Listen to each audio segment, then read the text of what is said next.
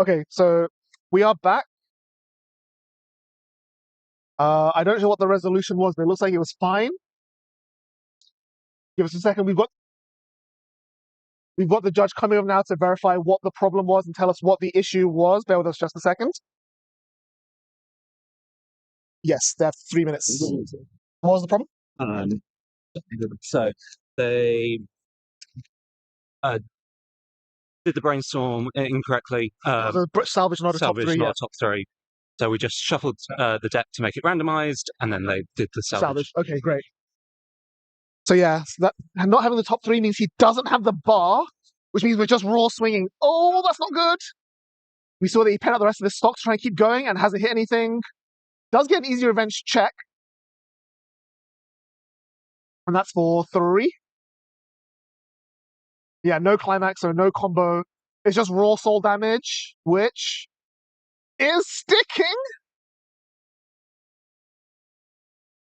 Oh boy. 4? No way this sticks. Ooh, big cancel, big cancel. Last one is for exact damage lethal.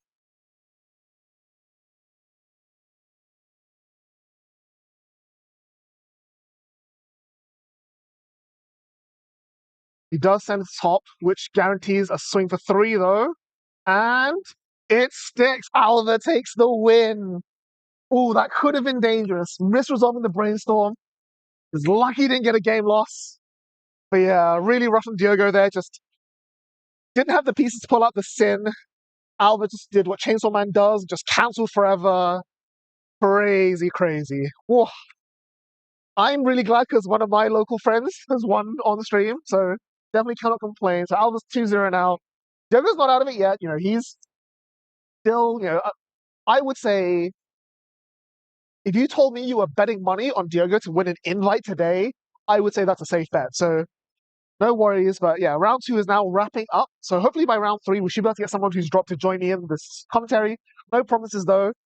And yeah, sorry for all of the issues and everything, but we are now back. We are now fully good to go. We are all okay.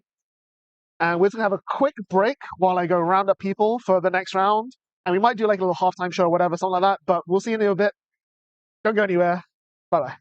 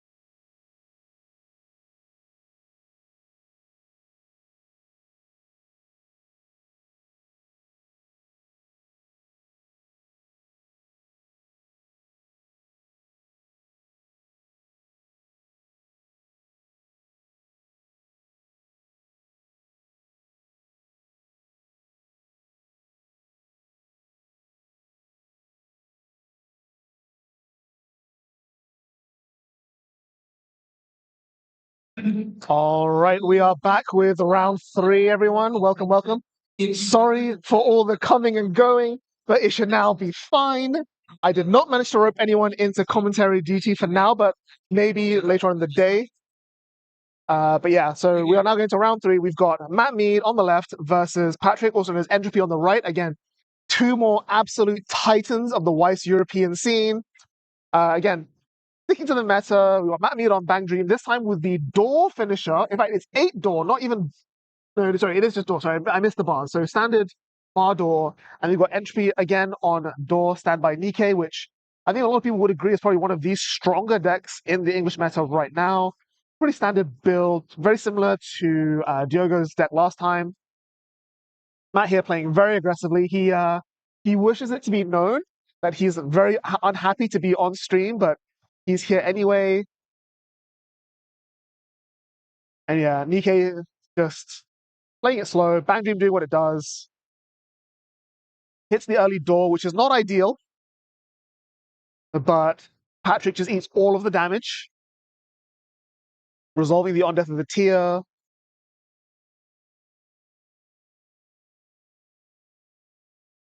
Adds a Modernia, which is nice. He can clock himself up. Does he have the pieces for it, though?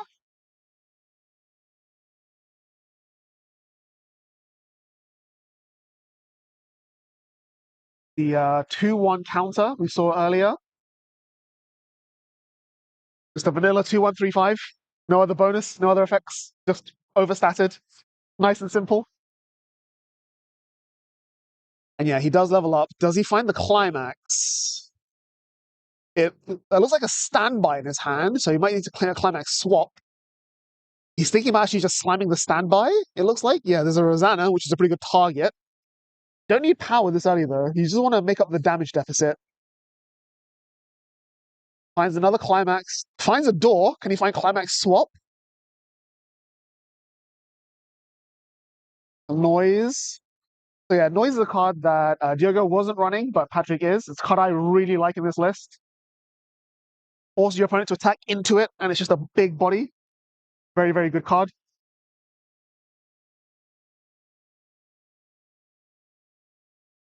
He doesn't have yellow for the Jackal either, which is really rough. The Scarlet, unfortunately, could not clock the right color. So you might just have to slam the Modernias as vanillas this turn. It doesn't look like there's a climax swap in his hand either. Draw Ditch finds another standby. Not what you want to see right about now. Can stand by out the Rosanna. Maybe protect the Modernias. Like, Bang Dream doesn't have a huge amount of power facing back either. Like, sure, the Oblivionist can get up to 8k from the combo and from itself and climax. But no, yeah, we are to hit the standby. Just playing vanillas. Unfortunately, did not find the door. Giving the top 2 check effect to the Scarlet. So it's only 2k, but it will become 3-5 once the Rosanna comes out. There it is. You just go with the Scarlet first, right? Just to see what you trigger, get off the board, play around the counter potentially. Oh, Maiden first. Okay. 2, which cancels. Not great for Patrick. Attack, check. Yeah, the big issue here is that if Matt takes this damage, he levels up, he plays his level 1 combo, and he's off to the races, whereas Patrick's now suddenly playing from behind. It's another non-blank. 1 goes in. And then the Modernia comes in with no combo, no nothing, for just 1, which also goes in. So I don't think Matt can level up here. He is still running the old Clock Search, the Mocker, which he does see off the top 4. So he has to play this, play over it to clock himself.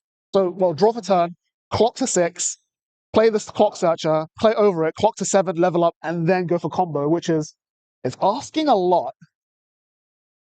So yeah, clocks to 6. Does he have a way to put himself up to level 1 and start doing combo?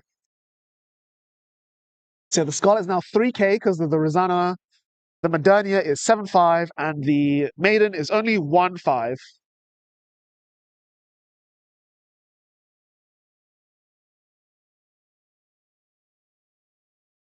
Don't worry, guys. I promise that for round 4, we'll try and get some more interesting decks on stream. You might just need to like wait a few minutes in between the rounds while I find those interesting decks. But yeah, again, Bang Dream versus Nikkei, like we saw round 1, even though it's a slightly different builds, it is still the same process of neither side cares about the other's board. They care more about how much damage each other one has and just trying to play around, being blown up effectively. The door finisher is a little bit less explosive than the pants finisher for Bang Dream, but it does heal. It is more reliable. It is more consistent. Whereas Bang Dream now doesn't have to worry about just losing the game from 2-5 against Nikkei. The only difference with door standby Nikkei is that it does have a better way of contesting the Mortis early play, which means that if Matt Mead doesn't get his engine going like soon, missing a Brainstorm's rough there. Like he's just going to lose his board every turn, and he's just going to waste all his hand rebuilding that board. So down comes some Dolores. Yeah, so he's winning some board, but not all the board. 1 sticks. There's the yellow he needs for Jackal. Triggers a bar. Can't be upset about that. Are we going to see a 1-0 LA counter come down just to keep the maiden alive? Nope. We're going to take the damage. Loses a Rappy, which is unfortunate. Tie there, and then this will be bigger. 3-5. Add another Brainstorm.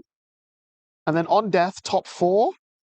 Yeah, ditches the Mortis that he knows is going to be useless here. Finds the combo finally. Is going to go ahead and add level 1 combo. The attack is for 1, which sticks as well. So, neutral turn for Patrick. Really needs a lot of damage to stick this turn. Really needs to find a door, if he can. Like the Modernia survived. He finds the door, he can really get that plus going and really claw his way back in terms of both damage and what he needs to do. The Rosanna is good, but it's... I don't want to say useless, but I feel like if he pulled the noise out with standby instead, it'd be a lot more threatening. We do see the Rappy. Doesn't draw a door, unfortunately. Can he find the blue Scarlet to climax swap with? Actually, all the doors might be out of the deck. So does he have a waiting room climax swap? I don't think so. Let's have a look at his deck list. He is not playing the waiting room climax swap. He's not even playing the Modernia climax swap, actually. So, yeah, Patrick has nothing. He's got no crown, no manipulation. Like, he has no way of getting that climax to hand. So this is going to be really bad for him. He's going to keep hemorrhaging hand advantage. Does at least have standby, so he still gets some value off of the Rappy. Does he even want to Brainstorm with the Jackal? Oh, it's because he's going to refresh, yeah. Jackal is, of course, a 5-card Brainstorm. But right now, it's just a 7k beat stick. That's kind of all it's good for.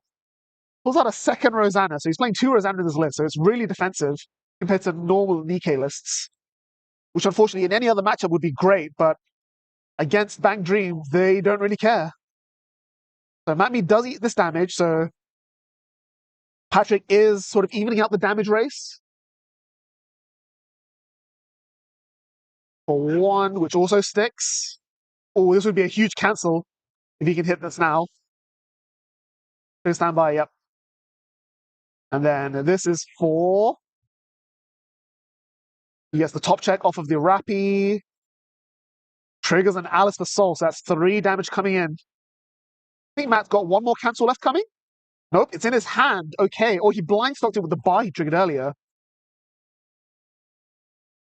So yeah, we're refreshing 7 on Matt's side. Another level 1 combo is going to be lost to the clock. But he does have at least 1. But he is going to be... So we're going to even out on damage. And then Matt Mead is going to try and rebuild his resource game, set up for the Mortis early play, just dismantle the Nikkei board, and hopefully just burn through with the level 3 door combo. 3 damage will stick. He'll actually level to 2. That's pretty rough. 4 stock was also damaging because, like, he probably wants to Brainstorm here to mill through his deck. But if he Brainstorms, he's not going to have the stock to Mortis. Or if he Brainstorms and then early plays, he's not going to have enough stock to do the Uika. The only thing he has going for him is that being level 2 and your opponent puts up a weakish board, you can punish the you can punish the weak board with the 2/1s. It's something. Like you get the 2/1 Uika that time machine and changes. But no, we're actually going to see triple level 1 combo instead. He's going to set up and just generate the resources. Hope that the opponent can't punish with the Alice and go from there. Yeah, climate space change, play a bar, and then give someone top check 2.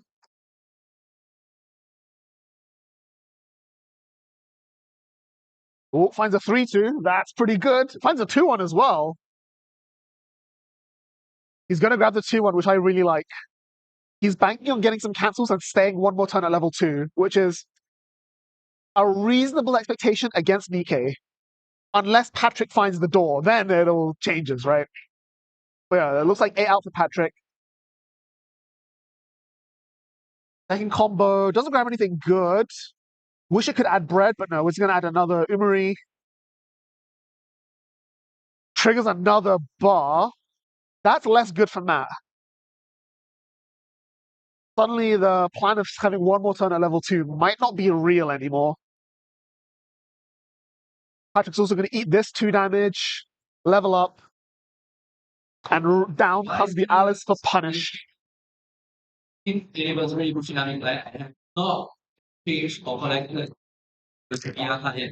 feel free to reach out to me. We are doing issues. He gets a second color. And the last attack comes in. This one has the sniff 2 and the combo. So he's going to combo first. Finds a level 3.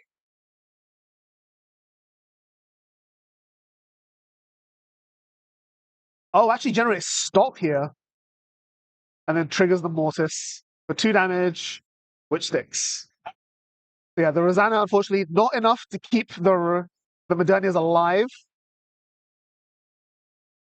The 1k pump from the Rappy does get over the last thing, so the Modernia was sitting at 10-5, and the Oblivionist, unfortunately, sitting at 9-5, and the Oblivionist sits at 10.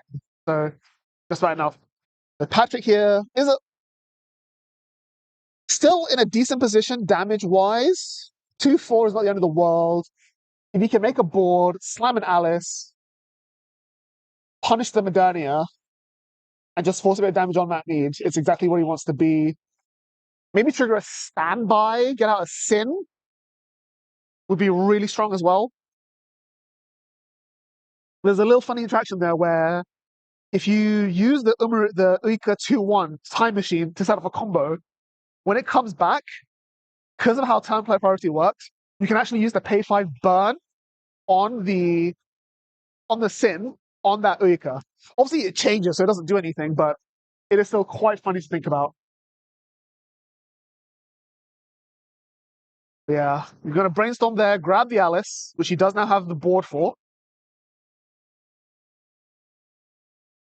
Alice, also one of those crazy overstat cards.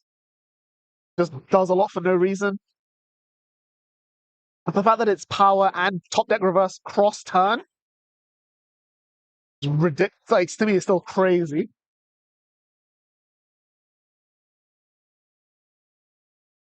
A2. Ditches a counter. Okay. So he's saying that I don't care about your Mortis early play. I don't care what you're doing. I'm just going to go for it. Yeah. Add back the Scarlet. Just try and force some damage through. Pushes up the Rosanna as a 2-soul beat stick. Nope. Going to use it as well to check top. Is nothing. Play over the Rosanna. Yep. With Modernia. Does he have the door finally? I don't think so. I didn't see it in there. It's crazy that Patrick's been rough, low on hand, low on resources all game, hasn't done a combo, just been slamming standbys, and he still might just get there. Finds the door. There we go. Rappy onto Modernia, like clockwork, and we're all good to go. So we're going with the Alice first. No counter coming in from Matt. Eats the 4. That's rough. Slams the top deck. think now you just go the Jackal, right? Take the 2 guaranteed damage, or 1 guaranteed damage, because obviously 1's on top. Cancel off the top, excellent. Good for Matt. And then combo, Sniff Tooth, sees a standby, sees 2 standbys. That is really unfortunate. So, gonna reveal a standby, add a 0, and then trigger it. I think there's a Modernia in the waiting rooms. It's not the end of the world. Sin would have been ideal, but I don't see it there. Add the Delta.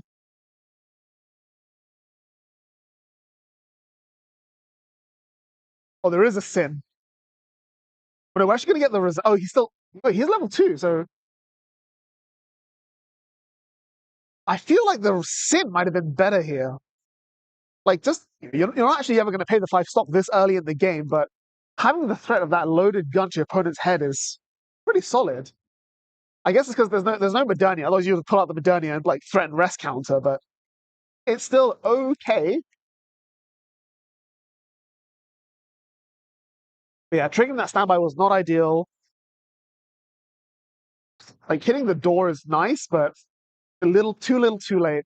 The only thing Patrick has going for him is that Matt is still low on stock. So, and if there's one thing about the door finisher versus the pants finisher is that it is a little bit more stock heavy. That means that he's only gonna have like double finisher at best. I don't think he has enough hand for do triple. I think we're also missing the door. Like, I see a bar in his hand, but no door. 2 bars, but no door. We're gonna clock. Hopefully brainstorm and find a climax swap.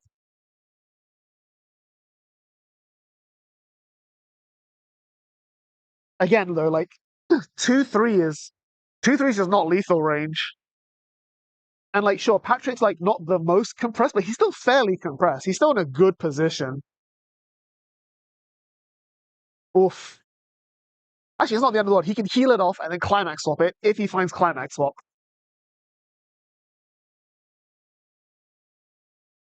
So there's 1. There's 2. Heal. He can only do a 3rd if he has another 2-1. Nope, we're just going to slam a Mortis and just heal to stock.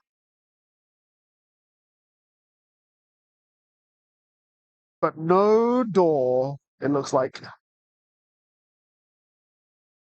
We're actually waiting. Yeah, it looks like we're waiting. And again, like, as I keep saying with Nikkei, like, door standby Nikkei, it's highly unlikely you just lose the game from 3-0 out of nowhere. So yeah, protecting the 3-2 in the back row is actually dangerous because Patrick does have access to the Maiden.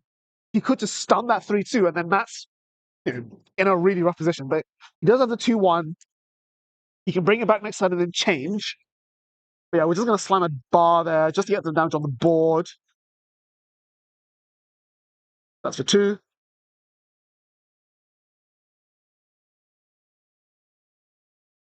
And sticks. And then we are going to time machine, right? We are going to time machine, right? There we go.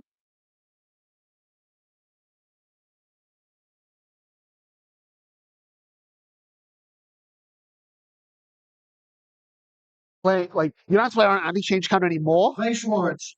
You do have to play around potentially just counter and top deck the Mortis. And if you top deck the Mortis, you lose Soul Icon because obviously Mortis doesn't have a Soul Icon, but kinda rough. What's he got? We are just gonna crash the Mortis. Ooh, really bad time to trigger a door there. So it finds the Anon, which is good but not good enough. Yeah, top deck. And then the Soul is just gonna crash for 2, I guess. Oh, it does take, so Patrick does go to 3.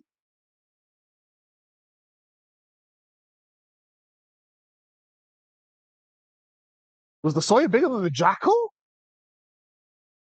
No way, Sawyer was bigger than. Oh no, Jackal's only 3k. Sawyer was at 4, yeah, because of the Nyamu back row. Yeah, Sawyer there was actually bigger than the brainstorm. Crazy. So down comes the Delta. Pay out the standby. Probably add back a Modernia. I would expect a Modernia. And then maybe, oh, he's got the Modernia in hand. So maybe a heal, actually. Or a Sin. Actually, yeah, I think you add back the Sin, Modernia out the Sin, and then just hard play the Alice to heal, and then hope that gets you there. No climax though, so it's not like Biscuit's gonna come in for damage. But also, Patrick doesn't have enough hand. Like, this is what happens when you miss your doors. Like, after resolving this, he plays the Modernia, that's down to 3 hand, plays out the Sin down to 2 hand, plays the Alice down to 1 hand, discard for the Alice heal to hand, that's still only 1 hand. So yeah, Maiden to stun the Dolores, that's exactly what Matt Me was afraid of. So yeah, he doesn't have the hand to Icy Tail here with the Modernia, so his damage output is really limited. Finds a 2-1 counter, which is cute.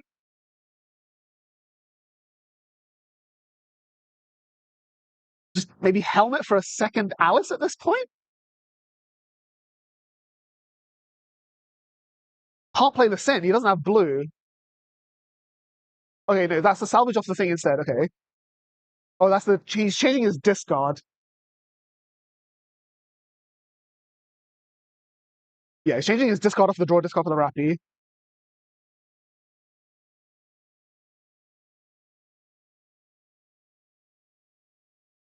Move those there, and then, yeah, his 2 cards in hand are Modernia and Sin, so he's just probably going to Modernia out the Sin.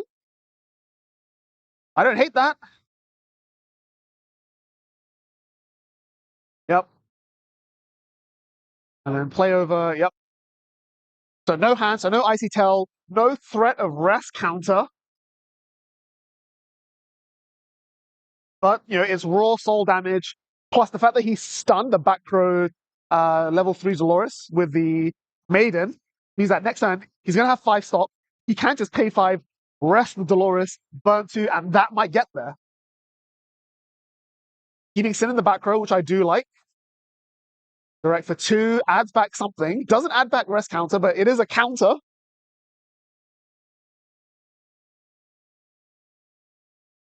The 2 sticks and sends the top. And then if this 3 sticks, that's really bad from that. 3 and a blank door, unfortunate. So Patrick has to assume that he's dying next turn. Just has to assume that. So it's do or die. So the 3 needs to stick, and then the burn 2 off of the Sin needs to go through. It's doable. It's very doable.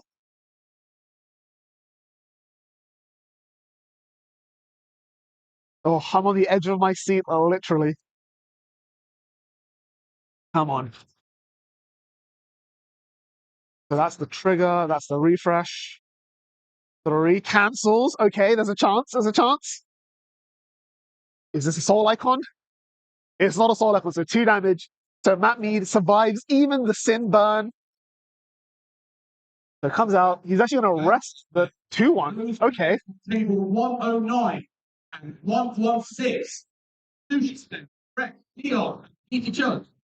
Right, the 2-1 does need to be stood. So by time machine out the 2-1, he can't actually change it. Yeah. So that's a really relevant interaction. So burn 1. So that can't move, and the 2-1 can't change. So Patrick is saying to Matt, where's your finisher now, bro? What are you going to do? He can't still clock. There is still a bar stuck in his hand. Oh, finds a 3-2, finds another bar, doesn't find climax swap. Needs to be, yeah, he needs to rest the standing card to change. Oh, both players just playing around each other really, really well here. But Patrick is 3 out, so 5 in deck. Like, that is maybe lethal range. That's just super dangerous. Doesn't have a brainstorm either. Can't access anything else. He really needs that climax swap here.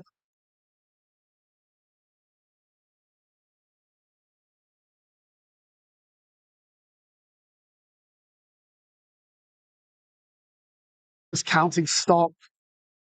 Yes, I think he can do double finisher, but not triple.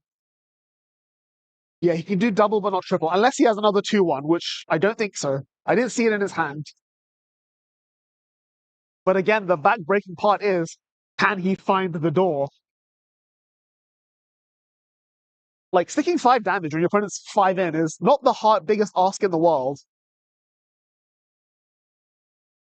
Like, if you can just make two soul bodies, I do fancy match chances. Like, if one of the twos stick and the other two cancels, and then the one sticks, that's it. Patrick has no decompression tools, doesn't have rest counter, doesn't have anything. So it's just a question of, can Matt get the setup? Can he find climax swap? Can he find another 2-1? Can he find this? Can he find that? Can he get into enough quote-unquote guaranteed instances of damage to take the game?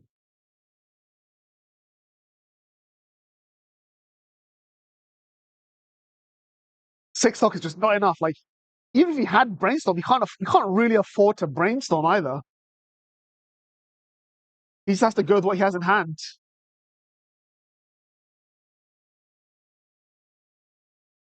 It might just be Guy climax. The Alice is still live. And you saw that Patrick did add back a 3-5 counter, so that lane is definitely crushing and definitely being sent to the top of deck. If he has the option to, he probably puts a soul icon in front of the Alice, right? Just so that Patrick isn't incentivized to top deck it. It's tough. It's very tough.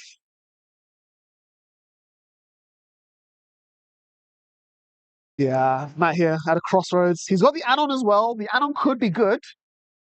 The burn one does help even out the damage maths. I just don't know if it's enough. Because if he pays 1 for the add-on to get back the door, he can only afford single finisher, not double.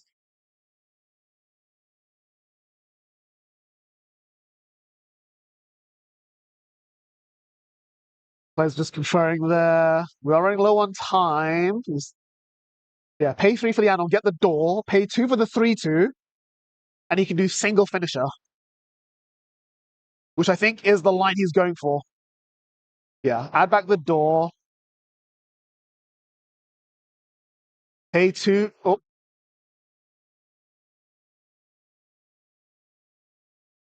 Yeah, pay 2 for the Uika, heal 1. And then the Uika is pay 1, ditch 1 on attack, give the effects from the add-on, swing with the empty lane to get the second stock, and then lastly, swing with the add-on for the 2 stock, pay 2, ditch 1, burn level X +1 off the top of the deck. That's... It might be enough. It might be enough. We'll see if Patrick can pull some crazy cancels out. Oh, top check as well on the Sawyer to guarantee the add-on burn. And yeah, put the soul icon in front of the Alice so that even if Patrick wants to counter on the Alice and top deck the Dolores, it is a soul icon on the add-on, which is going to potentially give you the damage you need. So down comes the door. Each brainstorm gives a top check to the other guy.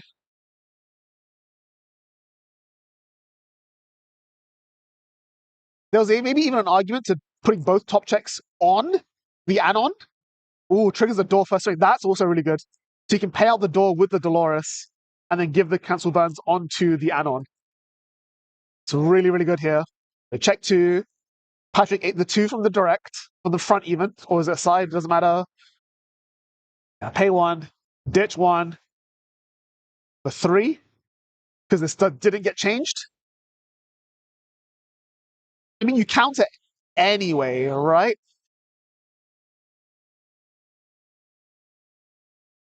In case you cancel everything that's 5. Ooh, good cancel. Burn 3. Cancel. Wow, very good, very good, very good. He's not going to top deck because he doesn't want him to have the soul icon, understandably. Yeah, he does not want the soul icon. And then the add-on on attack, pay 2, to check top 2 first, and see what... Does he find a level 2 card? Level 2 would be perfect, because it's X +1. Come on. Come on. Unless he's looking at 2 zeros. He's probably looking at 2 zeros. Okay. Those climax, and then pay 2, ditch 1. Reveal. Level 2, burn 3! Cancel! Oh, burn 3! Oh! Oh my god, and the attack is for 3. Come on, lost climax. No, so close. Holy shit. Oh, that was actually cinema. Wow, incredible cancels there from Patrick. Absolutely amazing. Wow. I have lost the ability to speak. All right, we're gonna take a break while I rope in another co-caster, check out some decks. It's gonna be a slightly extended break, but we'll see you all very soon. Wow.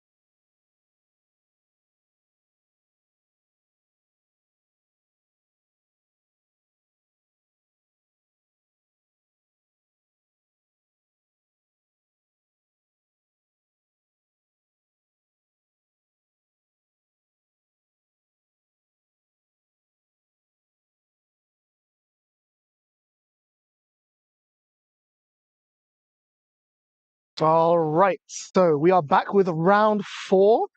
I promise I get some interesting decks, and here are some interesting decks. So on the left, we've got Medallia, also known as Dario, and then on the right, we've got Dway, also known as, I think Dylan his real name is. We've met a few times, we play on the same team together. I keep forgetting his name, but yeah. 2 more well-known people here in the UK scene on Macross Delta versus Overlord. So Overlord is a bit of a boring one, it's door bar, what is, I actually think, the strongest deck in Weiss English right now. Even though we've had the restriction come in, it's still crazy, crazy good. And then Macross Delta's a bit of a wild horse. Like, there are a few different builds. I can tell you from looking at the list, Dario is playing the linkage build, so he's playing like 5 or 6 different climax names. He's like spreading wide, trying to do a bunch of different things and just get value out of it. Whereas Dwyer's list is a little bit more standard. There are a few interesting tech options to make up for the lack of the 2-1 draw 2, ditch 2 made. And yeah, we see a really aggressive start here from Overlord, which is weird because like Overlord normally wants to play it slow, build up the resources, conserve hand, and then just like explode at level 2. But we've got here the Cocytus, which was cut from a lot of lists recently, but is making a resurgence again just for being a chunky, difficult to deal with body. Especially with Macross, whose level 0 is pretty much all utility and very little like get going. So he's gonna have Dario's gonna have a rough time dealing with that. And he's not seeing enough of his climaxes. And yeah, the biggest problem Delta has is setting up the events early, quickly enough to be able to play the game. Like once you get 2 events in memory, they all have the same names. Then it's just bish bash bosh, play the cards, do whatever, and just win the game. But yeah, a bunch of mill threes here. Still not milling what he needs. Not ideal. Of course, he doesn't have the stock because he went first, so very hard to get back, to actually pick up the pieces that he's looking for there. And yeah, one of them is going to end up crashing. It's a choice, not awful. It is unfortunately one of the choices he needs. So he's going to end up having to burying that, which means that next time he's going to have to pay. Oh, triggers a standby. So the standby here is interesting. It's not named, but it does get him his combos. So either his 1-0 Freya or the 1-0 Kaname, which yeah is being standbyed out there. Get it for next turn. But actually, this is not too bad because it's just giving Dario more incentive to pay out those climaxes, pay out those stock, play the events, and set up his engine.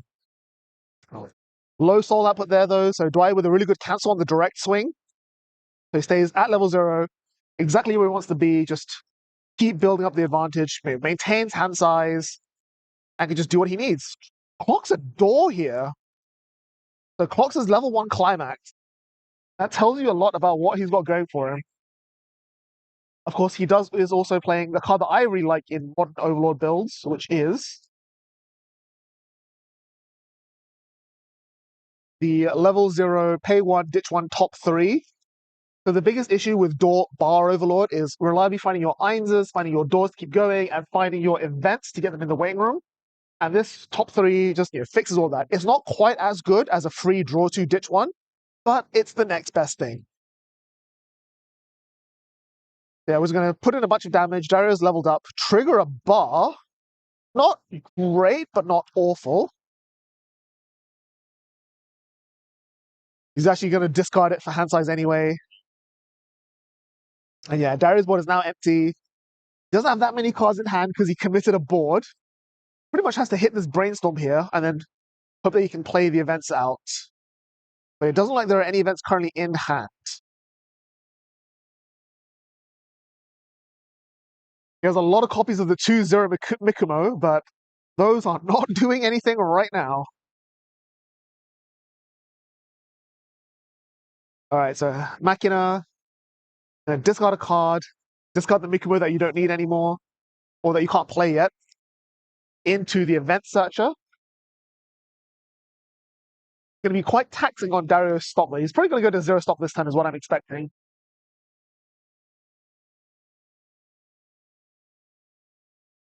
So grab that. A2 for 2 events.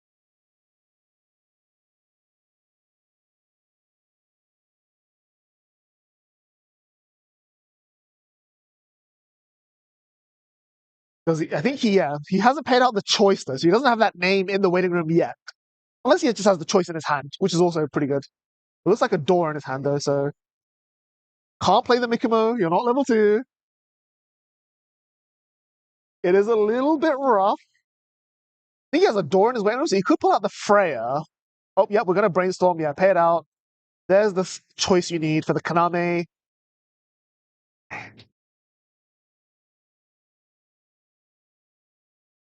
Or you actually no, he might not brainstorm. He might just use the act ability of the brainstorm to mill all but the bottom 5 cards of his deck. That's exactly what he's doing. So pay 1, rest this, mill until the bottom 5, and at the end of your turn, shuffle everything back. So this guarantees him all the climax names pretty much guarantees him all the climax names in the waiting room, and he's good to go. So he had the choice in hand anyway. Yep. So there's Axia.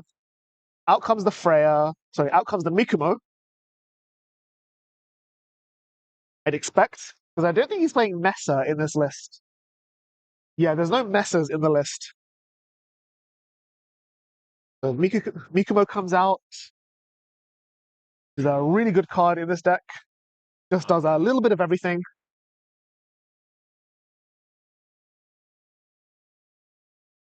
2 goes in as well, and then the direct. Triggering another choice.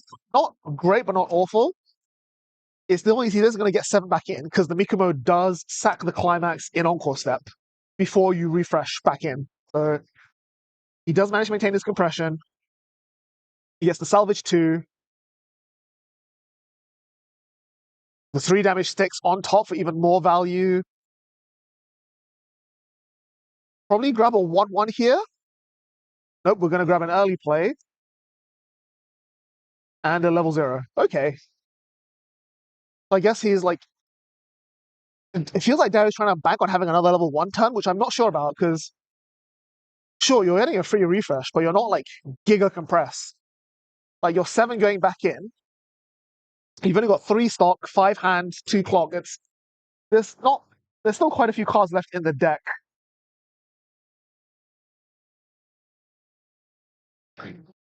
It also doesn't help that Dario is almost certainly going to lose his board this turn. Everything is tiny, and Overlord is definitely going to punish him for that. I do find it interesting how the 2 main combos of this deck, the Mikumo and the Shaltier, are both, if the opponent's, at the beginning of the end step, if the opponent facing this is reversed or not there, you get to salvage. So they're both kind of playing the same game here of both like, I don't care about my board, I'm just going to plus anyway. We'll see how much of a board he can put out, though. He's got a lot of cards in hand. I think he just drew a Shaltier. He drew a Goats as well. Don't know if he has a 1/1 to make the Goats free, though. There's also an argument to holding the Goats until you're going for the Ein's turn. Actually, he's on 1/6. There's an argument to just going up to level 2 and just doing it, right? He's got 5 stock. He could just go for it. So out comes the 1/1.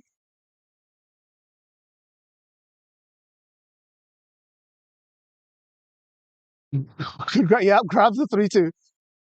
If he can clock himself, we might just see Ein's hit the board straight away.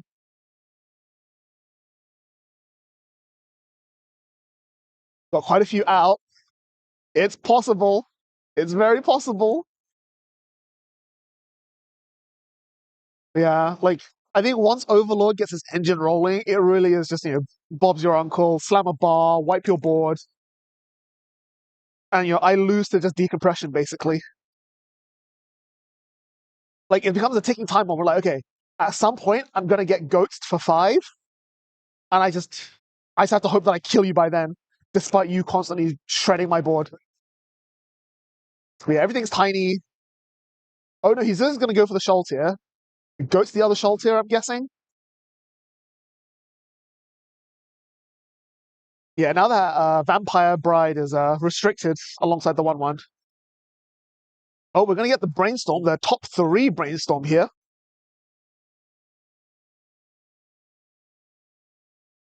Mills a goat. Brainstorm does whiff. Does he have another goat to salvage combo with? He does. Grab the combo. We are off to the races. Slam a body. Does still have that bar clogging his hand, which is not ideal. He has 2 bars clogging his hand. Pay 1. Nope, not gonna pay 1. Just gonna slime it as a guy and hope that refreshing 6 is enough. Which it probably is. Although, yeah, like refreshing 6 when you're at 1-6 into the refresh. Do I really want to hit like a few really good cancels here to really have a chance? Time machine as well. Just maximizing the damage you're taking so that you can hopefully get the cancel out. Dario's eating all the damage though, despite having just, put 7 climaxes into his deck. Probably grab another 1-0 here. Oh, he's grabbing the counter. We're just threatening from frame 1, huh? And then for 3, cancel comes in. Okay. So it's not all bad for Dario. He can clock, level, hard play the Mikumo, and still get a lot of value out of Freya alongside it. The issue now becomes setting up that finisher. Like, he's only got 3 stock. And he really wants to play that 1-1 Hayate sooner than later. Nope, we're just going to slam Climax for Kaname, and then Kaname for Kaname, and then Kaname for Mikumo. So, yeah, nothing serious, but not many good options for salvaging in his waiting room. Maybe it would have been worth, like, I think Darius still has a Climax stuck in his stock, right? Like, might have been just worth brainstorming there just to see what comes out.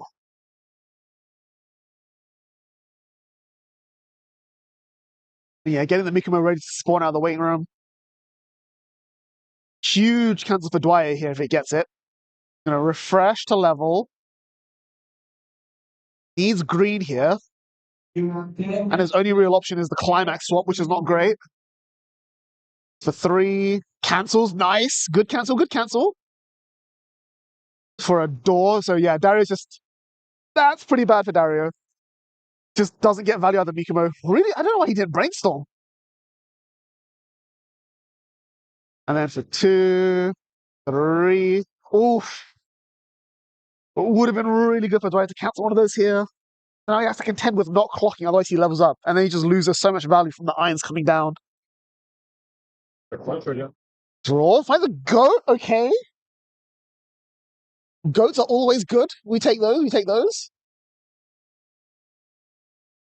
He can make 2 Einses here if he finds another copy of the level 0. 2 Einses doesn't do a huge amount. Macross can't really interact, doesn't have the tools to interact with it. We want to hit the brainstorm. Find a goat, okay. Those come back as well. Yeah, definitely get those. 2 hitting 2 off the brainstorm is great. We can add back another level 3. Oh, this one's the top 3, yeah. Oh, no good targets yet.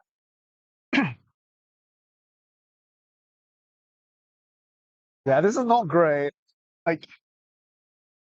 He's a whole level behind. He can board wipe, but then you just have to contend with just facing a Kaname turn again.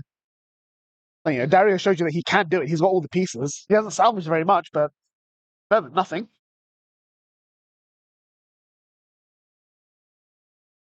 Oh, finds the shuffle back. So here's the Eins changer. And out comes the Eins. Yep, pay 1, ditch 1. Bang. The card that puts the deck on the map. Although I think there's only 2 or 3 goats in the waiting room. One's in clock. 2, 3 goats in circulation. Okay. It's not awful, but it's definitely not great. Play Climax. He will get the heal. Oh, right, he heals off the goat, so he actually gets the 4. And 4. Yep. So the 5th one is missing somewhere. Not great, but we'll take the free compression. Not having the bird, if he had a second Eins for the bird one, this would be such a good position here. Then he'd even out the damage race, and then probably force Dario to 3 as well. He's going to get some pretty good compression here because he's nearly refreshed, so siding for 1, which is very smart. Side again for 1, I'm guessing. Yep. And siding for 1 and door. Okay, the door is really helpful here. The biggest issue with the Irons combo is that you lose all your resources, and then this is what gave me more back. Yeah, you decide to play around the anti-change counter, and the huge thing as well is Dario is now going to either just slam a climax and go and lose value on his Kananes, or he has to try and find Freyas and set up for level 3. Whether that includes playing the 1/1 Hayate or just going through his deck and grabbing a bunch of Mikumo level 3s, it's still going to be quite tough.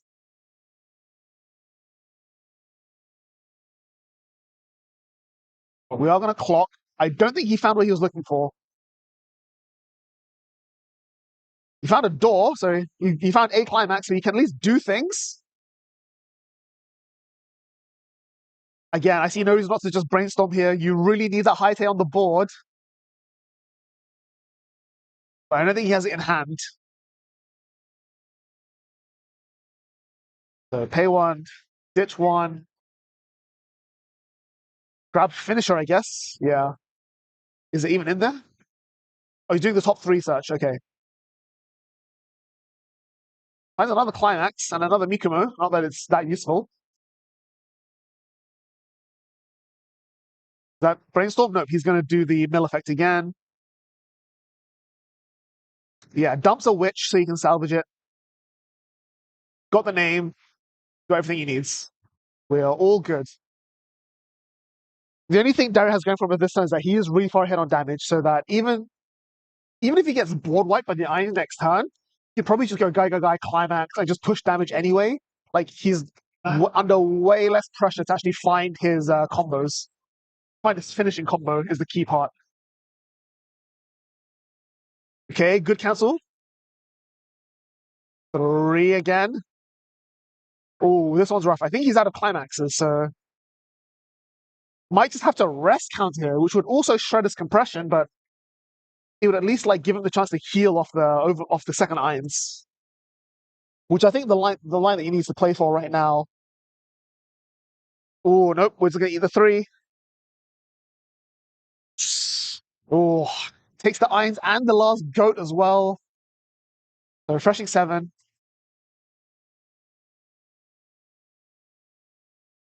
Really big for Dario here, just getting so much free damage, not giving Overlord the time it needs to just loop the Ironses and just go ping, ping, heal, ping, ping, heal. Does at least level off that goat.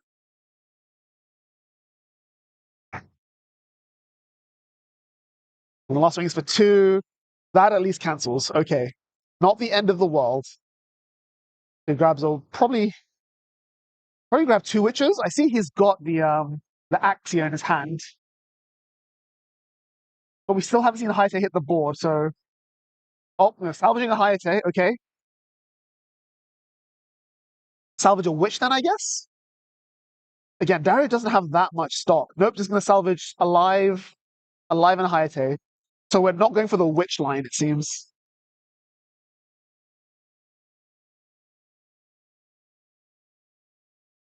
Definitely the Hayate. Because the Hayate is what lets you choose the extra mode on your Freya finisher.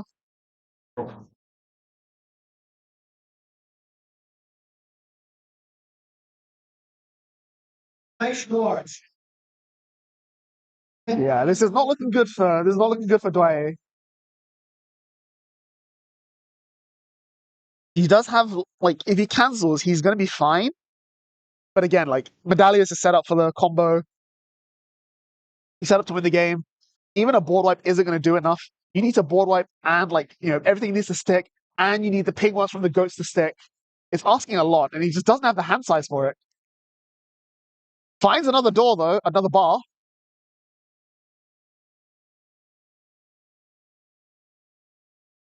Three climax in hand does mean he's probably not going to hit this brainstorm and probably not going to survive next turn, which is not great. Oh, he still hits a brainstorm. Crazy.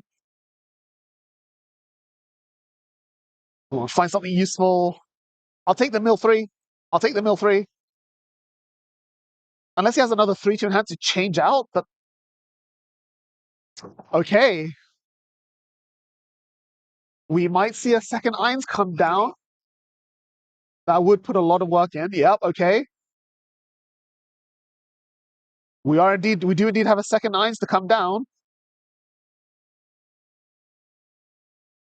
And then we've got 5 cards in hand, so we play the climax, and we still have exactly 4 hands to discard for goats. So it is possible. Not going to be easy, but it is possible. He's got a heal 2 as well. Ooh. The mayor also coming down. He's choosing to heal there instead of shuffle back. Understandable, because there's nothing to shuffle back. But yeah, between the mayor heal and the 2 Einses, Daiwei's going to heal down to 0, which is exactly where he wants to be. 4 goats goes out as well.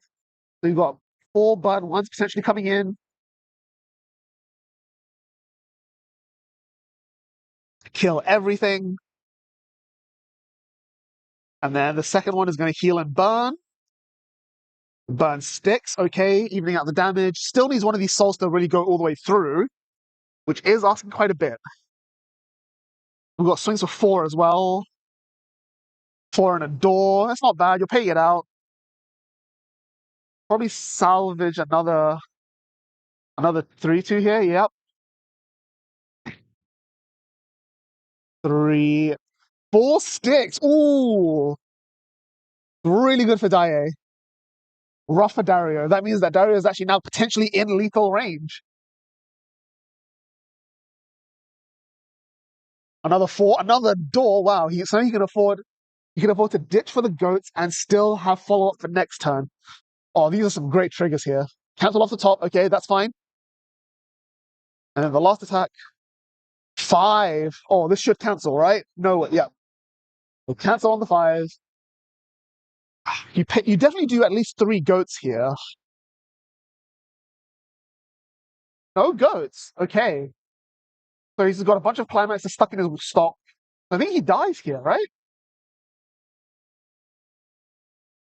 Like, I get that, like, there's no point burning him, but if you burn him 4 times, he goes to 3-6. He then has to play through refresh. And, like, sure, the Freya can heal, but it doesn't heal naturally. So if Dario chooses to heal with a Freya, he's not choosing to burn, and he's not choosing to shuffle back. So, yeah, I don't know why he didn't at least pay 1 or 2 just to get some of those climaxes out. And there's still a bar stuck in his hand as well. Like, you can't expect to survive this, right? He's got enough stock for 2 Freyas. He's got enough stock for Hayate as well. Pay 1, pay 1, pay 1. Yeah, actually, he does have enough stock for Hayate. That's dangerous. That's really dangerous. Because he's 3 stock. Pay 1 for the Hayate. Pay 1 for the Hayate effect. And then here we've got the Mikumo Bouncer.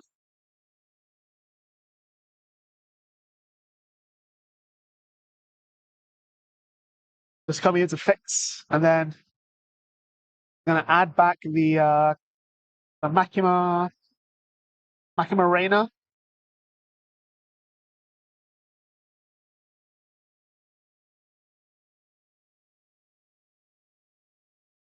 Now he doesn't have stock for the Hayate. Oh, he does. He has 1 stock for Hayate and then 1 stock for the Hayate effect.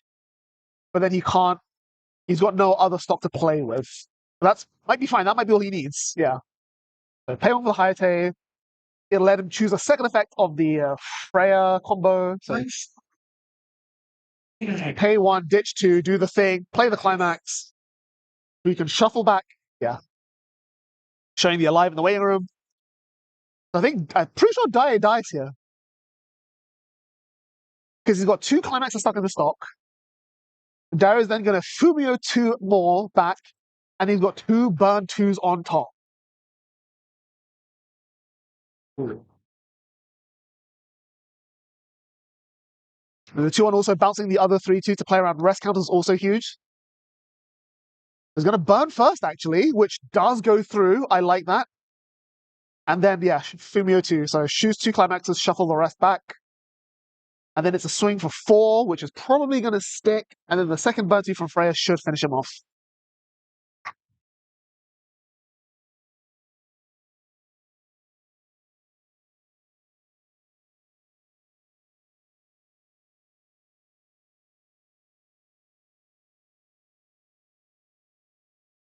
Critical cut here. No refresh. Starting at 4-4. 2, 3. 4 does not cancel. That is very bad. 4 again with the soul icon. This might cancel. Probably not though. Yeah, just too many climaxes. Went to the stop. No chance. Really rough for Dwyer all game. Just kept eating damage. Dario was just always a level ahead and was able to just Kaname a board back every turn, negate the board wipe, and just go for it. All right, so that is going to be the end of round 4. We are halfway through the day now. No one dropped last round, so I'm still here on my own, but hopefully we'll have someone moving on from this point onwards. Give us a while I scout the room and find other interesting decks to play. But yeah, it's been some interesting games here. Like round 3, I think was still crazy. Round 2 was also like, I wish we could have shown round 2, but hopefully I still have the recording somewhere. We'll see. But yeah, we're only at round 4. Take a quick break. Move on to round 5. See you all in just a moment.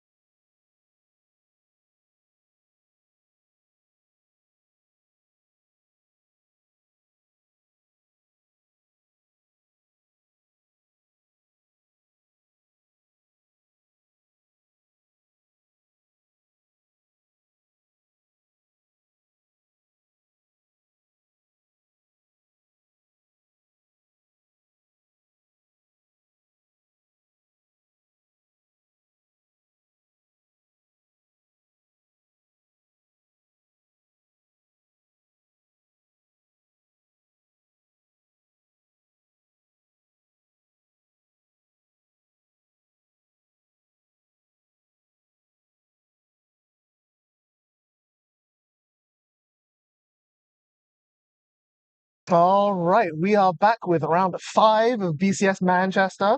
I'm finally joined by someone. You've got Brandon here, who I think it's not unreasonable on any given day to sometimes call you the best player in the UK. I think that's pretty unreasonable, but sure. I think sometimes some days you earn that. But yeah, so you unfortunately did not have a great run today. What were you playing today? I was playing Overlord today. I'm guessing Dorbar, right? Yeah. Yeah. Similar build I've been playing the whole time. Basically net decking Sabotage. I mean, it did pretty well for you, like last season as well, this season as well. So yeah, it's been mostly played in English for the past like 2-3 years maybe. But it feels like it was weirdly placed well at the start of the meta, despite the ban list hits, just because of the decks around it. Yeah. But yeah, started off the season well. Really clung on to it a bit too long, and it's kind of dropped off the last 2 tournaments. So here we are. Yeah, especially with Nikkei making its appearance now, really establishes up in the scene. It's just a little bit better. I think Nikkei is fine for Overlord. I think the problem is there's a lot more decks that are playing Bar at level 1, or you always get a bit more Azure Lane Rep as well. Yeah. And you don't want to have risky direct attacks. It's pretty fragile in that sense. Yeah, totally agree. All right, the players are now ready, so let's just jump into the round. So we've got Gem on the left playing Ruby versus Rukam, also known as Chung on the right playing Dengeki. Now, I'm partly familiar with Dengeki, but not with this build. So he's playing the Shana top-end finisher, which I am familiar with. But he's playing the Mahoka level 1, which I'm less familiar with. Yeah. It is an on reverse, which I think Ruby is now fully standby, right? Yeah, it's now 8 standby Ruby. I think Chung might have some issues getting reverses at level 1. Yeah, that sounds about right. I've had the privilege of playing against Gem a few times in practice, and a lot of the decisions here were because of the prevalence of Overlord as well. I think a lot of Rubies before would choose these like the Jean choice level 1 combo, but if there's no lanes, then it's pretty bad, right? So yeah, leaning heavily into the 1/1 that can't be killed by cost zeros, that could be a big deal if it's an reverse level 1 combo. Yeah, so this one here, what's the 1/1? There, yep, there. The profile that we see a lot in, say, Quints, but less so in Ruby. But yeah, we see it being standby out on turn 1, which is already nightmarish for Chung. It'll be interesting to see if Gem is aware that it's a level 1 combo that reverses. Yeah. There may be some attempts to trade or even crash if she values it that well. One thing Dengeki does have going for it is that it's got so much utility. You've got an on-play on-death search, on-play on-death clock search. I think your Brainstorm's the top 3 as well. I don't quite remember. I know it's a search Brainstorm, but then the combo gives you random access if you get the reverses. Like, the only comparison is that you don't have the anti-heal that Shana does. So the finisher is not nearly as threatening, but it punishes compression, which is huge. We see that Chung just taking the damage where he can. Gets a little bit of an early damage lead. But Gem here, just going to do what Standby does. She's already got 1 Pyrrha in the memory as well, which helps with the compression. I imagine if the Brainstorm isn't already in hand, this will be, yeah, here we go, essentially the Brainstorm. That's one of the few actual good targets for the Ricky in this deck, considering the amount of cost ones. Brainstorm there with lots and lots of text. It might be hard to see because we've got the foil on the graphic, but it is a top 3 Brainstorm. And when you play a climax, you get to give a character on attack, look at top 2, mill 1, put the other back on top. Yeah, it gives you a lot more selection, which up until now, like, card quality has always been the difficult thing Ruby's had going for it. It's very good on quantity, but it's always been like, top add 1 or top 4 add 1. Whereas now you have you can guarantee what you're seeing off of your triggers. Yeah, Gem, they're actually playing a little bit slow. Like, we are tri-fielding, but we're not slamming a climax. We're not milling any more aggressively. I think she's just hoping that the first deck is enough. So we see the pants come out. So at this point, you have to assume that it's we see a pants and a door. So she knows it's a 1k1 deck. So you have to assume that you're going to be eating a lot of damage moving forward. So I would have imagined that you do actually want to mill a bit in the first few turns, just to mitigate the eventual lack of compression you're going to hit as well. Ooh, standby coming out. Another unreversible. Yeah, opting to put it in the back row suggests maybe Gem isn't aware that it's an on-reverse level 1 combo. Because there's two targets here front row now. Yeah. Although, well, there was one in his clock, so she should have seen it. Yeah, we're gonna roll the on death top 4 and add the Akiha, which is just a 2-soul beat stick. Yeah, I'm reading this card for the first time as well. This is an 8k 2 soul. Yep. Yeah, that's fun. I think like I don't want to say that Chung is favored, but the fact that he just has so much soul output while still being able to manipulate his deck with all the Dengeki utility pieces, I think it puts him in a really good position. Like he can afford to just crash his board, stick 5 damage, and tell her, "All right, do whatever you want to do." He managing to get a level 1 combo off of the index as well. Plus, had one in hand already. Yeah, level 1 combo there is on reverse, ditch 1, search 2, pretty solid. The deck has a lot of deck access, but very little waiting room access, though. So if he gets to the point where Gem cancels a lot and Chung sort of like stalls on damage, he might find it hard to keep up that momentum to like really keep pushing damage through every turn, which is what he wants to do.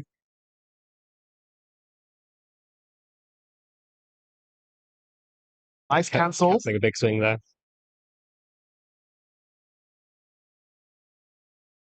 Three. That does stick.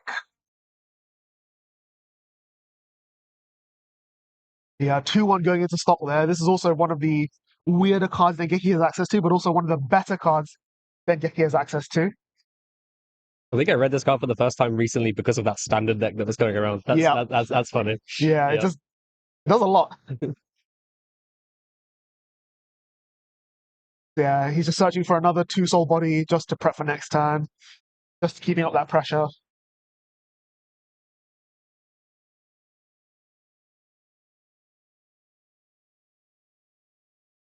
The question is like, so Gem has to assume that she's going to high 1 this turn.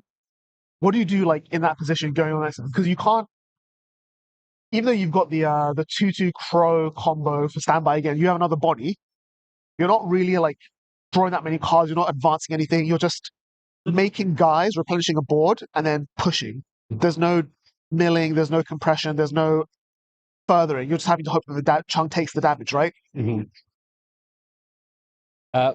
But when it gets to level 3, the Salem is a very strong card for dealing with any opponent's deck states. That could be a big piece that determines this. Yep. Yeah, no, Gem is going to eat that damage there. Looks like go to high 1. And she already has bodies on the board. She's got 2 of the 1/1s can't be reversed. Mm-hmm. They don't need replacing. So she pulls out a Crow. And then what? Like, where's the draw? Where's the filter? Like, I'm looking through Gem's deck, and there's a lot of, she is an amazing player, so I definitely trust what she's doing. She probably knows Ruby better than anyone else in Europe. But there are so many like one-offs and tech options and like silver bullets. And it feels like very few ways to actually get there. Yeah, I think there's a lot of ways to sculpt, but like you said, with the next stage, it might be a bit too much weight on the brainstorm to carry that. I mean, it is a top 3 brainstorm, so... But she does whiff. That really sucks. She's on, what, 5 cards in hand? It's a bit more healthy. Yeah. If this is the correct standby for the 2/2 as well, then it should be fine, yeah. The way... I'm wondering if the positioning is going to change soon, because if this 1/1 is doing battle against the marker 1/0, then, they may just kind of ignore each other for a bit. Yeah. Hard to tell which standby's in her hand, but I think it's the wrong one. Yeah, so she's climax hopping. Oh, of course, the climax hopper came down. Yeah, that makes sense. Yeah. So we should see the 1/0 marker character go down now. Yeah. I think really like the big thing that I think Gem's banking on this turn is to actually trigger a standby and like pull out another 2/2 or another 2/1 somewhere.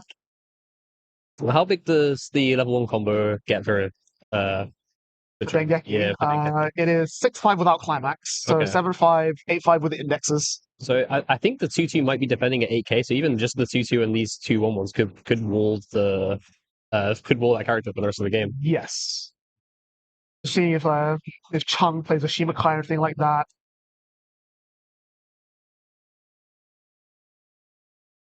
It doesn't look like it.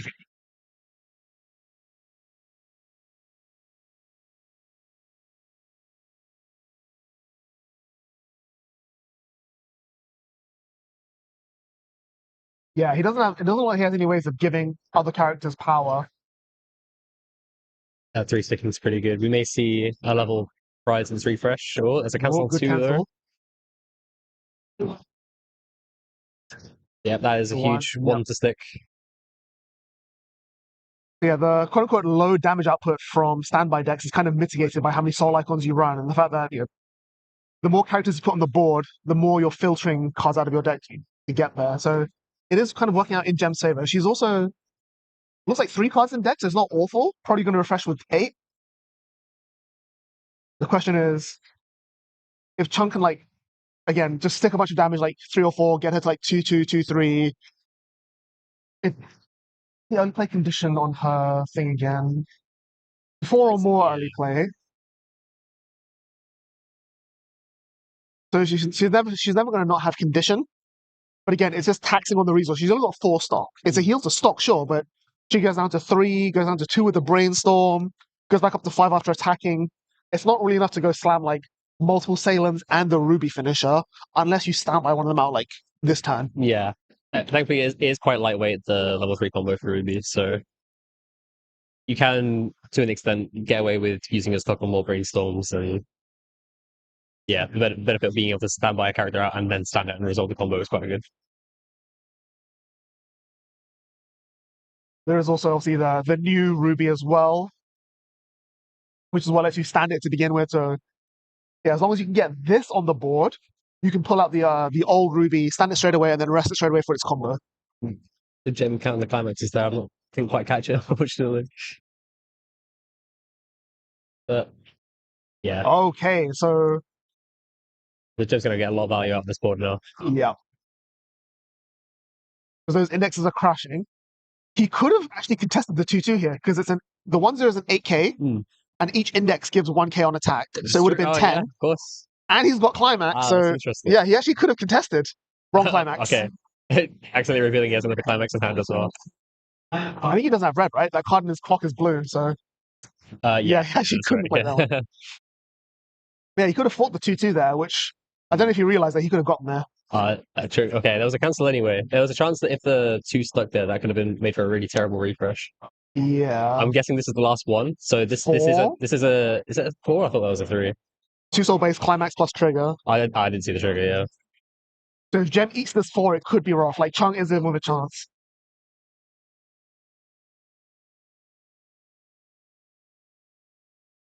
And the thing he really wants to see right this turn is the Horizon early play. It's would have been able to contest the Gem's board, get rid of the 1/1s. Probably survives next turn as well because it's just 10-5 all the time. He's got counter backup. He has a lot of stock, but he doesn't have very much hands. So I'm wondering, is he kind of just running on fumes? Ooh, good cancel. Yeah, that's a pretty big cancel. Popped into front here as well.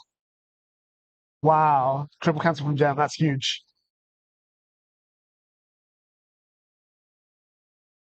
The board's living. There's direct attacks on here. Yeah, you're finally catching up in damage, or you're extending your lead in damage, really, which is exactly where standby decks want to be in terms of game pace. Probably makes sense to brainstorm because you don't know if you're gonna need it after the turn. You may wish you had two brainstorms in the prior 2 turns. I do think there was probably value to Gem clocking here just to level up, because then she can start standbying out level 3s. Yeah, perhaps. Yeah, it's quite early in the deck, so it's not like you expect to refresh with this clock again. Yeah. Um, Especially not with how little deck speed Ruby has access to. She played a brainstorm, whiffed. I think she has another mill 4 in her hand, but that's kind of it.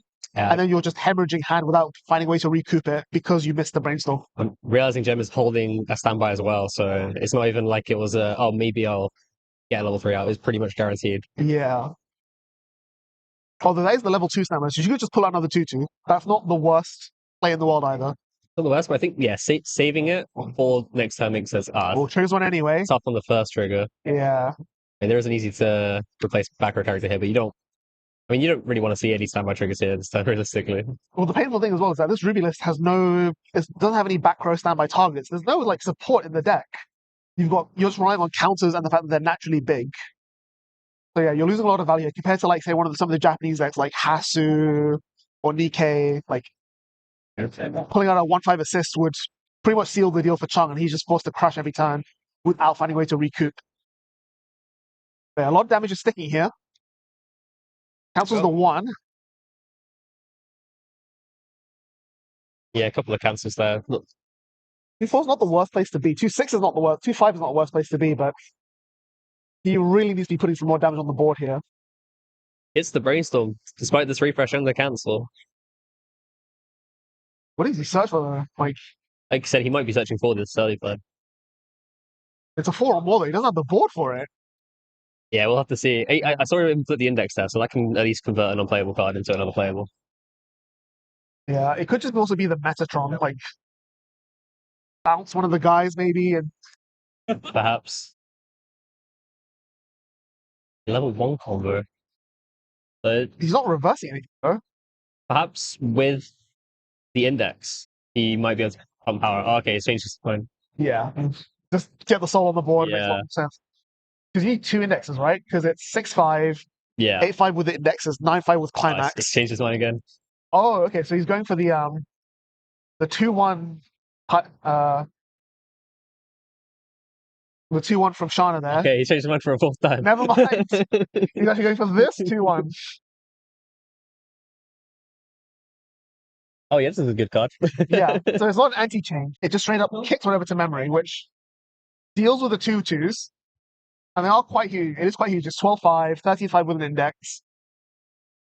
There's only a 1 soul body, and Yeah, this 2/2 does defend more for Ruby, so it's not like it'll need much more than this. yeah. And that's assuming Gem doesn't have a counter as well. Ooh. Grab another index maybe? Nope. What I am interested in, it looks like he's only going to be able to out one character anyway. Yep. But there's another 2/2 that I might have valued something that maybe the heal, take less damage in general. Yeah. Setting up a level 3 over spending your search in 1 stock just to remove one of these characters is kind of inconsequential. I mean, we do still know that Chung has a door stuck in his hand, so that also probably is influencing his pattern here. Like, I think he just wants to. It feels like he's got a lot of junk in his hand that he can't convert to like the valuable cards like his finishers, and he just wants to turn them into damage however he can. Okay, I was half expecting the early play to come down as well here, but yeah. That's another door, another Panzer. She's still got the door stuck in hand. The Gem does take this. Opting to reverse the 1/1 as well rather than the 2/2. Yeah. Which really makes sense, right? Because the 2-2 is going to. There's another 2-2 in the back anyway. And I think. Yeah. Doesn't have hand on for? Well, if it's going to get kicked to memory, then that's not Oh, too big sure. a deal. Yeah. Yeah, I'm thinking, I wouldn't necessarily want a couple of 2-soul beaters, but maybe he's quite, I don't know, with that refresh, I wouldn't have been confident in the deck state personally. But yeah, especially when you're like crashing lanes and leaving open sides. Yeah. You're damage at a time. Inviting 1 direct for at least 3 seems a bit dicey to me. Gem there with another huge cancel. 2 damage. This does stick. It's not awful. And he's actually going to opt to not send it to memory. Yeah, that makes sense. If it's not got Encore, then Just don't give your opponent free yeah, concussion. exactly. But again, like, you're now facing down 2-3 soul swings from the 2 direct attacks. And like, I've seen Chung pull some crazy cancels out of his hat several times, but this one might not be in the cards. Yeah, he's certainly going to need that now. From where it looks for us. You see there, Gem also just drew the level 3 standby, which is even scarier. Just actually play. Yep, down comes the early play. Probably ditch the level 2 standby, yep, to heal the stock. And now she's basically set up and ready for next turn. Making sure that this hits a brainstorm as well, finally. It's event backups and rotation as well. Now she can grab the level 3 Ruby. We saw her mill earlier. This is a top 3 brainstorm, so not to be. Oh, it is top 3, yeah. One Probably hit. just go 1 or 2 deep only. Yeah. Is that Salem in a standby? Yeah. Just take the So- Salem, which makes sense. Just get the body on, like, ready to go. So you go up to 7 stock, which is enough for Salem and finisher. Yeah, Actually, double finisher. we're gonna see two directs for 3 here. This could be a pretty brutal turn. I haven't been keeping track of how many climaxes Chunk has left in this deck either. Eats a Missed it. 3, and that's not So good. cancelling and hitting the brainstorm after a refresh with only 1 card in block. Perhaps the thinking is like, even with a 2-stick, I'm too far behind on damage, so I need to gamble on these 3s cancelling. But yeah, like we see here, 3-4. Lose the finisher as This well. could be a lethal attack. This is before. It's overswinging, but it's still And it is still that's lethal. game. Yeah, it's just as expected. too many climaxes in hand. Just couldn't reverse his guys. Like, it is an uphill battle for Dengeki either way. I think it's one of those ones where when you know you're against a standby deck and you know you're not winning out lanes, you just have to be like, okay, I'm going to lose on my hand, force the damage through, which is kind of what he was doing. But then she just cancelled, like, we saw that turn where she triple cancelled level 1. Mm-hmm. She then double cancelled level 2. At that point, you're just so far behind on damage. It's kind of hard to, like, really find the right line to catch up, right? Yeah. I think this is probably a challenging matchup for both players because both decks were not exactly things you'd prepare for too much. Yeah. Like you might know it if you run into locals. I mean, from our position, each player was at our respective locals, and we can only really talk about those respective decks because we've seen them in person, right? Yes. If I was queuing into Dengeki, I'd have a hard time as well. Yeah, you just have to hope that, like, you're playing an even game and suddenly he slams you with the 2 and you're like, oh, I'm eating this. Yeah. Or, like, I'm playing against Rubel, like, I know it's a standby deck, but then, okay, there's this 2/2 10k that I can't get over. There's a 1/1 8/5 that I can't get over. And if I play, like, Gakumas or Oshinoko, like, I'm losing my board, which means I'm losing hand, which means I'm losing resources. Yeah. And it adds up, it really adds up, accumulates. It'll be easy to like stick to the flow chart of what you normally search for the level 1 combo, not pivot to like the board breakers and stuff like that. Yeah, definitely. But I think it's really well played from Jen there. Like, despite her rocky start, she's almost like, keep a cool head. Like, a lot of players might, when you see you have 3 stock, you have a really, like, your hand is not great and you have a weird deck state, you might be tempted to be like, okay, go into panic mode, like, how do I fix this? How do I, like, go through it? And just, like, spend stock needs. She's like, okay, I don't need to brainstorm here. Stay on the 3, just play my guys, hope they survive, and then rebuild next turn. And it really paid off for her. It helps having, if you have a tough start, having a 1/1 that it just can't be outed and for 2 levels, it can give you a bit more freedom with the cards in your hand as well. So yeah, absolutely. Yeah, that is going to be the end of round 5. We still have 2 more rounds of Swiss to go, so don't go anywhere. Brandon may or may not join us for the rest of the day. We'll see. And we'll try and get some other people rotated and some more interesting decks. So we'll see you all very soon. Take care. Thanks.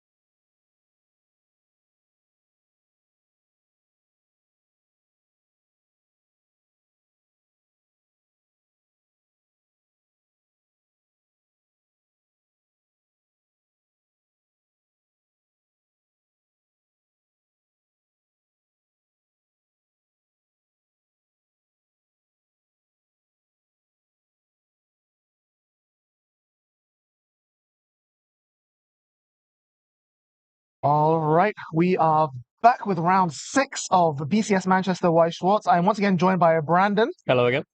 So this time we've got Marco on the left playing Dandan versus Joe on the right playing Lico Rico. Now, Marco is from Europe, so we don't know him as well, but Joe is a familiar face to both of us here in the UK. Yeah, I'll say Marco's been playing for a long time. I used to see him all the JP Rome trips we Yes. used to have pre-COVID. Yeah, like I see him all the time as well. It's just we Yeah. never really spoken, but yeah, he's been around for I think since like 2017. Well, yeah, at least that. Yeah, so definitely knows what he's doing. So we've got 8-choice Dandadan versus quote unquote standard Lico Reco. Yeah, it's funny actually. I think everyone expected some kind of treasure pile to be like the most rep for Dandadan, but Yeah. to my knowledge, the only Dandadan that's actually made top cuts since it came out was 8-choice. Yeah. Yeah, I think in France, top 8. And there's a lot of good stuff going for it, to be fair. Yeah, like the combo I think is really, really good. It's the fact that it can find the event as well, which I don't think he's playing. I don't think he's playing the event. But still, like it does like the fact that it does what you need it to do, just fuels the engine. The finisher, I'm not like I still think the treasure finisher is really, really strong. But this is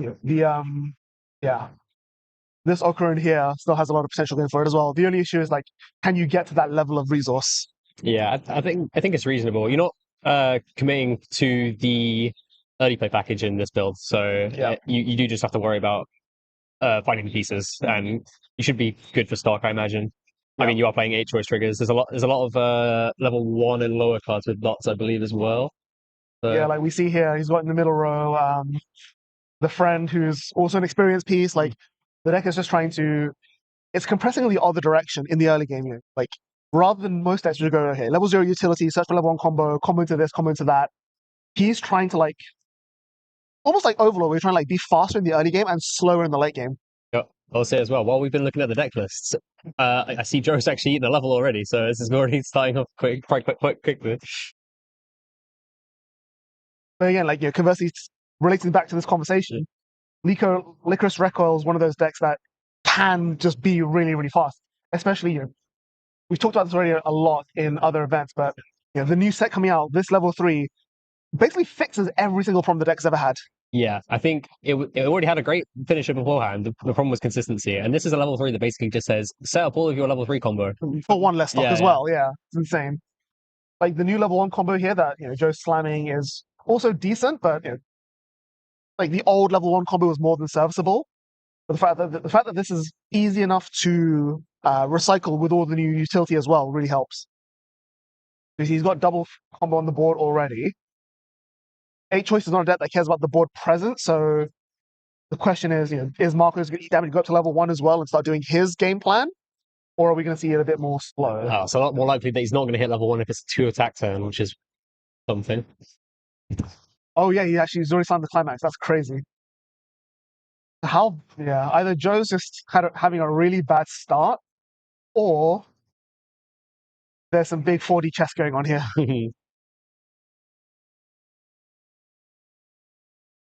So we see there he grabs, it looks like the counter, and I didn't see what the other card he grabbed was. He grabbed another copy of the level 1 combo. Oh yeah, that makes sense. 3, okay, does 6, so you might see the level 1 combo come out.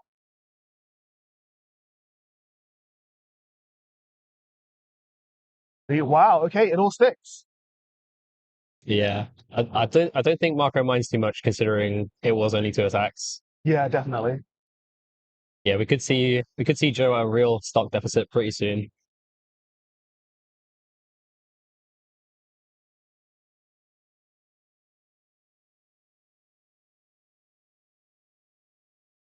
The board dies. You've got the Momo that's on death, ditch 1 top 4. The dish one top 4? This one here? I think it's just like salvage a character, perhaps. Oh, yeah, that's it. Equal to the level 1. Oh, yeah. Salvage thing. And I think there's no combo in his waiting room yet. Yeah. I suppose he would have liked to have seen one of those going through his damage, because that's just the easiest way to set it up. Yeah, I did see one in his hand, so it's not the end of the world. But I don't think we've seen a brainstorm yet either. Oh, one. Oh no, there's one in the waiting room. Yeah, So he's got the Momo Searcher as well, so you know he's already got the out to 2 combos through that. So yeah, yeah, he can he get can set up a like yeah. It's the brainstorm, I believe.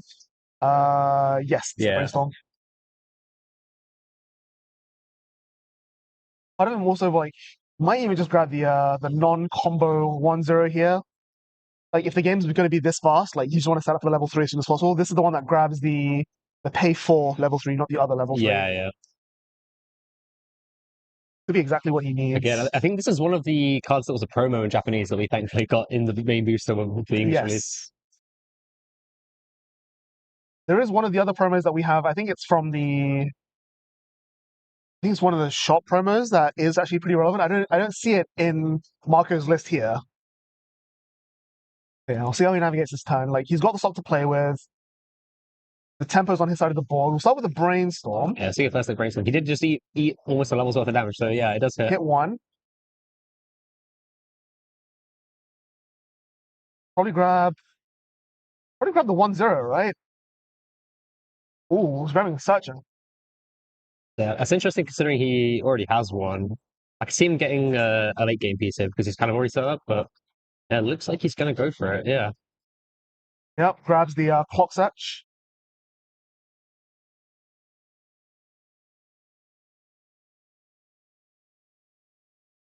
Like, this card is really good in the set, but I just wish sometimes you had to pay 1 clock from top of deck search. Well, yeah, there is something like that. I think people favor. I mean, I can't even say for sure why people favor it. I guess the other Ocarina level 0 can get you a card advantage anyway. I think the other Ocarina level 0 is pay 1, clock 1, top 2, add both, right? I think it is an actual Ricky. But I mean, like the one in this deck list, you can sort of offset like trading a card without paying stock. Sure, yeah. Yeah, so I mean, maybe you don't necessarily need to worry about stock if you're playing 8 choice or 12 choice. True. You could call it. Yeah, I did see 2 level 1 combos here. Yeah, we say 12 choice because again, this level 1 gains a choice icon as well. I think this is one of the first cards we've seen that has the line of text that gains a choice icon, but also has a soul icon anyway, so it's actually a legal choice target. Most of the other cards we see that are like this card becomes choice or whatever are usually level 0s, right? Yeah, or at least they're 1-0s without soul I'm icons. struggling to think of some off the top of my head. There's the Bang Dream one, which doesn't have soul icon Yeah. because it's Brainstorm. And then there's the Tokyo Revengers one, which is a 1-0 without soul icon. Okay. Yeah, so we see him, just choicing the 1-0 to stop. Discarding another Brainstorm. Finds the 3-2, which is really nice. Nope. Looks like He's actually going to add the Momo instead. just making sure he's got some follow-up. There you go. Finds another 1-0. He's, ready for the follow-up next turn. 3. See that Joe, counters to keep the line alive. Also has I think Joe has another door in his hand as well. I think it's a level 1 door. Joe's still eating some damage. Yep, not a single cancel coming in yet. And that's a 4. Oh, this needs to cancel. You have to imagine it will cancel. Oh No way. Oh, Heartbreaking. that is tough.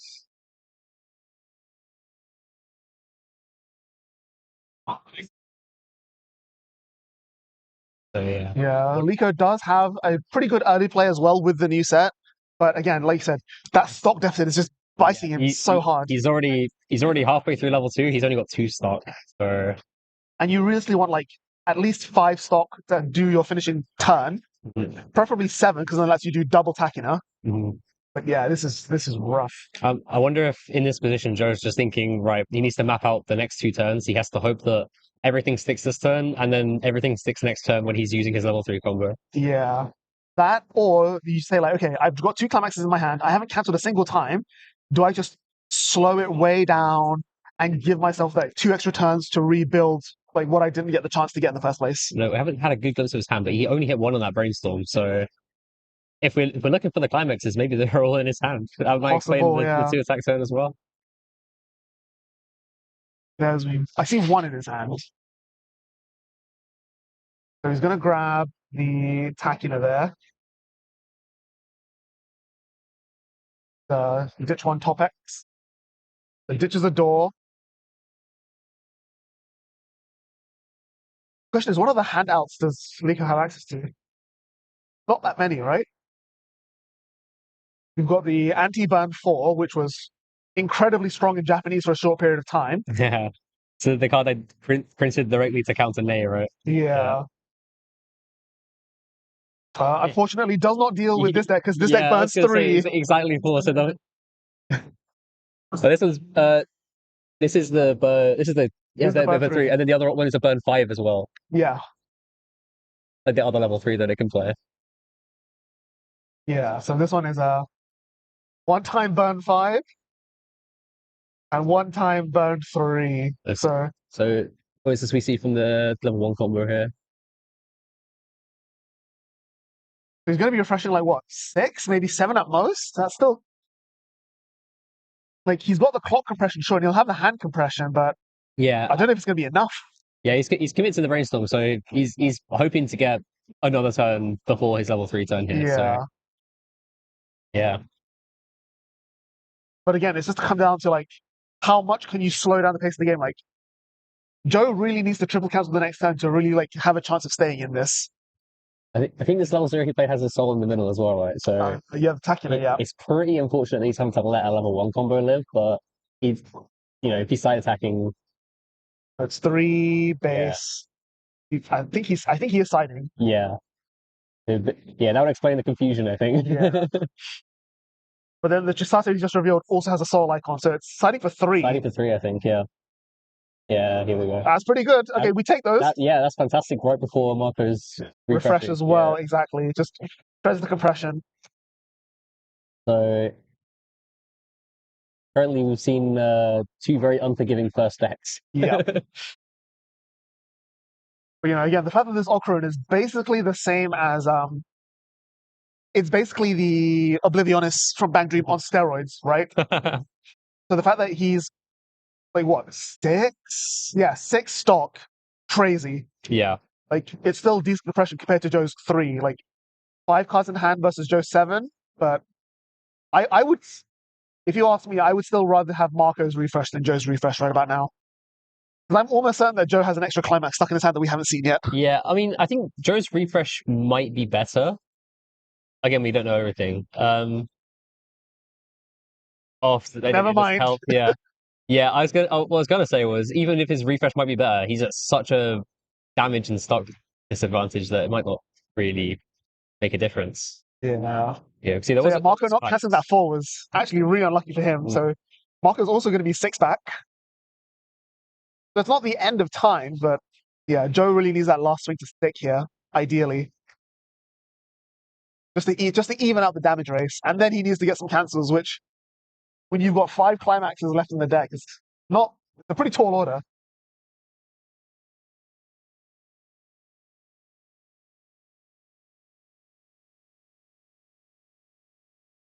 Another climax. Empty door as well. That's so tough. Thanks for 2, which does stick at least. It's not all bad. And yeah, the Ocarina whiffs. I suppose for any viewers that might be feeling sad for Joe, it's worth noting he does already have his Worlds invite. Really just competing today for the sponsored group, I think. Oh, some good draws there for Mark. I don't know if you saw, but he just hit the fat assist. The 2-0 assist, which is crazy.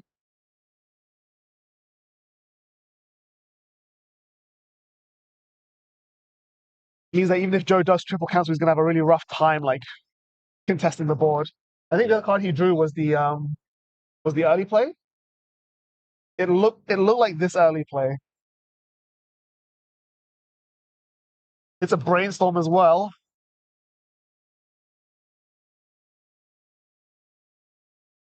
And we're just thinking about Joe's point of view right now. I think 2-4, you'd say that's doable for Licorice Recoil's finisher. So, yeah. But he's only got, I think it's only 4 stock. This is the issue. He needs one more turn of serve, but I don't think he's too fussed if his opponent's going to cancel next turn at least. Could even argue that he kind of wants he wants Marco to cancel next turn, so he doesn't have to deal with the level 3 Yeah, combo. true. Triple combo coming in, so probably going to see a climax slammed as well.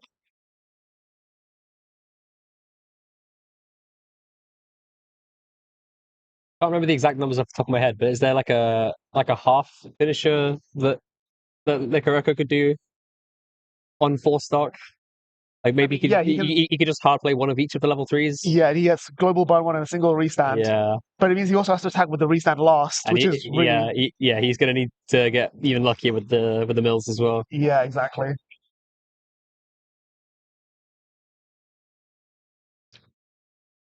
But Marco, they're not selecting the zeros, so Yeah, normally against a deck like Likariko or Oshinoko, you try and filter your deck to as few zeros in the deck as possible. yeah. That way the burn doesn't hit as often. But I think Marco is saying, like, I think he's not going to go for it next turn, so I can just, like, I also have a turn of setup, quote unquote. Yeah.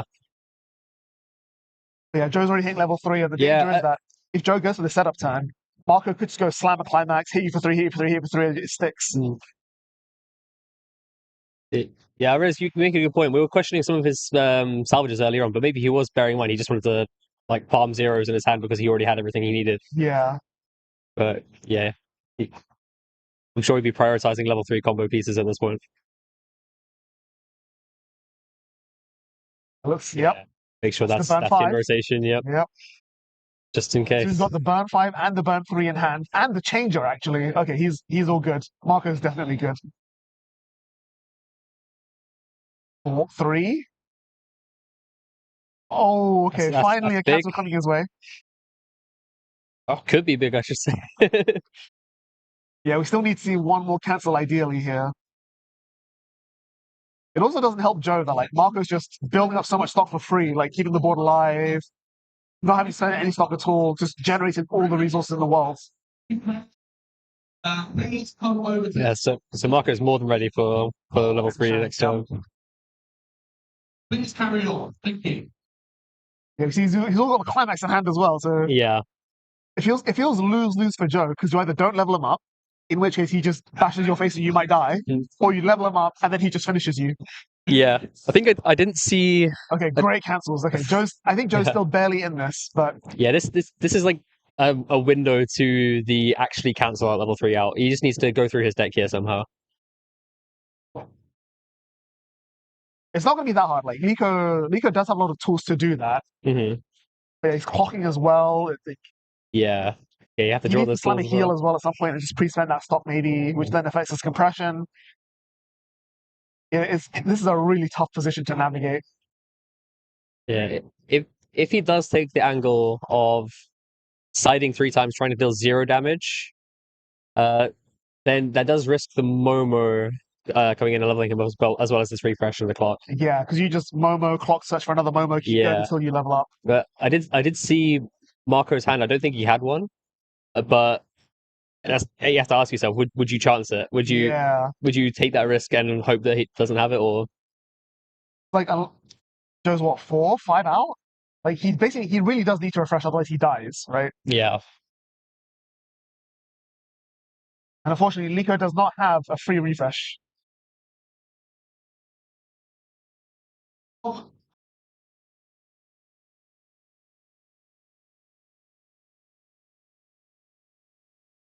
no, it does. Oh, he has the free refresh in his deck, yeah. Is it in his hand though? I don't think I see it. See one level 3. I mean, that's another thing. If you have it, then you need more than just zeros to be able to use it reliably. Yeah. Reveals a 3 off of the top check, so it is.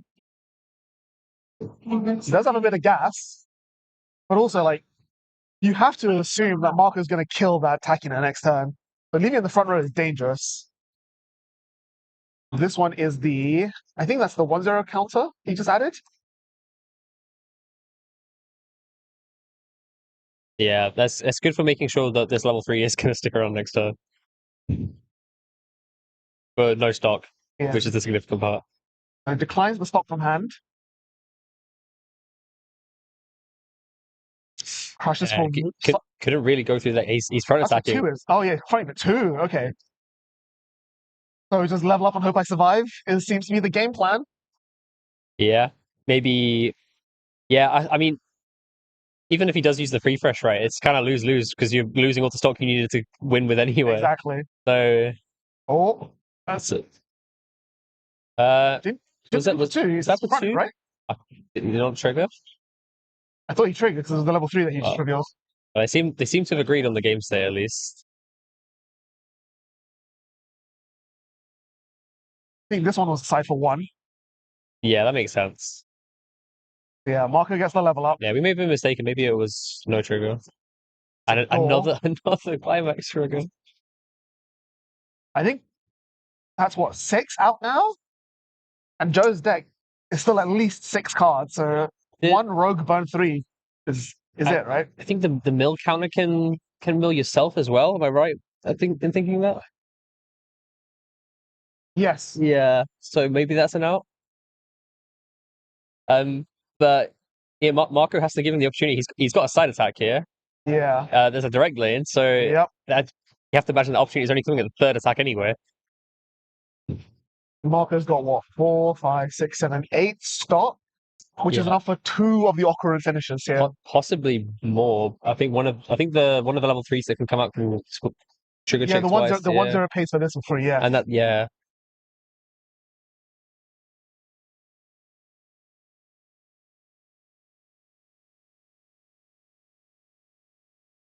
Yeah, could see the power of Ocarina this turn. Hang on.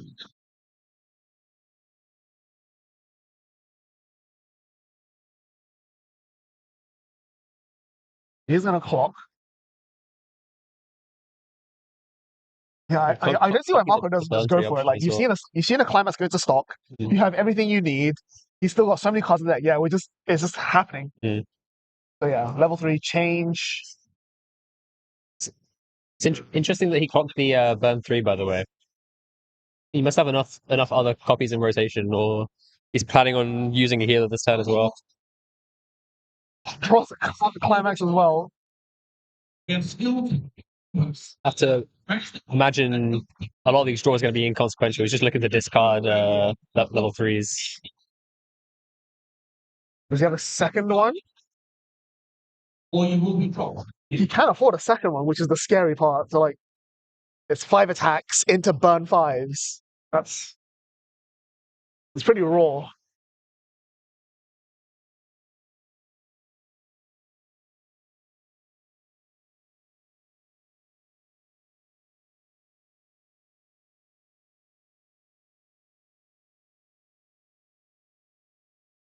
Definitely Marco's game to lose. Like, I feel like if he just commits to the wrong one, it's gonna be rough, right? Because the burn 5 is the one that heals, and then the burn 3 is the one that drives twice. Yeah, I like to imagine the burn 3 is the go-to most times if you have the hand for it. Yeah. Like he does also have the 2-0 you need for the burn 3 in his hand that he can just play at any point. I don't know if he has enough hand to actually like do the discard 2 for the burn 3 though.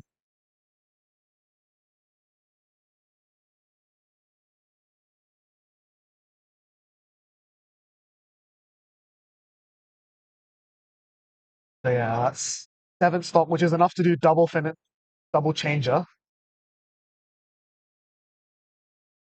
Got a burn 5 in the waiting room. I didn't see a burn 3.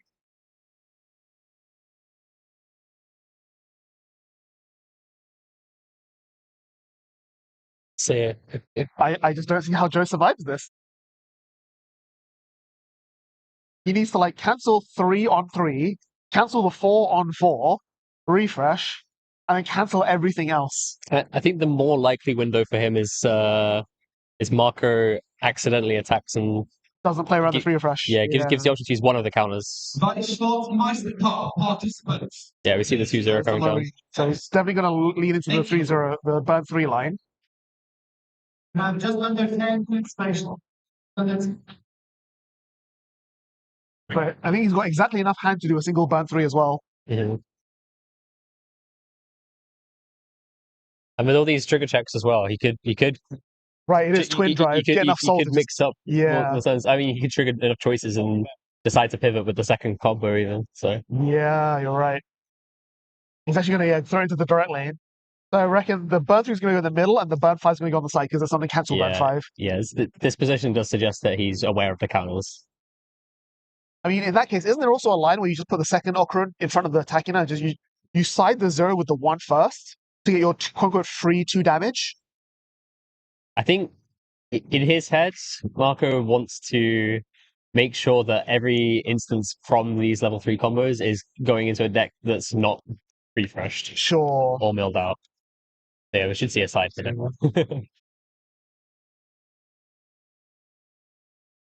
Side for 3 and a choice. That's one choice. Pretty good.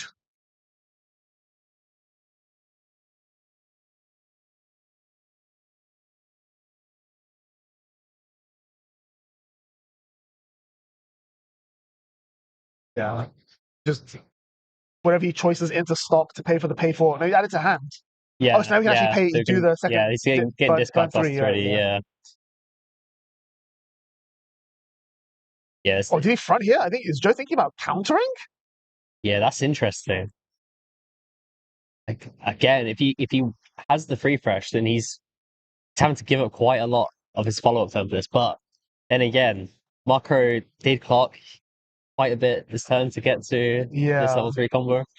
Yeah, we see it. We see the free he's fresh. actually fronted. Wow. Oh, wow. Pays out the door as well. This is a huge opportunity for Joe.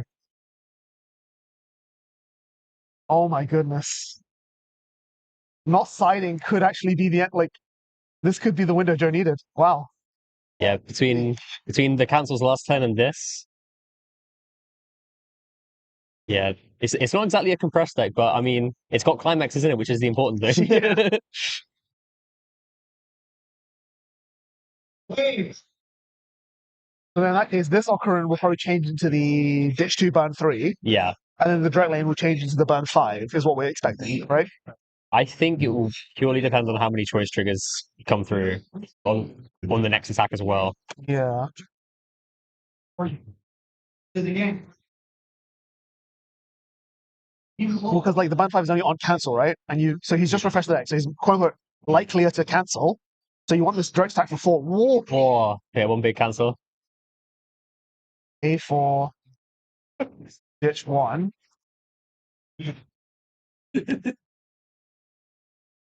Change into the 3 into the burn 3. Expecting the burn 3. It is there, right? Oh, it might not be there. It's not there. He goes into the burn 5. He goes into the burn 5. Yeah, I did say about him clocking that 3-2. Like, and he goes with it fast. Surely you would have gone with I think this is fine because you're giving yourself more information on how many choices you trigger. Sticks. Yeah, it's the 4 sticking. So, I mean, if there's any attack to stick, you want the one that says on cancel burn 5. Yeah. So. And okay, so he's paid out the burn 3 there. So this one can now change into that, which means it's healed off with the burn 3. 3 more instances for Joe to cancel, which is not gonna happen. Yeah, not enough. The early rush to 1 combined with not enough stock with the 2 attacks only. This is a little bit too brutal. I have to give major credit to Joe for bringing that game back after how it looked going into his third turn. Yeah, so, absolutely. Like, there was at one point where like, okay, he just dies before you even get to combo, right? So like. Again, I think there's a world where you play for if you survive, okay, I keep the Takana alive, I get one Chisato, I get burn, and hopefully that's enough. And then, Marco is just like constantly chilling, like under very little pressure. I think the turn bit without the combo, Joe's thinking like 1-1-1s, which is he takes 1, cancels 1. He's on like 1-5, 1-6. Yeah, you're on 2-3, 2-4 with 3 stock. He's on like 6 stock. Like you're behind on every metric. So again. Some people would they'd get into their own head, right? They'd be like, oh my God, I need to catch up. I need to do this. I need to do that. And just maybe fumble the game. But Joe's just showing okay, if I just get to the Chisato Takina, I could still just win the game out of nowhere. Let's just try and get there. Yeah. It wasn't in the cards, but it just shows the idea is sound. Yeah, it does show how consistent it is. Even after that start, it's possible with such few resources, such little effort put into searching the pieces. Yeah. Exactly. Like I don't think he ever actively salvaged the 3-2 changer at any point. Like the Chisato attacking in 1 card. Yeah. But the fact he was still able to threaten that finisher is still really impressive. But Yeah, yeah, 8 choice Dandadan picks up another yeah, potential yeah. top. We have to give a lot of credit to Marco as well. He's picked a very strong deck into this tournament as well. It's making it a good case for making top cut once more. Yeah, it feels a lot like a Chainsaw Man of last season, right? Everyone's like, oh my god, like, stocks all bar, stocks all bar. And then, there is that 8 choice Chainsaw Man there that does pick up some wins here and there. So a lot of potential there. So we'll see. I think that, and not guaranteed, but I think Marco now is very likely a top cut. One more should guarantee it. If Yeah. not, his tiebreakers Still you have to good imagine will enough. be pretty good. Yeah. Yeah. So, of course, there is still going to be one more round of this after this, so we will see. But yeah, we'll be done very, very nearly soon. So don't go anywhere. See you in a bit.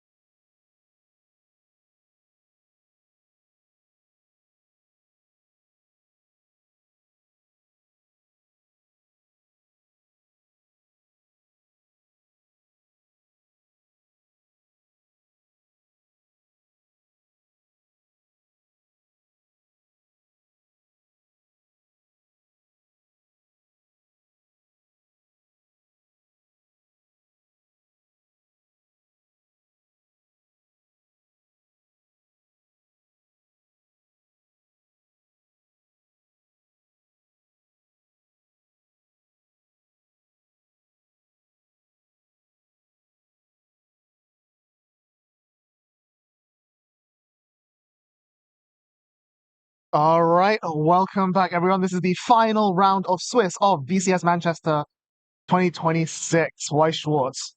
We have another locals face-off. This time from the Midlands. You've got Epsilon versus Wasu, more commonly known as wait, which Matt is this one again? This is Matt D. Happy. Matt B. Yeah. Versus This is Danby. Danby. Yeah. Oh, I've got to say, is everyone north of London the Midlands to you? Yes. Yeah. Because I think there's quite a few miles between these two. But Milton Keynes and Sheffield matchup here. Is Dan Sheffield? Yeah, Dan's Sheffield. I thought it was Birmingham. No, Okay, well, there you go. He did come down to Birmingham for our first league tournament. Right, that's yeah. probably what I remember. Yeah, that might be it. Well, there you go. So, yeah, and two more very well common faces in the UK Weiss scene. This is the win and in, so it's all on the line here. Their breakers are decent, but not great. I think one of these two will be one of the X2s that makes it in whichever wins. So Matt is playing as a lane, which he's very familiar with. I'm very familiar with. It is your standard 8 pants. It's Anchorage Enterprise, but he is also playing the Pamiat Mercura 2-0. Dan, meanwhile, I think anyone who knows the UK Weiss scene knows that Dan is the Madoka guy, but he's not playing Madoka this time. Yeah, I've seen him play a similar looking deck before. With a lot more unconventional cards for Overlord. Yeah, We used to seeing Ainz get some goats and send them to memory, but here we actually have the Evil Eye level 3 combo. Yep, it's not bad either, actually. It's just not as good as Ainz. It's got a bit more flexibility to it. You don't have to dedicate as many slots to in your deck to like cards that quote unquote don't do as much. Yeah, I think one of the biggest draws to it is probably you get to use a level 3 combo that is on a gate triggers. You can pick up your door. Yeah. You can focus more on looping your Shelter level 1 combo. And it frees up the ban list choice as well. So we get to see a card that we haven't seen for a long time in Vampire Ancestor. Yes. Lots of kind of makes up for the plussing as well. Like he's still playing obviously the Shelter door level 1 combo, but this combined with the Ancestors just gives him so much more like options. He's got a lot more resources to play with. He can do whatever he wants. But again, as someone who's also played a lot of Azure Lane, this is a deck that just doesn't care. Like even if Dan was on, say, door bar Overlord, 8 pants Azure Lane just doesn't care. You just go, okay, cool. I need to get to 8 stock, triple enterprise, and then I burn 6 times and just hope it sticks. A lot of cancels coming in from Matt there. Really, really good. Exactly what you want to see. He's got a few interesting tech choices at level 0, by the way, as well, that not that I don't like, but I don't see often enough. For example, the Pamiat level 0. It's just a repeatable body. He's also got here, we see the Chenhai. He's a bit of play, but not as much, because Azure Lane already has crazy utility at the level 0 game. Between your Sirius Clock Search, your New Jersey Top X Draw Ditch, you've got the Hand to Stock Brainstorm. So many tools. Part of me wonders, like, did Dan play around the fight? We keep saying that Overlord wants to play a slow level 0 game, but did Dan play around this and know the fact that Azure Lane has an on-play if your opponent has only 1 character bottom deck it? Do you reckon? Perhaps, yeah. I think I've seen Dan play Azure Lane as well. Right. So I imagine he's quite well versed in this. Yeah, because the huge thing is that the Cocutus doesn't gain a level, so the Bristol can just remove it from the board straight away. And the Pamiat is huge. It's a 4/5. I think that is a San Jacinto in his back row. Yeah, so it's just a regular brainstorm. Doesn't give any power, but still more than good enough. Can also give the Cucutus minus 1k as well to guarantee the reverse.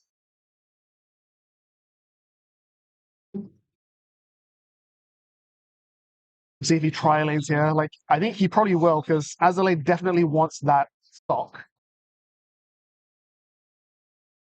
Yeah, like you say, it's an aggressive deck as well. But if it doesn't care about what your opponent's doing too much, then you'll take as many attacks you can get. Exactly. He's actually going to minus 1k the Vampire Bride to prevent the Slayer effect. So it is a front for 3 still. Ooh, big eat there.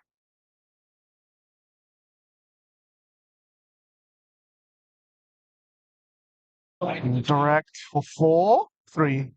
The Pamiat is a 2/0 that does not have a soul icon. But yeah, Dan just keeps taking all this damage. Kind of rough. I mean, it's not. And the problem as well is that he doesn't want to rush to level 2 super soon because he doesn't have the Irons combo to go into. In fact, I don't think Dan has any good level 2 line at all. Yeah, I think the entire game plan is going to involve looping Shelter as much as possible.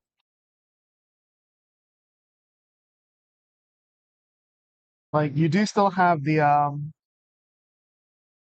1/0 that a lot of bar decks are also picking up nowadays. So he's got lines, but this is still very early in the first deck. Like, even if he loops Shaltir, like the options, the selectivity isn't great. And sure, the counter argument is that you don't need crazy plussing and selectivity because you just need Evil Eye, right? And maybe the 2/1 that goes with it.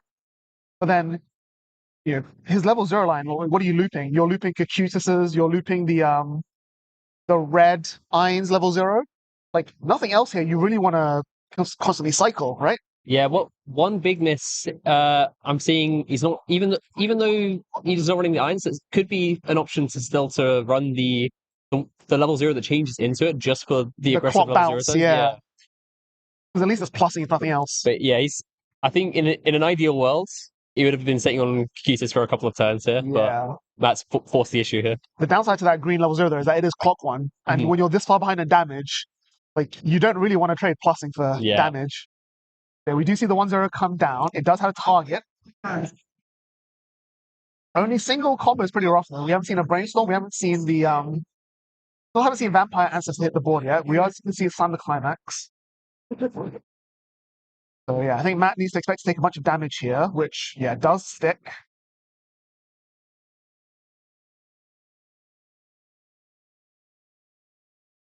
Matt's level 1 is, of course, the Anchorage Hammond engine. So Anchorage is on climax play, search 2, your opponent choose 1 for you to add. But then Hammond just on reverse salvages whatever it is you didn't add anyway. But again, it is a very resource-intensive line. You have to rest one of your back row, you have to discard a card, you have to pay a stock, which is all resources that Azalane doesn't really want to be giving up, especially in the early game. Not when you need at least 7 to 8 stock for your finisher.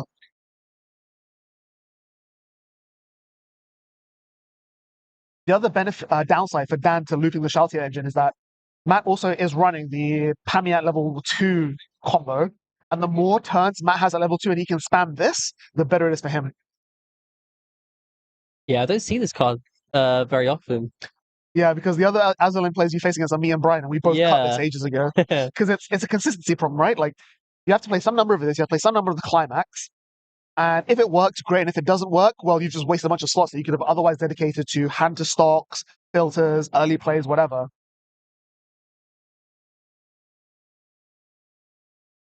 But in this situation, both players are playing very fast, like the decks are going really quickly. There's a good chance that Matt might actually get some value out of the Pamiat here.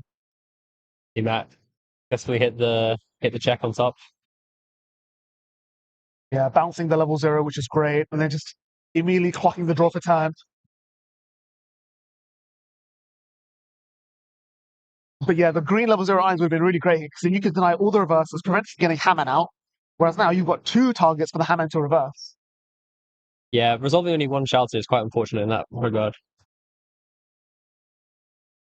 So Matt's not playing the Biloxi, which is a on-attack blind stalker, but he is playing the Seattle, which, again, it could be decent, but it's more like a sort of emergency piece rather than anything else. Right, okay. Which I think is kind of problematic, because here, Matt's in the lead. You're really far in the lead, and you want to keep pushing that lead. He doesn't have the tools to extend that any further. He's just playing his combo, drawing a card, getting some damage in, but not really doing anything else. I'm just wondering, like, maybe even like the twin drive Cheshire would have been better here just to get that. Oh, never mind. Dan's just eating the damage anyway. Yeah, the aggro is paying off. Even without a climax, we're seeing soul triggers coming through. Yep. Dan does hit the cancel. Probably grab the level 1 combo here, right? Or actually, maybe a level 2 combo if it's in the waiting room. And just say, like, doesn't have any plays. Because that's 1 being triggered, so I don't think he has a second one in the waiting room, which is a bit unfortunate. So yeah, we are just going to add the level 1 climax. And then the Hammond for 3 cancels. I think there's one interesting dynamic with this particular Azure Lane deck that I find quite interesting. Yep. Just if you're this far ahead, it doesn't matter so much now because you're still kind of early in the game. We're still in the first deck cycle.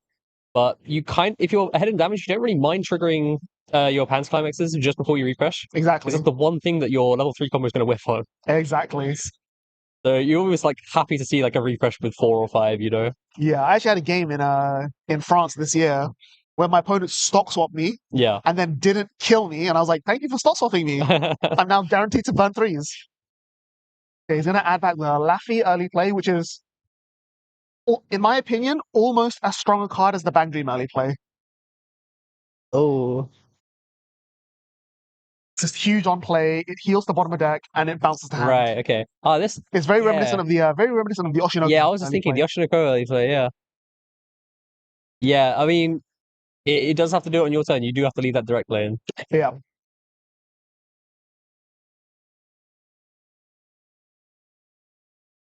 But again, it is 2 stock.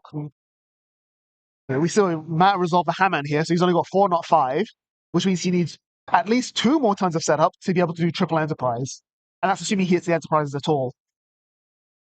The only real like solace he has is that Dan's not going to punish him this turn, because Dan's behind, probably doesn't have the gas to go for anything, and just needs to rebuild anyway.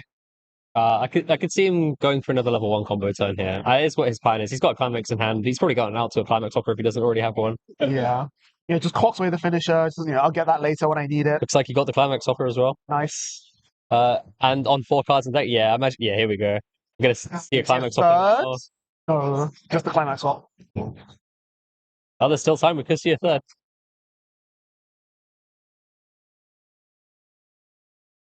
Yeah, I think the damage to 6 this turn and the next turn, that's going to be very telling. More so than the average game, assist for Schultz here comes out. Yeah, is this a bit early, perhaps? I mean, it's an assist, and is he fishing for this mill 5 here? I don't think so. I think he's just getting onto the board now while he can. Sure. Is what I'm assuming, because like, yeah, maybe he's like his hand size is a bit too big.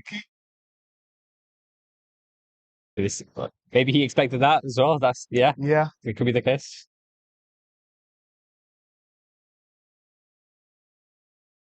Grabs the finisher. Yeah, got the level 3 combo. And then yeah, it's reading what it does. So it does have a lot of text. So for everyone else, it basically says you have one of. It's almost always going to be burn X, where X number of climaxes. So the first one's going to shuffle back, and then the second 2 are going to burn a bunch, basically. It's this 2-1 that's in play now. Unless you use both of X, if I'm not mistaken. Yeah.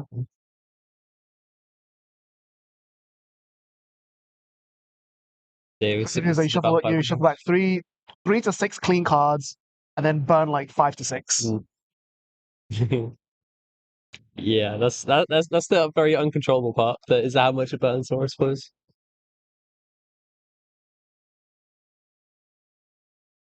Yeah, we did see the Vampire Bride salvage off of the first shelter here. Yep. Just making sure it's in hand. It suggests that you don't. Plus, if you play it from hand and then resolve the ancestor, but it can get you to level 3 if you're stuck on level 2. Arguably, though, I think Dan wants to spend as much time at level 2 as possible, because he's so far behind. He just needs like that stock to set up, and he needs to like dig for those pieces and compress. It might be like a half measure where he'd be happy to stay at level 2 if he cancels a bunch, but if he's at 2-5, he might think, this isn't enough. Just go for it. Yeah, that also makes sense. Ooh. Blocks the climax as well, so I think that puts Matt on 7 back only, not 8. Coin flip fails. 2 damage, also sticks. There goes an Enterprise. And see what else we're picking up here. Do you time machine this one? Surely not, right? Like, leaving open lanes is just asking for trouble. Well, if he's going for the half measure, he kind of has to, or else he has no follow-up if he does cancel a bunch. Because his hand's not particularly great. Yeah. Like, the issue here is that obviously the Pamiat is a 1-soul printed, so it's direct for 3s, not direct for 4s, which makes you a little bit less likely to cancel. The question is, does Matt have the combo to go for it? Is he just going to loop Anchorage again? Because we have no board to contest. Anchorage is fine. It's compression. Well, find a 0. I think he would have liked to see a level 1 there to retrieve the Anchorage.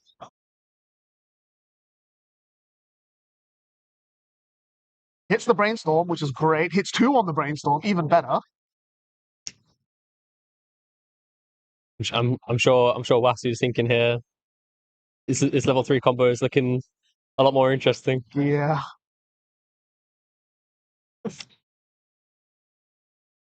I guess now that you've seen the 3 climaxes come out, you rather than half measure, you want to go for like, okay, I just want to eat this damage. I want to go up. I just want to blow him the hell up from here. Yeah. It's like that's what 2-5, 2-6. That is Yeah, technically lethal. it's pretty tough. Yeah. And again, this is what I was saying about how Matt's build is a bit more techie. Like he's paid 2 for this early play. He's down to 1 stock. He's going to be on like what? He's going to end this turn on 4 stock maximum, maybe 3 if he decides to pay anything else. That's just not enough for double enterprise. That's not even double enterprise. It's a single enterprise. We did see he salvaged a stock from hand brainstorm on the hit 4, but you know that's 1 less card in hand. Like you're salvaging a card just to stock from hand again. Like, is that really worth it? Yeah, committing this much stock is limiting what you can do, and there's quite a lot of damage to deal still without more than 1 level 3 combo. Yeah. But this is a good swing to stick. Dan's eating it all, which yeah. I guess if you just win the game, you can't complain. It's another swing for 3. Oh, no climax. Yeah. Okay.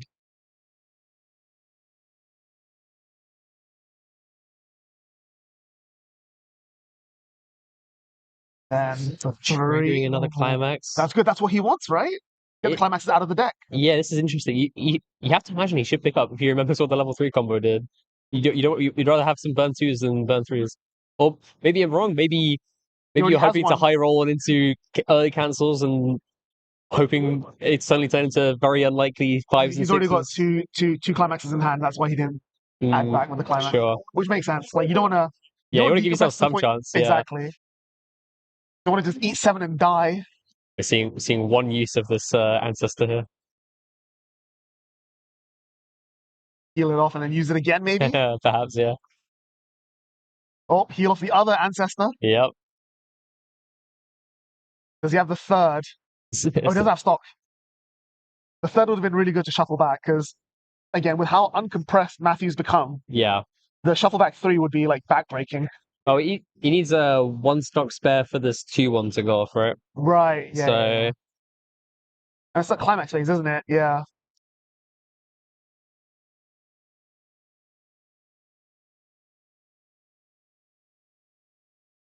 I think, So I guess that means he gets to shuffle back 3 and then burn twice, which isn't bad. Yeah. I think Matt only has 4 climaxes out of his deck. Actually, like, yeah, knowing that the Evil Eye does what the Evil Eye does, you probably should have salvaged the climax to reduce the burn, right? That's what I'm wondering. If what you're saying is true and he's got a couple of climaxes in hand already, then this could be pretty bad either way. Yeah. There's kind of no real good scenario. Yeah, exactly. Lose.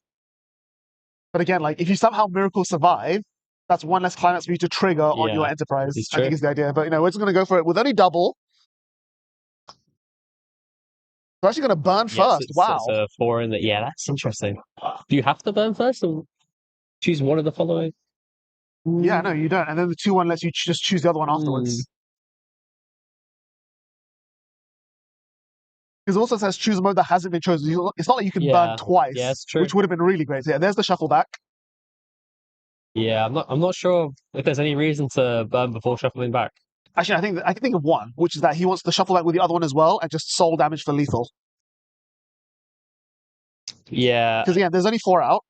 He doesn't Dan doesn't know that Matt has 2 more climaxes in his hand. So he's saying, okay, 4 climaxes in the deck.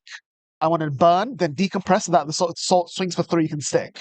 I think that's probably the line, right? Seems pretty bad if the first burn does cancel though, and then the subsequent burn is going to be a lot worse. True. I'd do everything to make sure that first burn didn't cancel. Like if there were 2 cancels, then it's a free burn 4, right? So so we got this one going through. Nice. Okay, so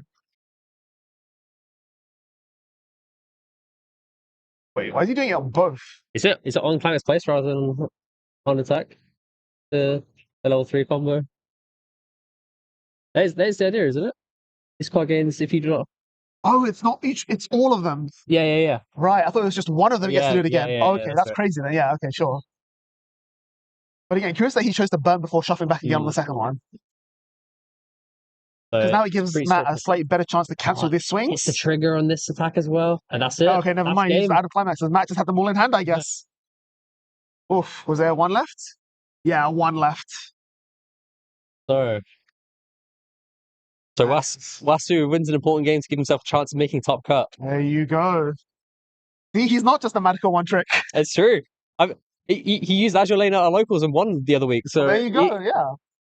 Yeah, I think people know him for this Madoka list because he's used it for a long time and he keeps doing well with it. And everyone's like, "How is Madoka doing well?" But as we just proved, he's just a good player. Yeah, he knows what he's doing. He's got some variety, and it's always something quite out there as well, no matter what he's picking.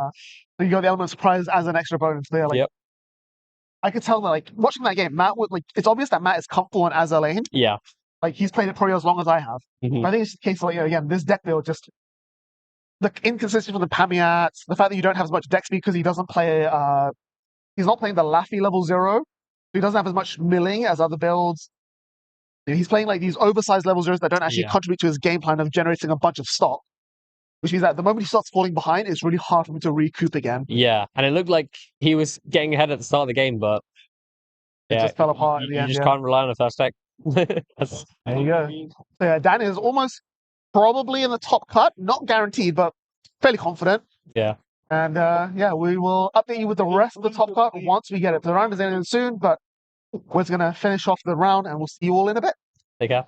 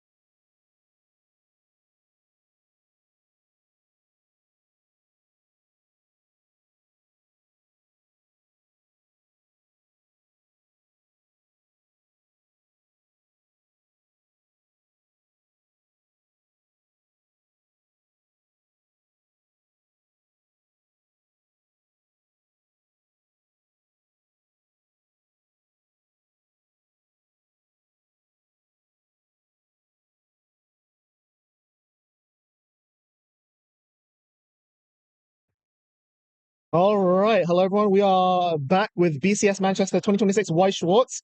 This is the halftime show. There's been a slight issue with Bushi Navi and the tournament operation, so the top 32 for Vanguard and the top 8 for Weiss is slightly delayed. So we are here to kill time. I'm joined once again by Brandon, and this time by John Burnett. Oh, yes. So how did your tournament run go? Considering I built the deck on Thursday and Nice. proceeded then to just do a few scoop hands. Sure. So I've played Lane before, but I've not played the standby build. So it's a sort of test and sort of see. Is it just pure 8 standby, or did you take in the one choice? I didn't take in the choice. I wanted so hard to take that Unicorn. build is so good. I think that build is better than pure 8 standby. Yes, because it's not only just the wall, you can push further in as well.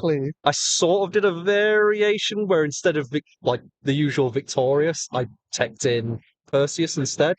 Oh, the heal too, yeah. Yeah, the burn 2 twice and heal. Yeah. Just as a sort of an extra backup in case I fall a bit behind. Yeah. But I never saw the thing. It's that thing of you put it in and it's like, yeah, I never see it.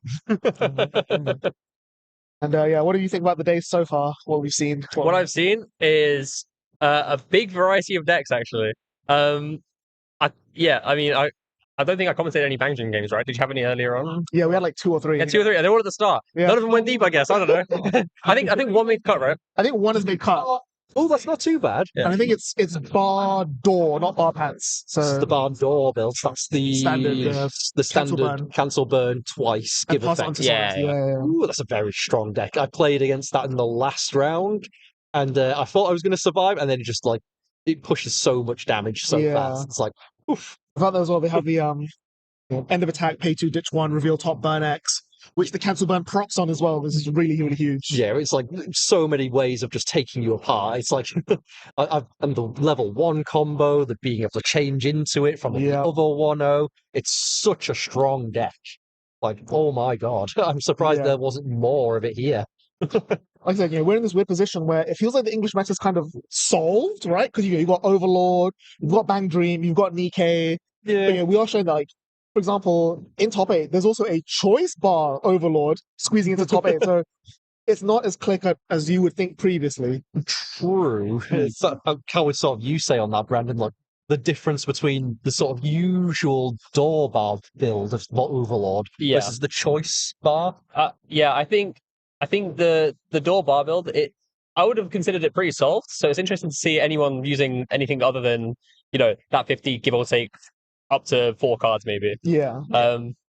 But yeah, the idea that you're using a combo that A gives you a different trigger and B gives you deck speed, which I'd say like if you're following the very rigid game plan, then you usually hit the right amount of cards in deck at the right time anyway. But it gives you a lot more flexibility, I suppose. Yeah. So would you say the choice build, the trigger on itself, because when you do trigger it, you're basically like a door? Well, your choice of what your targets do, getting the extra stock. The thing that I find really surprising about choice, because it's got to be all in the combo rather than the trigger. Yeah. Because at least the build I'm using, and unless there's like a great deal of like level 2s and more that are changed, I don't know, there's like 4 Irons that have icons, the Fumio, two tap counters, the 1/1s. Yeah, the 1/1s, that's a good point. I think past that, not really anything, right? So it's not even that modern of a combo either. It's like the 1/0 combo itself doesn't have a soul icon, so it's literally just a Magaro, which I mean sometimes gets there, right? Oh, very true. It's like it's with it being such a ubiquitous effect, it's old reliable. Yeah. You put it in, you know what you're getting. Getting something. I mean, that's the problem with the door combo, right? Like with the prevalence of Nikkei, with like all these other standby decks starting to float around now, like when Overlord 2 comes out as well, it's going to be much harder to get the reverse salvage on the door combo. So I think it makes a lot of sense. But like, let's look at the other decks. So we've got the Choice Bar Overlord in top 8. We've got a Bang Dream in top 8. I think there's a Nikkei in top 8. Is there? No, there isn't. No Nikkei is my top 8. I can't remember a Nikkei. There was an 8 standby Whole Alive, I believe. 8 standby Whole Alive, isn't there? So again, door is really weak into that. Yep. If you get the bar going, it's great, but if it's hard to get there at that point. You have to have a very good game. You have to hope that you hit the one burst at the very least to do something. But if you get 1 or 2 lanes, Yeah, we've got Ruby, which is also standby. Which again, yeah, the that, 1/1 can't be reversed. that was built specifically to have a good matchup into Overlord. So Exactly. We've got Chainsaw Man. oh yeah, the Chainsaw Man. Yep. What Yeah, else do we if they can get Kishibe's up, yeah, that's also rough. that's tough. What else do we have in top 8? We've got a Licorice. Licorice Recoil was the XO. Ooh, Yeah. wow. We didn't have them on stream, crazily enough. I wanted to, but we had a different one instead. That's fair enough. What Who else is there? Think of getting in stream in top 8? Make sure he's on there before. I think we'll try, Before potentially before he gets knocked out. Yeah. Who else do we have in top 8? There's 6. There's 2 more. Ooh. I think who else? I think what was Marco playing? 8-choice standard. I think that's in top 8, right? Because he's X1. Did he make top 8 in the end? I'm not He sure. was X1 when we had He him was on doing really stream. well. Yeah. Oh no, the other Marcus, the German Marcus. Marcus, right? Not Marcus, Marco. yeah. Sorry. The one with Oh, the is that glasses. He's in right? top 8. Right. I think he's on Overlord. I think he's on Bardor. I'm not sure though. Okay. So Overlord rep. Yeah. So potentially the 2 variations of Overlord could be repping in top 8. As we saw last round, it's more than 2 variations even now, and it's only going to get more and more. Did you see what Dan's playing, right? No, what was he playing? He was playing like the Sat 1 Pants level 3 combo. The shuffleback band. Yeah. Nice. Which the Evil Eye. the Evil Eye, yeah. Oh wow. Which freed up the ban list choice so he could use like the Ancestor Shelter again because he wasn't using the That's not a bad call. So sort of playing it like that, sort of it frees up your choice to sort of get into more of the obscure ones. It means that you don't have to like spend deck space on a 1/1. You also spend space on a 2/1, but you don't need the 2/1 as aggressively as the 1/1. Yeah. It also means that you don't have to play defensively in the mid game. Like you're level 2, instead of making an irons and keeping it alive, you're just going cool. Replay Shaltier. Yep. 1k 1 soul, just bang my man. You're like 3/1. You're destabilized, and then the Evil Eye just burns. Whereas like Overlord, because they're all doing the stuff at level 2, you know they're going to pop your field next turn. So you can like sort of play towards, okay, this is going to happen, so I'm going to do this, I'm going to do that, and then like sort of recover, right? Yeah, well, definitely. Like gives you more counterplay into the mirror. I'm now just picturing a choice pants build in my head. It's like an amalgamation. All that, Just a little bit of everything, yeah. I am very tempted to see if hopefully we get the Ruby deck on stream. I mean, she was on round 4 or 5. Gem was on stream. Yeah. Yeah. It's like, wow, I sort of like to commentate the game as well. Because it's the set I find, like, it doesn't really seem to appear much. Yeah. It's like, but when it does, people just sort of not seem to be like, oh, what does this set do again? It has what? Because like when you read the individual cards, they don't feel that strong, right? Like there's like some sculpting, but there's not that much deck control. There's not that much like resource generation. Like Gem won her game. I don't like, not to discredit her, but like a big reason she won her game was because Chung's deck basically exploded. Yeah. It's pretty unfavorable matchup for Chung as well. It was hard for him to begin with. He's got no reverse combo, but like like normally in a normal game, if all you're doing is brainstorm, swing, that's not really a winning recipe, right? No. But he was getting by with it. She had like 1 or 2 pillars in the memory. She had a climax. She was able to search the climax swap and like get to the right standby to get the 2/2 out. But it wasn't like compared to a deck like Overlord, like Band Dream, like no individual action the deck was taking felt broken. Yeah. But it was still functioning, which I think is really impressive for design. Then again, that's sort of a deck you sort of want every individual bit. Yeah. Sort of stands on its own, and you're never really in a bad draw. Yeah. You're sort of always like pushing ahead. You're gaining resources in some different way. Not, I need to draw this card. I haven't drawn it. Now what do I do? You sort of, in a way, sort of, you're on a slow and steadier path rather than I'm going to hit this and then hit this and then hit this and then it just snowball out of control. That's kind of what like the Endless and Shadow reveals feel like. Like all the individual cards we've seen so far are on their own good. Like the Brainstorm is good, the 2/1 early play marker Beatstick is good, the Finisher is good, but it doesn't feel cohesive. Like you just feel like, okay, it's like you're playing 3 separate cards, not like an engine, right? Like that's kind of. I'm not sure how good Eminence is going to be, but there are still a few more reveals to go, so we're hopeful. But there's still a lot of gaps to fill in. Yeah, like looking at the meta again, like I was expecting a lot more Bang Dream. I was expecting a lot more like Nikkei. Yeah. I was surprised like Is Nikkei there- hasn't doing very well. Is there actually a breakdown of all the decks? Because I haven't seen Let's that from today. see. Nothing yet. Okay. But I'll ask for an update and then we'll get back. We'll restart the stream like just a few minutes before the top 8 starts, Mhm. so we have a bit more time to talk about it. But Yeah.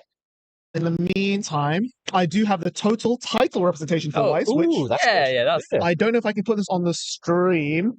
Give me a moment. You guys talk while I try and figure this out. yeah, sure. Well, Silver. Well, as you can sort. Well, as we can see. Yeah, we can see it right now. we can see the breakdown actually isn't too bad. There is a smorgasbord, as you will, yeah. of different sets compared to like how many players today? We had about 86 Is it players, was it in total? 85, 86? 85? So 85 in total, and like there's no clear majority. Like the most like played deck only has 13 players. Everything else is 14 players and then 13. I cannot put it on the screen, unfortunately. We have an issue with OBS, but I'll read out to you guys. So yeah, 13 players, which is 15% of the room, was on Nikkei. 8 players, which is 9% of the room, on Bang Dream. 7 players, which is 8% on Dan. 5 players, which is 6% on Hololive. 5 players, which is 6% on Overlord. And then 4 players, which is 5% on Azalane and Quince. We didn't see a Quince on stream all day, actually. Like, I guess they didn't do very well. But it does feel kind of right, because Quince feels like one of those dated decks at this point. It does, sadly. It's like it was sort of a deck that you always saw, and now the series has sort of ended. It's not really in the zeitgeist, as it were. It seems to be dropping off in popularity for these more newer, up-to-date sets. But then again, you have Hololive as well. Which is, super old, even older than Quince, and it's still... Yeah. Well, Hololive's been getting a lot of great results in Europe recently, hasn't it? I think it won... I want to say it won... What was it, Inori won again? I can't remember now. Did it win? I thought he won that one. Oh, yeah. Okay. And it's like when did it get its last set release? Was one of the premium boosters? Yeah, a year and a bit ago. Yeah. It's a while ago now. I think I just contest like how good the card stock in that set is to still compete today. Yeah, definitely. I mean, it was one of those sets that on release, everyone's like, wow, this is like crazy tuned. Obviously, like if everything else creeps up to match it, it's now more in line with everything else. A few more of the breakdowns. We've got 3 players, which is 4% on Bocce, Fririn, Girls Band Cry, Macross, and Ruby. Ooh. Then we've got a few 2-offs. So we've got 2 Chainsaw Man, Fairy Tail, which is crazy to me. Guilty, Gun Girl Online, Konosuba, Liko Rico, Bunny Girl, and Spy Family. Oh, I'll say Fairy Tail did just have a new set come out, right? It did. Is this the first one that's legal, or I think so? Yeah. Well, at least in Europe, because it was legal in one of the NAs. But I was reading those cards, and they don't feel that impressive. It feels like it does feel like a modern set, but it doesn't feel inherently like unfair or strong. If that makes sense. Sure. Yeah. Describe it. Yeah. I mean, I'm not surprised that like people are playing it, but I would be surprised if it had made top 8, for example. Sure. Yeah. And then we've got the one-off, so we've got One Avatar, Adventure Time. That's Excel World. Yep, Excel World. Yeah. Excel World, Batman Ninja. Oh, wow. Dengeki, Kanakari, Makine, Rurouni Kenshin, ReZero, Seven Deadly Sins, and Tokyo Revengers. I'm surprised Seven Deadly Sins has fallen so low so fast. Like it's not even that the ban list has made it unplayable. Like it's putting up a lot of results in NA, actually. Yeah, a lot of people are forcing in NA, and it's doing well. It won in Vienna as well. First place in that one, so... It's like, because what was it in Cardiff? Was it 2 years ago now? It seems to be just everywhere. Yeah. And then now there's just one person playing it today. Yeah. Everyone seems to have pushed on. It's like, okay, like these are the stronger, more oppressive decks currently in the format. Like Nikkei.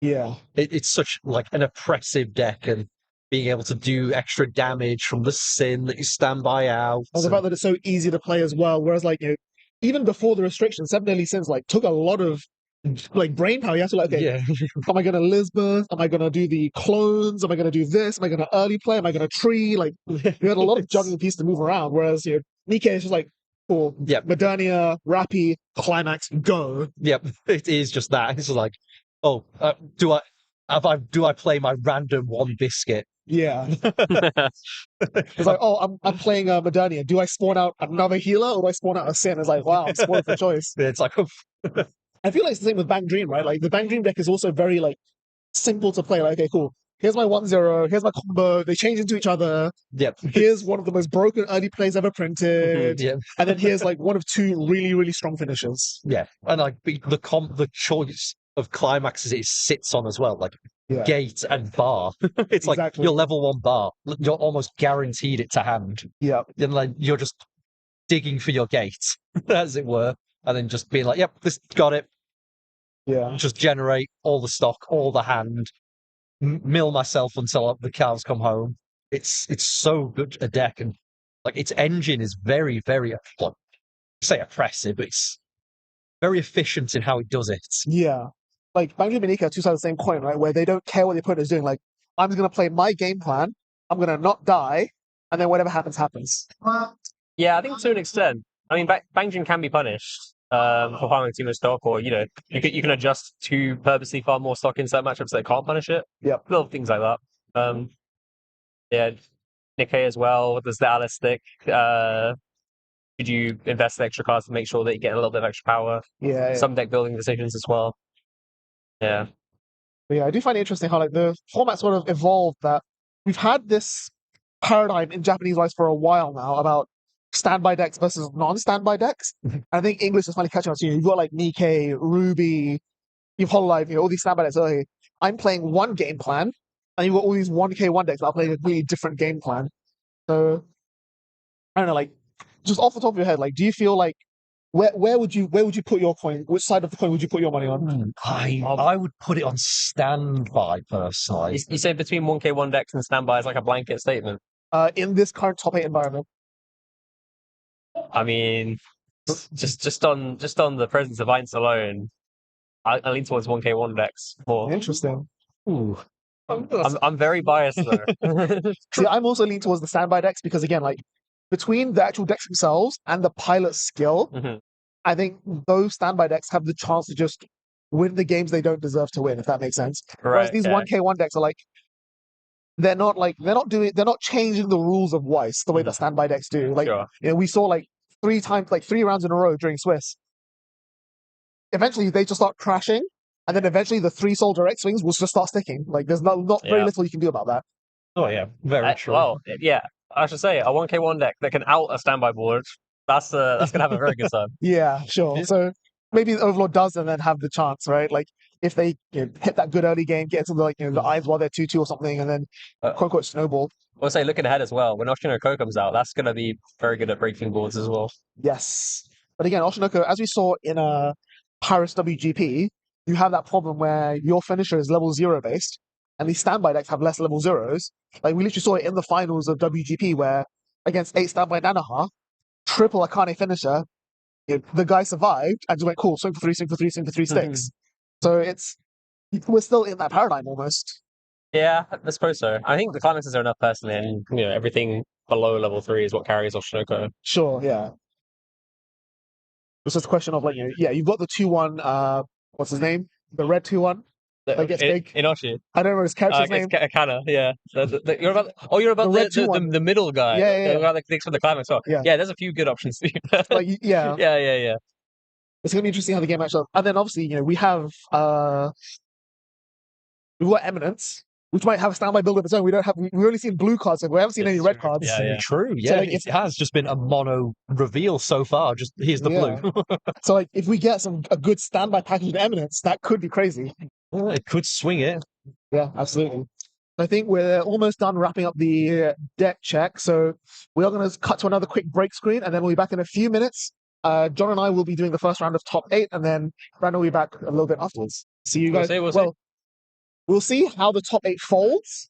But yeah, stay tuned. We'll be back.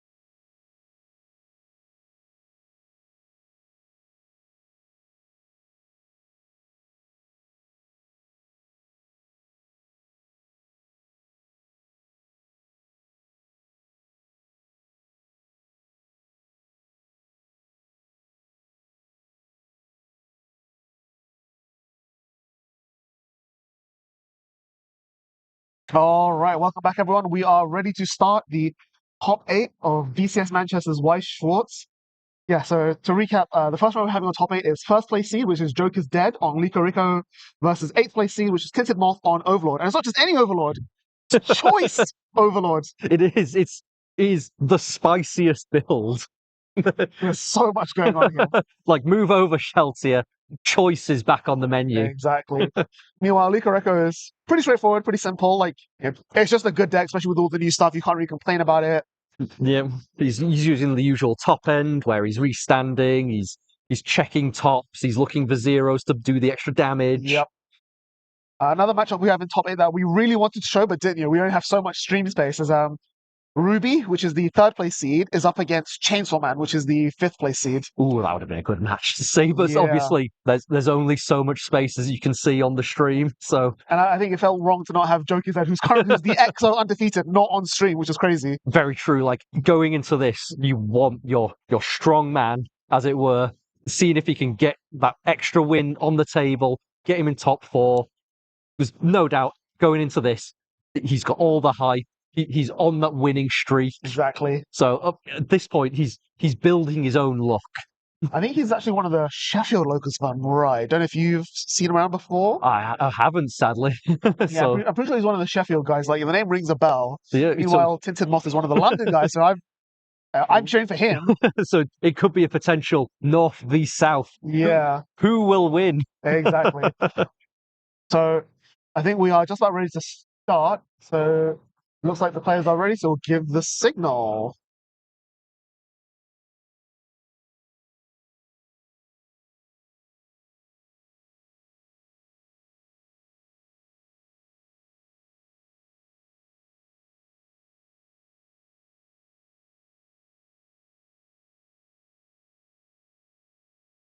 All right, here we go. So we are off. So it is Enrico going first, as you can plainly see with the going first, going second cards. A very good help and lovely addition that Bushiroad have given and just handing it out as like lollipops nowadays. Well, what breaks my heart is that in the Japanese sets, you get, if you open the box with the first seconds, you get both in one pack.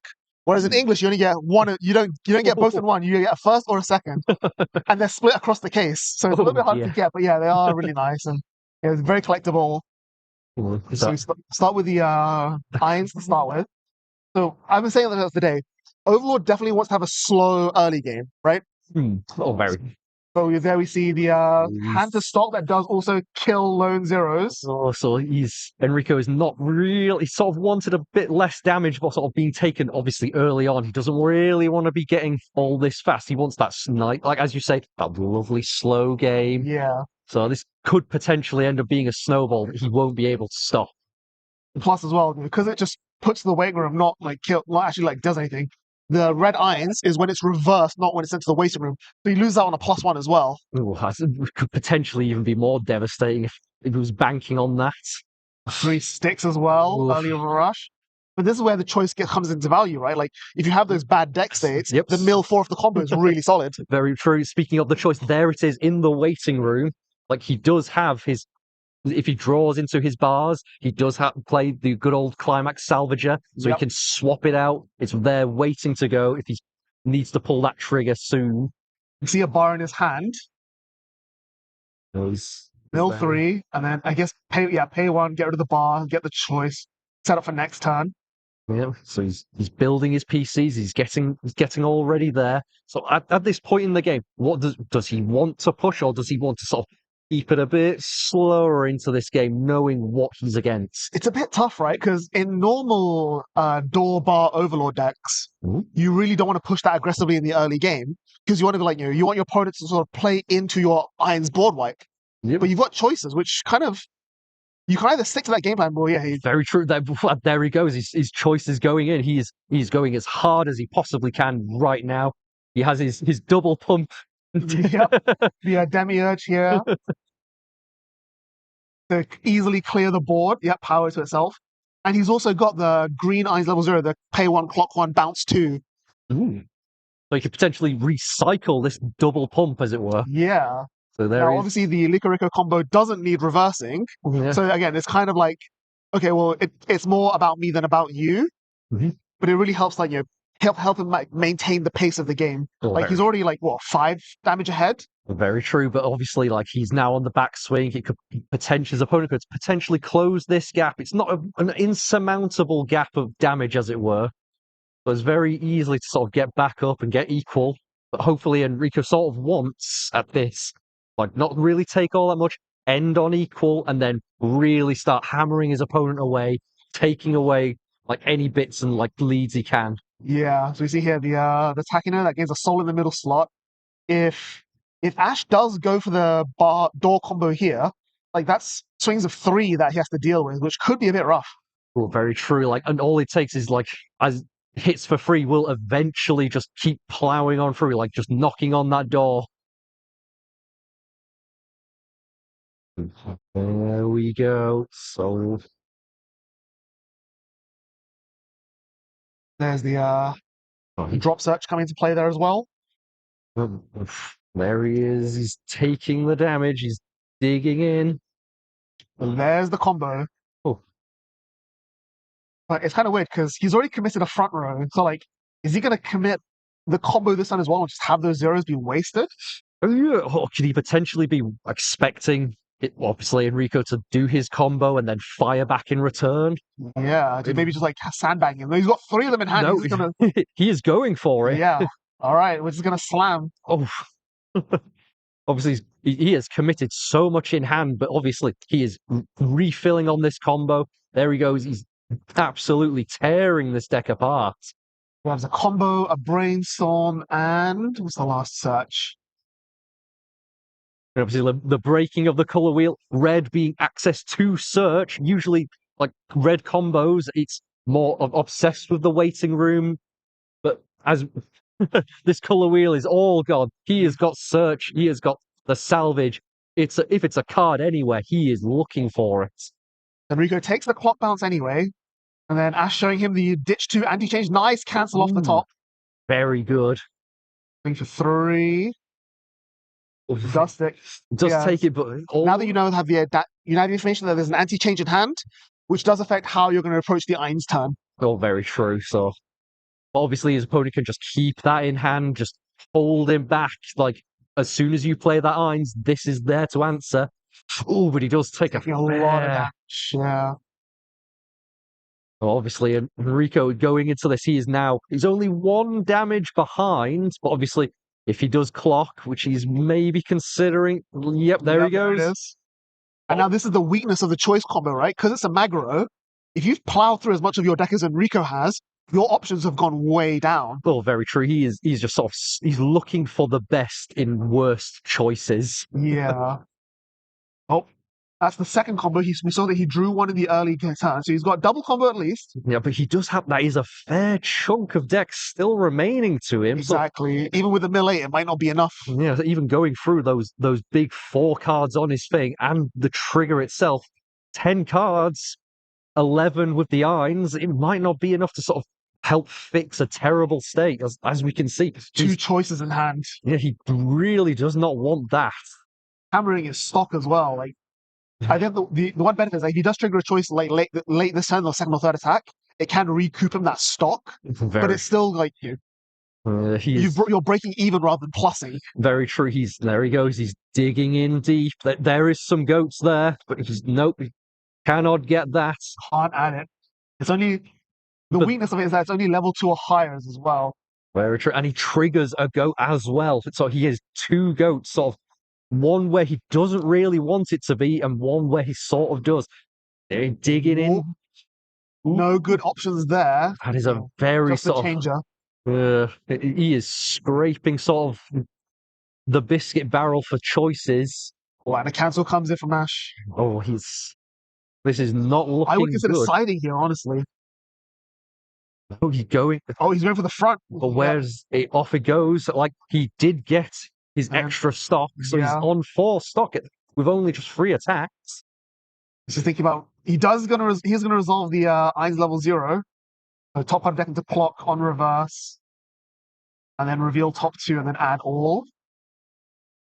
Kind of rough. He is banking on seeing some just cards. Nope. Oh, It's something that's not great. It's an anti-change, but yeah. That was a really, really bad top two there. I think I would have just taken the side and just reduce the damage you're taking, right? Yeah, very true, because now he has one open lane. Sure, he has two combos on stage. If his opponent doesn't have an answer to it, he could potentially benefit. But as we can see, like, Ash is just, he has got the hand to go for days. He has the choice of the litter. Like, we saw him even, search for a second combo with the first combo, so implies he has a second door to go with it, right? Oh, very true. Like, and one combo still being alive. His board has not been wiped. He is living the dream, as it were, if he can potentially get another turn of combo. The only benefit Enrico has, the clock one from the Irons did level away, so he's going to refresh that climax back in, but I think he's only got like one or two climaxes left in the deck, so really Enrico wants like a triple count. Oh my goodness. Wow, hit 3 on a brainstorm. Feels good. It does. It's just... Here he goes. He's digging. Oh, there's just digging more combo. Yeah. And hits it free. He gets a choice of whatever's there. His bin is huge. Yep, there it is. There's the level 3, the card that literally brought this deck back to life. Very true. And he's just all what to play. The man has got it all. Climax swap. Yep. Have the right one. You just have to replace the brainstorm. Probably pull the brainstorm back and replace one of those back rows with just another combo. Just go for it, I guess. Very true. Enrico coming into this only sort of scraping on 5. Could this be affecting his mental game as well? Because obviously you're against undefeated. Yeah. Like, you're against a very strong player on a deck. He knows inside out. Yeah. He knows what he can push and where. And another turn of just free combo. He's going in. He's tearing it apart. There's not even much left in the deck. It's like, whatever. Refill that hand, baby. There's an argument to just searching. Oh, no, he's going to search all 3. I was going to say, there's an argument to just searching 1 here, so you refresh the climax out. But yeah, I guess you just, you're so far ahead, it doesn't matter. Very true. And he's just getting stuff, and he knows what he doesn't want. So those 2 back in, he's like, I do not need those cards. They are gone. They are dead to me. Yeah, I'm done. It finds the level 3 Takina as well, which is half of the combo, half of his engine. Brainstorm was the top out of his deck. I think that was I don't think that was a counter. I saw some red on it, so guaranteed damage coming in. True, and there it is going on in. Oh, and the refresh. 1, 2, 3, 4, 5. Looks like 6 climaxes. Ooh, potentially like a high on 6 climaxes going back. It's a very big chunk of deck, but as we can see, Enrico's not got much stock. He's living on 4 stock. He's been burning through it. Yeah. Again, like, the fact that he resolved the Irons, clock 1, top 2, sure, it took 3 cards out of his deck, but maybe he would have just, swung for 4, and then he would have had the clock compression to go with it. Refreshes off the top. That's really helpful. That is sort of what he wants. He wants to sort of stabilize it. Another climax off the top. If he cancels again, this could be Enrico's switchback reverse. He could absolutely take it away. The only concern is that they are both bars, so he then needs to find the climax swap to be able to do Irons combo afterwards. Very true. So he's just hoping on this. And obviously, like, the potential, like, mental damage in a way of, like, you do triple cancelling if he does it on here. Of like, yes, sure, you've triple comboed, but take a triple cancel potential. Ooh, refreshing climax as well. That's what you want to see. There's last swing for 1, 2, 3, 4 damage. Please. Wow! He does. There it is, the triple cancel. Oh my god, suddenly he's back in the game. He is. But this is though, like, now he does still. I see the climax slot up in his hand. He's in the game, but he does have, like, look on the other side of the field. He has a full field of combo. The man has got the fattest grip of He's starting for hand size, 5 stock, everything he needs. Like, it is the feast versus famine. Can Oliver Twist actually bring him himself? Can he have more, sir? Well, that's thing, like, what, 4? So he's going to clock 4 stock, 1 on climax swap, 1 on the change. That leaves him 2 stock to play with. That's not a lot. He is. And he still has to play around anti-change. Oh, and he's brainstorming. Rips the brainstorm. That's rough. Was that the best case of doing, like, using his stock that turn. We got to pay one ditch, get what he needs. He's so low on hand. That's the problem. Like, he changes, and then what does he do after that? Mill 3. Doesn't mill a climax. Okay, so not punished. Ooh, Can he make 2 Einses? He could make 2 Einses. I don't think it's going to happen, but it would be crazy. He could do it right here. And does he commit? Does he go all in? There's one. What's he going to do for the second? Again, he still has to side. Like, the threat of the anti-change. Okay. Your opponent is kind of hand size. He's going to ditch Doof anti-change. You can't get around that. There's the 2-1 Momon. It's a anti-change, that twin drive as well. Could be good. Ugh. Very true. It's like, at the end of the day, it is a big guy. He's just got to search for anything. And there's 1 goat, 2 goats, 3 goats. 4? Just 4. I mean, 4's good enough. Yeah, at this point in the game, getting 4 goats, he's stacked it high. Now, as long as Enrico's smart enough to side attack 3 times, Rico has no tools to interact with that Eins. He's going on in. For 2, yep, the right side. There we go. 2 sticks. Great. Bury that climax. Yep. And now side he's here as well for 1. Yes. For 1. Oh boy. Yep. And now he's in the zone. He's in the zone. Side for 1. There's the second. Just the 1. Nice. The 1 okay. is on. Okay. Shoot. He's reversed the damage deficit. He's got the Eins on board. He's low on hand, but he can rebuild that like over the next turn or 2. I think we're good. Very true. He's looking now. Enrico has fully taken the driving seat. The Eins is down. His opponent now has to sort of answer this. This threat is here. What have you got against him? Like, what am I going to do? Am I going to just re-combo and just like swing 3 times and crash? Or am I going to try and like spend some resources, like try and like, maneuver myself into a position where I can actually win the game now? Very true. And there is 2-6 as well. 2-6 is almost like, there's a potential to die from just the goat burns next time. Very true. Like, this is where Enrico's really he is sort of getting him on the ropes. He's going in. He is doing the gut punches. He's hoping like he is now unsettling his opponent. We've got the 1 on the brainstorm. He is going on in. 1, 2, 3. Oh, he's found what he wants. Very nice. What's it looking like? He has got all these cards in hand. Surely he has an answer somewhere in there. I don't think the deck has an answer for it. Got the climax swap. Like, I think at this point, does he just go for? He's just triple combo. Yeah, because if I'm in Ash's seat, I'm cutting my losses, right? I'll be like, okay, cool. You're gonna wipe my board. At least wipe stuff I don't care about. I'm just gonna search for my 3 finishes, and just if you don't win the game next turn, you're dying. Very true. And also being the search combo, he is ripping 3 cards out of deck. He increases his likelihood of damaging, like cancelling that damage. But also inversely, it's more likely he could potentially ruin himself. Climax, get them buried, yeah. Very true. He is hooked, like, as long as he looks in here, and there he is. A play too early, he is going on. Stop. Heal to stop, so the heal is more important than anything, but yeah, he's losing stock, so he's going to end this turn on 5 stock, which is barely enough for the double tacking a finisher. Barely. Very true. He is wanting to sort of push harder this stuff. He is in fire forget mode.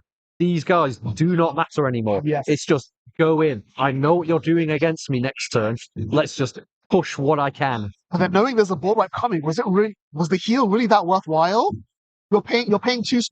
You've lost a stock for a heal and a card in hand. I'm not sure that was worth it because very true. You're 2-5 to 2-6 against Overlord. If you're gonna die, you're gonna die anyway. You might as well play to okay, just do what I need to do to. Very true. Should he have pushed his early play forward? Just forget 1 combo. Just for the soul, maybe, yeah. Get the 2, but get an extra point of damage potentially.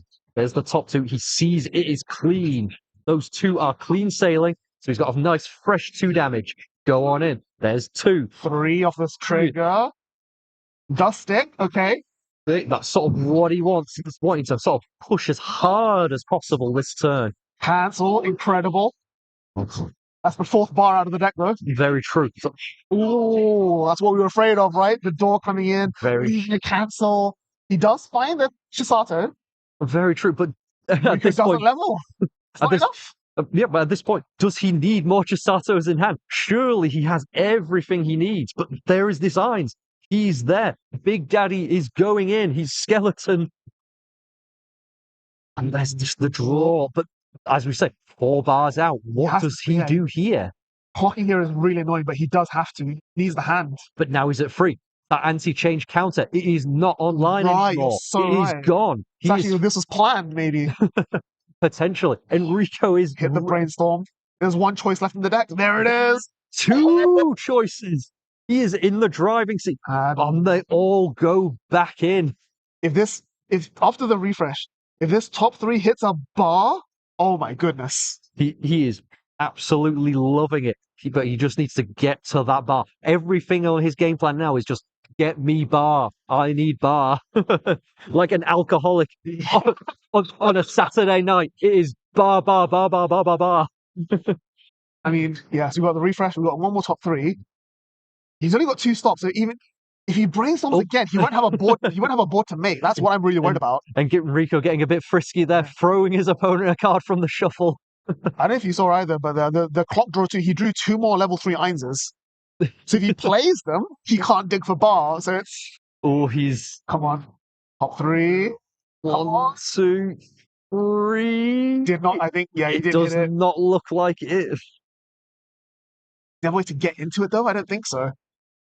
If he can't get bar, what does he do? Does he just play another Eins at this point? Maybe. But like the Eins is vanilla without the bar. Very, very true. It's like, and with 4 goats under 1, it's like, and no extra Oh, he's goats. brainstorming again. He's going for it. He needs it. He is looking hard. Oh, Hit 1, Oh. hit 2. oh, okay, 2. That's Yes, not. a Come on, 2. come on, come on, come on. Dig.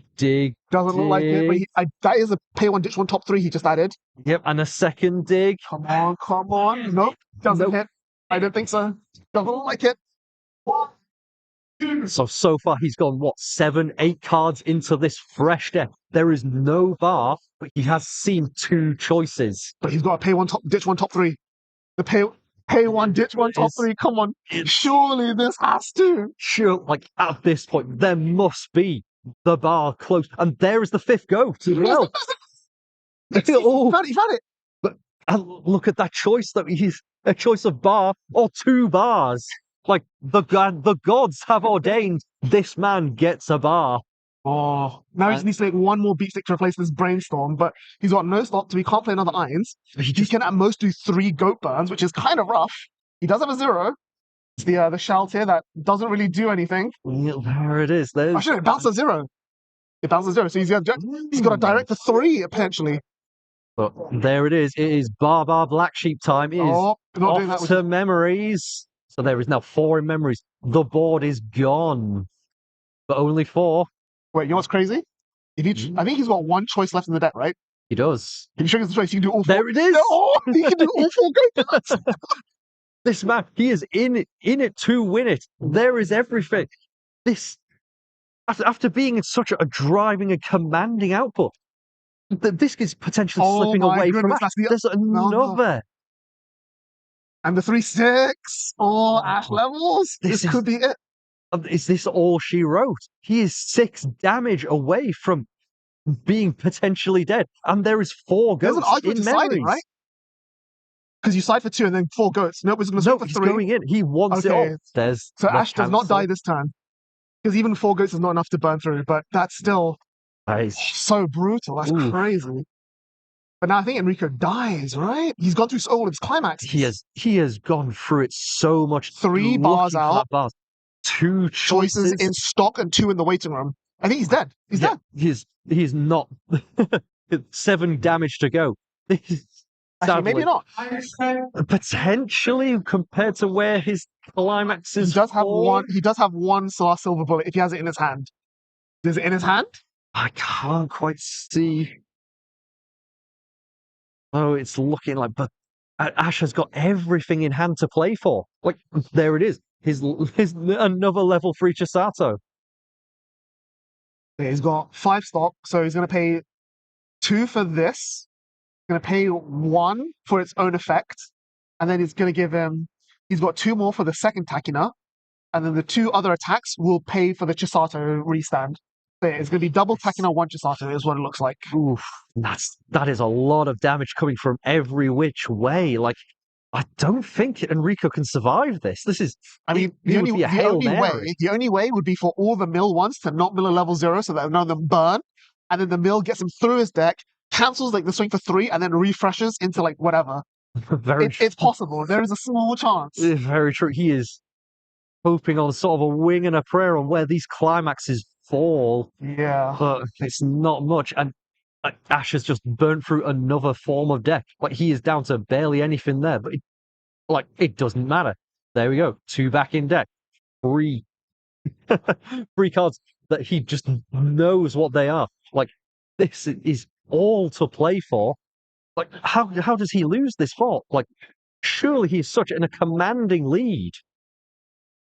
There's way too much damage coming out is the problem. Like, and Enrico didn't have. Again, like, I'm wondering, was it worth him just paying for the goats just to count those choices, just get them back in the refresh, maybe? Oh, potentially. Or maybe he's just banking on this turn, sort of holding off for so long. All right.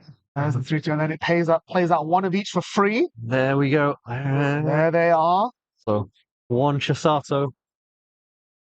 And attacking her again on combo, gets a marker, gives some burns, and the Chisato restands. So there's the climax. There's the markers. Yikes. This is a painful board to look at. But then again, he has commanded this game from the outset. Like, Enrico was really only... It is a 0, so burn 1. Playing for 3. Sticks. Ooh, that's not what you want to see. 4 clean damage, and again, off they go. Or not, potentially? I think so, because like, at this point, know the Overlord doesn't have mill counter, so it's not like there's anything he can do to like affect this. Or is he maybe respecting that rest counter a bit maybe too much? Mill 1, burn 1, sticks. 2 damage from death. There's a swing for 3. There is still 1 climax left in Enrico's deck. If he has the rest counter, now is the time. Yeah, but he cannot hold this anymore. If he has whatever gas in the tank left, he needs to use it now. Or very much hope and pray for whatever's coming out of that deck. There we go. And the quick cuts. Fresh. Ooh, that's another climax going in. So maybe he survives. That was for 3. Show him the. Wait, he didn't take the soul damage, right? No. Oh no, that's it. Yeah. Burn 1, sticks. Mill 1 again. 0. Not a 0. Doesn't hit. For 3. Oh, that's it. Oh, so close. There was a chance, but not gonna happen. Unfortunate. Heartbreaking. Yeah, no climax in the day. It must have been in his hand or in something. Very true. Wherever it was, he could not get hold of it. But then again, Enrico came into this. He was very much the underdog deck. Yeah, absolutely. And even still, he gave... His resources were very sort of scrappy. Like, from the outset, he was sort of on the back foot. Even his clawback turns were only sort of really getting, like, him trades here, a few boards stabilizing there. Just catching up rather than pulling ahead, yeah. Very true. Well, obviously, Ash is just, like, 3 turns of his level 1 combo. It is insanely good. Like, he had it, even paying through all of his stock. He had so much resources to work. He had the pick of his deck. Exactly. Like, it did not matter what the card was, he could get hold of it. There might even been a world where if he was able to refresh his deck earlier, you go refresh, combo, search for the stock to hand, and do double restand single burn. Yeah. That would have been even no way you survive that. No way. Yeah. And it even hurts, Enrico, like, sitting there like, okay, I have to brainstorm to find a bar, whiff, brainstorm again, whiff, finally hit the pay 1, ditch 1, top 3. He went through so much just to get back into it. Yeah. Just for it to, like, if Ash hadn't cancelled that last swing for 3, Enrico had a chance to win, which is terrifying. So, like, the fact that he went from, like, this close to losing to this close to winning, and then flip all the way back in. Very true. He flipped so hard from one extreme to the other. Like, it was very insane to sort of see. And even then, when he didn't really have much to play with, he was still putting up a good fight. Yeah. Like, even with, like, Ash being such a commanding lead, it's like, he still sort of had to still sculpt his hand, get for the cards he needs. Like, he still had to sort of pay. And he didn't have a massive amount of stock working with. Yeah, only like 5 or 6 the whole game. Yep, he was still having to pay through his stock, like, which is very impressive considering like his opponent's sort of just about scraping into the game, sort of still, and sort of being almost level and level with the stock. Yeah. Yeah. But there we go. Like he is still undefeated. So now we have now he's going into it. He has got that extra win in top 8. He's now top 4. So, but then is there a psychological aspect there? Like, because some people be like, oh my God, I've won so many games. Like, does luck have to catch up with me? Am I going to start bricking now? Very true. So, it is a double-edged sword when you're winning so high. Like you get almost a bit too confident now. He's got like, okay, whatever play I make, he's maybe getting a bit, could potentially getting a bit too cocky, or is he more tempering himself? It's like, okay, that's one more win under the belt. Just keep going, keep frosty. Yeah, next one, next step. Keep going, one step at a time. If he's in the top 4 now, one more win, that's his invite secured. Yeah, pretty much. One more win away from an invite. Yeah. Like, and hell, if he wins it, even more glory to him. Like, he is mastering this deck. Absolutely. And he shows, like, how much, like, experience and, like, really sort of technical. He knows what he's sort of doing, the limits he's sort of pushing here. Like, okay, I can do this. Like, I can throw out this piece here. It doesn't really sort of matter.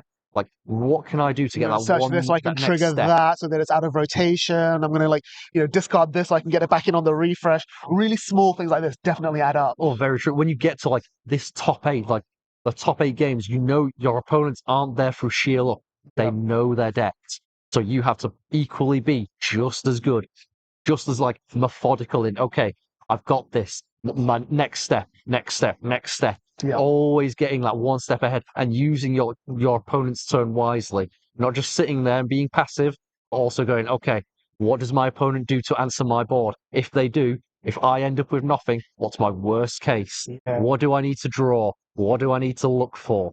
How do I do this? And then conversely, on the other side, you see Enrico, he also knows, he's been playing Overlord in Japanese since the beginning release. So he knows all the cards. He knows, the scenarios. So now, when you're in that, back against the wall position, you're like, okay, this is going wrong, that's going wrong, this is going wrong. I need to take these exact steps to get back into it.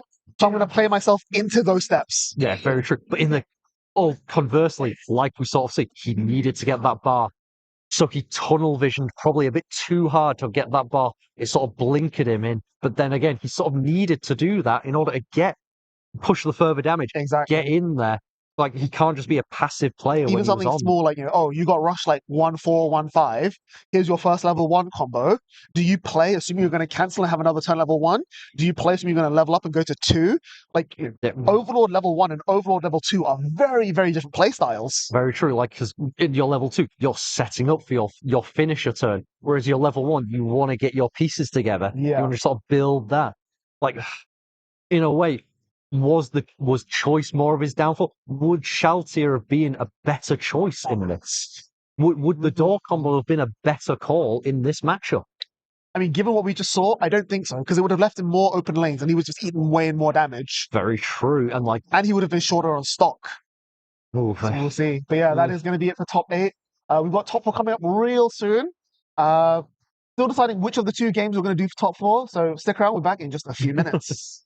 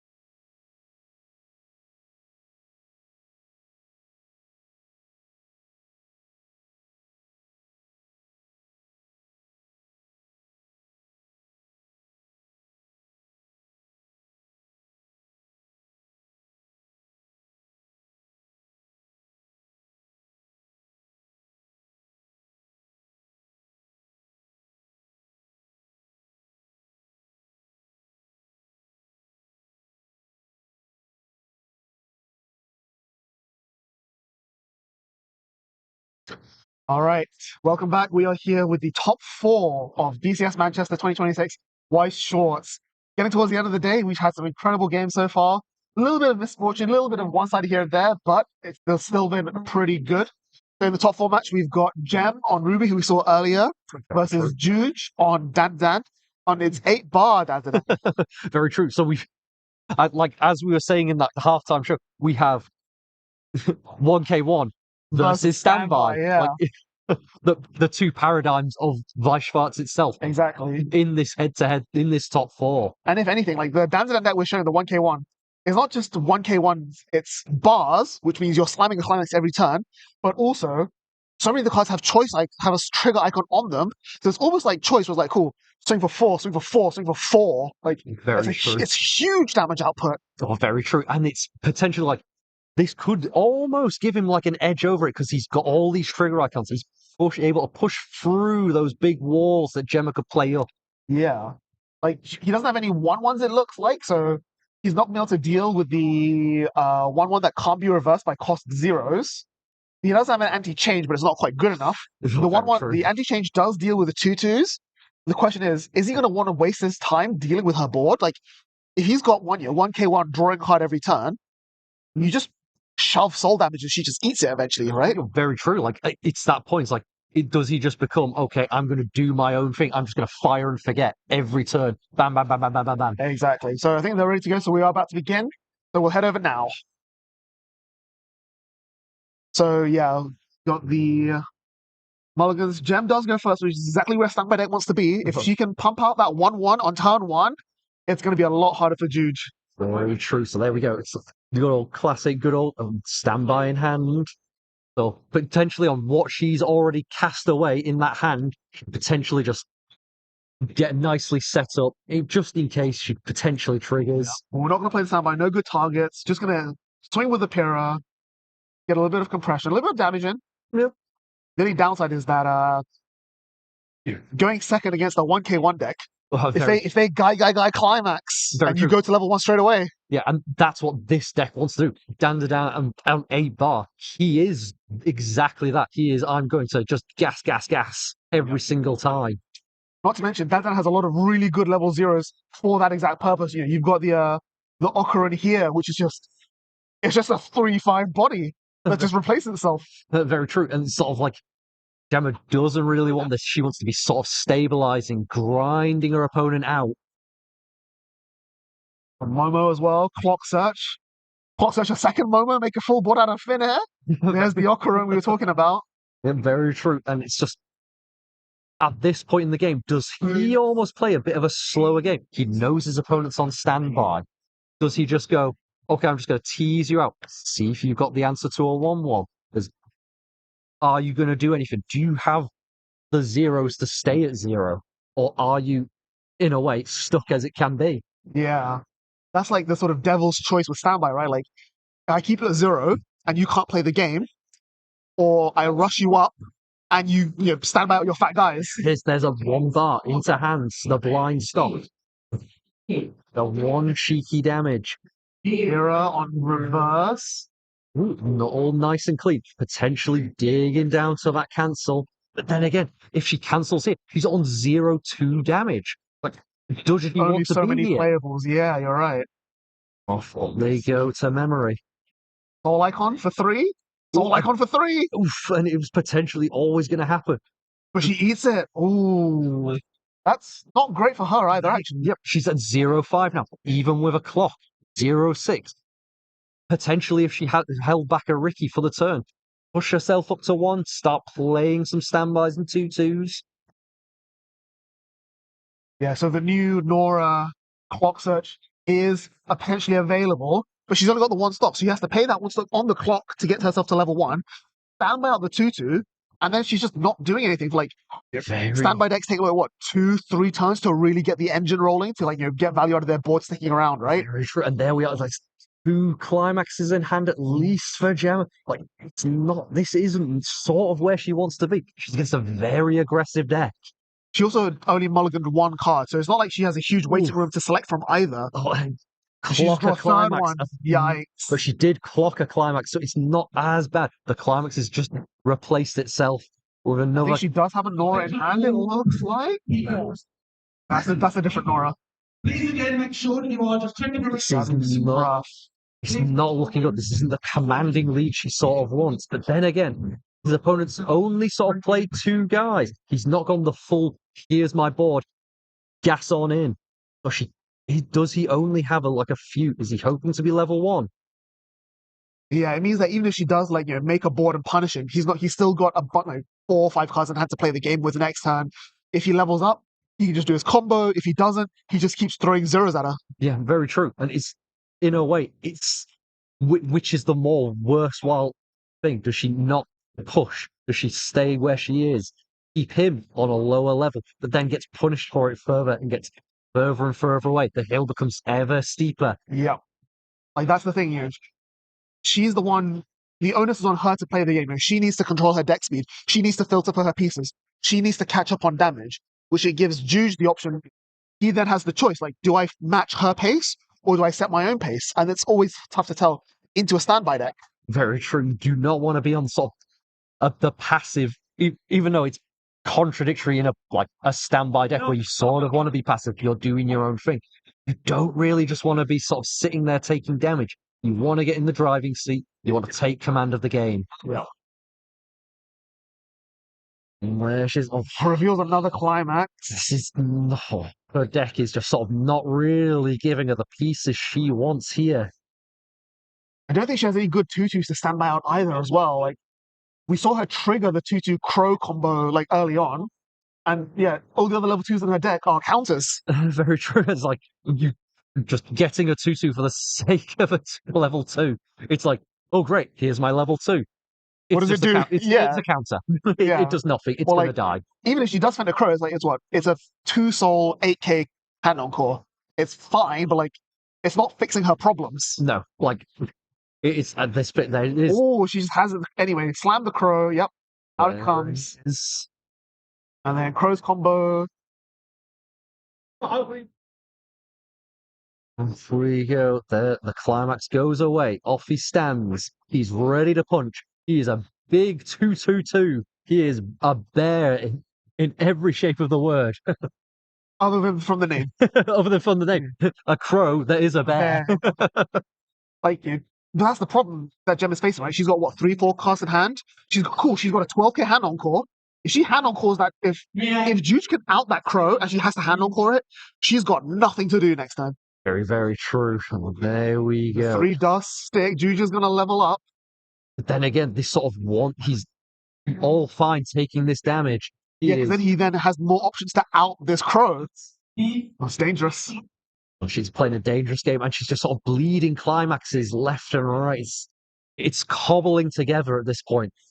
But then again, more damage sticking, always good. Push, like, get over closer. Never mind. Only so much can stick. Ocarina reveal fails the coin flip. Off it goes.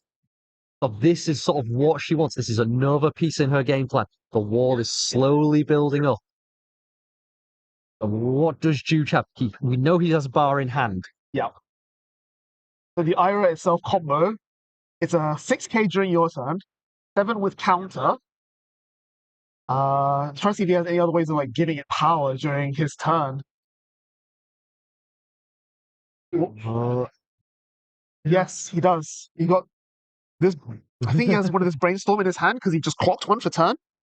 So this brainstorm is gives the combo an extra 1k power. Potentially could swing it very nicely in his favor. He's got 1 in hand. He's got 2 bars. We see 2 bars there in hand, ready to go. He's eyeing up. Oh, he's eyeing up the 1/1.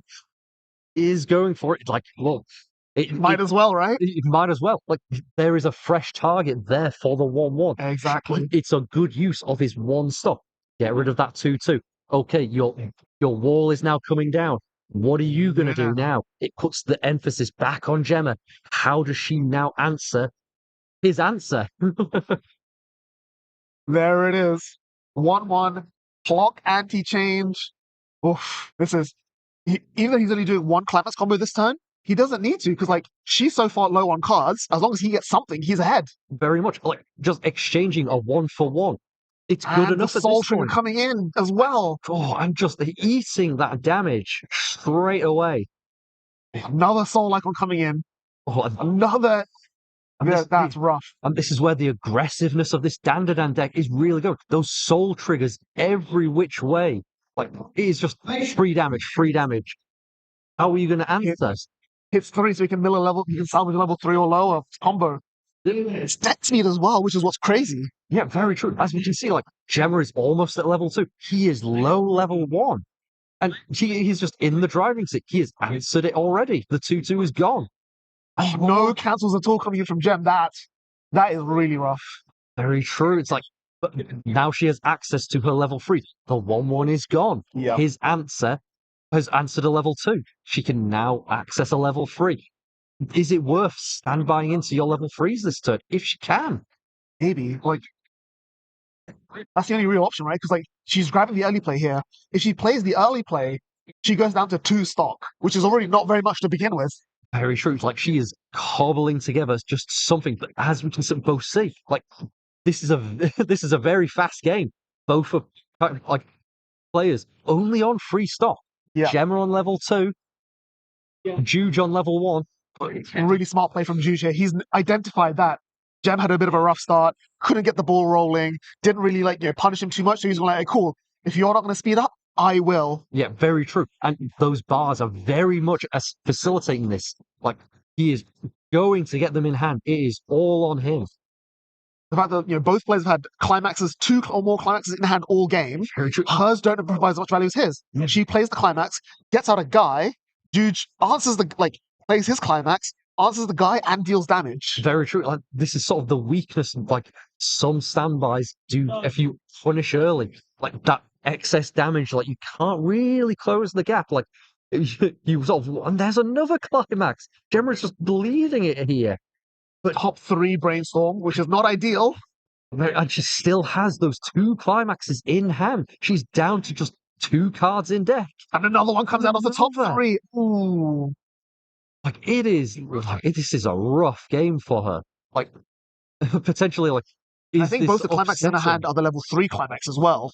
Oh, it's like Doubly not helpful. very much so. It's like, at this point, it's like, What's she going to do? Climax swap, play the climax, like chain pull out the 2-2, which then sacks the climax to restand. She's still stuck with 1 in hand that she has to get rid of somehow. And there we go. She's managed to discard Ooh, 1 nice, more. okay. So there's just 1 in hand. 7 back. Very respectable on a refresh, a 7 back. But she could potentially take these reins here, but like, as we can see, she's just sort of scrambling around. She does have a nice grip on her hand there. But how does she answer this? Like, surely, like, the mental sort of fatigue, as it were, is really sort of playing into this. This is the 9th game of the day. Oh, no, sorry, the 10th game of the day. Yeah. And, like, the 1K1, Juju's on a very comfortable deck. It's not really sort of pressuring him that much mentally, whereas Gemma has to think, what do I trigger? How do I trigger? Set up this, set up that. She has more pieces to think of. Attention everyone. Is Owen Jones. So nothing major. Again, this is another weakness of standby decks. You just don't have the soul output to race when you're behind. Yeah. I was saying for 2/2/2s. Like, it's not enough. Sure, Juju's eating this, but at best, at absolute best, she catches up on damage, not pulling ahead. Very true. But then even still, like, she equals on damage. He then goes into the driving seat. Slams a He bar. is ready to go. She has, like, it is all on her. Like, she needs to see some good cancels come out of this refresh. She does have a nice refresh on this. It's just hoping, like, whatever she flips on this damage penalty, she does not want to see a climax. Yeah. Like, nice clean there. Off we go. 1 more. That is Clean. a soul icon. Unfortunately, she has nothing to stand by out, which is also really painful. Very true. It's like she is running it all out. Not to mention, now that Juge is level 2, Gem has to deal with this. Very true. It's like, it's more answers to her board states. He seems very tooled up against the standby early play matchup.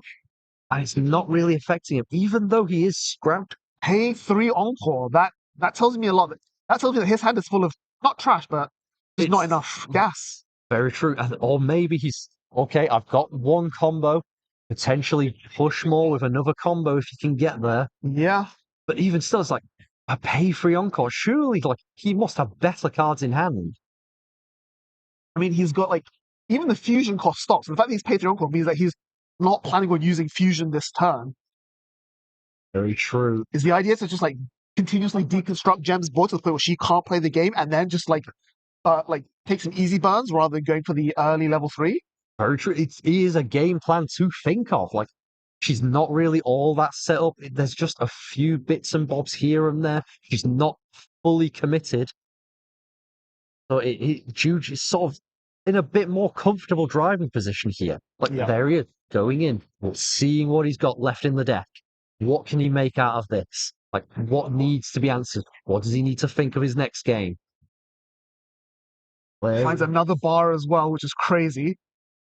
So he can slam a bar this turn and still keep a bar for his level 3 finisher. Very true. And in a way, like, how does Gemma answer that game? There we go. Off he goes. There we are. The 0 coming in. That's what he's looking for. It's what he's found. So if he triggers one of his multitude of bars, he can just discard a card, draw another card. Fix his hand, yeah. It also keeps the Ira alive for next turn as well, so he can just keep going if he wants. There is, and here comes the climax down. He's just sort of figuring out. Oh, I think so. Ira will get over the 1-1. So the 1-1 won't be reversed, but neither will Ira, which is huge for the Hinton. Very true. And there we go. See off he goes. And he's already gone in that deck. He knows what's in there. Exactly. He knows how deep to go. It goes 3 deep, no soul icons, fetches level 0, but that's still fine. Like, he's getting compression, he's getting deck speed, and he's still getting a plus, even if it's not the best card in the world. Yep, very true. And sort of there's 3 less cards in deck. Not much left in there. There's a bar. Okay. That's a great trigger. Does he discard that bar to then draw a card? Like, the trigger is potentially still there. It's not a bad idea to get rid of the climax, but at the same time, you want that bar to refresh the one that's in play. Very true. So he's not really sort of wanting to go deep. And there it's got another climax for next turn. On swing for 2. Ooh. Does cancel, so she's not fully out of the woods, but it is not all over. Very true. This is looking very hairy, though. Like, she really needs to cancel here, but she takes it again. She choose not to salvage a 0 on that last combo, I think. Because he milled the climax and just did nothing, right? Yep. Like, he is more than comfortable with what is in his hand. There we are. Like, level 3, potentially 3-1 if Gemma decides to clock against 2-3. Yeah. This is 4 damage deficit, potentially 5, depending on what Gemma does. Like, the Salem could help here, but she's only got 5 stock. Yeah, very true. She needs to use this stock to the utmost of her ability. Like, what does she need? Like, how does she get out of this? Can she get out of this? Is this insurmountable? But she does have that nice, fresh deck. But there's another climax. Top deck Salem. Yep. As you say, like, there's the Salem. A card she could potentially need, but she's also drawn another climax. Like, she is just drawing these climaxes when she sort of doesn't really want another. It's the brainstorm. I mean, like, with 4 stock, there is a line where she just goes to combo finisher here, potentially. Like, just abandon the Salem and be like, okay, cool. Here's the 3-2 Ruby, play the slam by, pull out another Ruby, clock kick the Ira, and just burn and hope it sticks. Very true. Like, but does that catch her up? I don't think so, right? Potentially. Like, if at the end of this turn, does she want to be equal or ahead? Like, maybe that's the game plan she is looking for. She is looking for anything to sort of, like, grab here, what to do. Like, she's a very experienced player on this deck. There we go, milling. There's another climax gone. She is absolutely tearing through climaxes. Have to go for it at this point, right? With the 3-2 Ruby. Very true. And as we can see, still 2 in hand. She's almost had 2 in hand every turn. Yeah.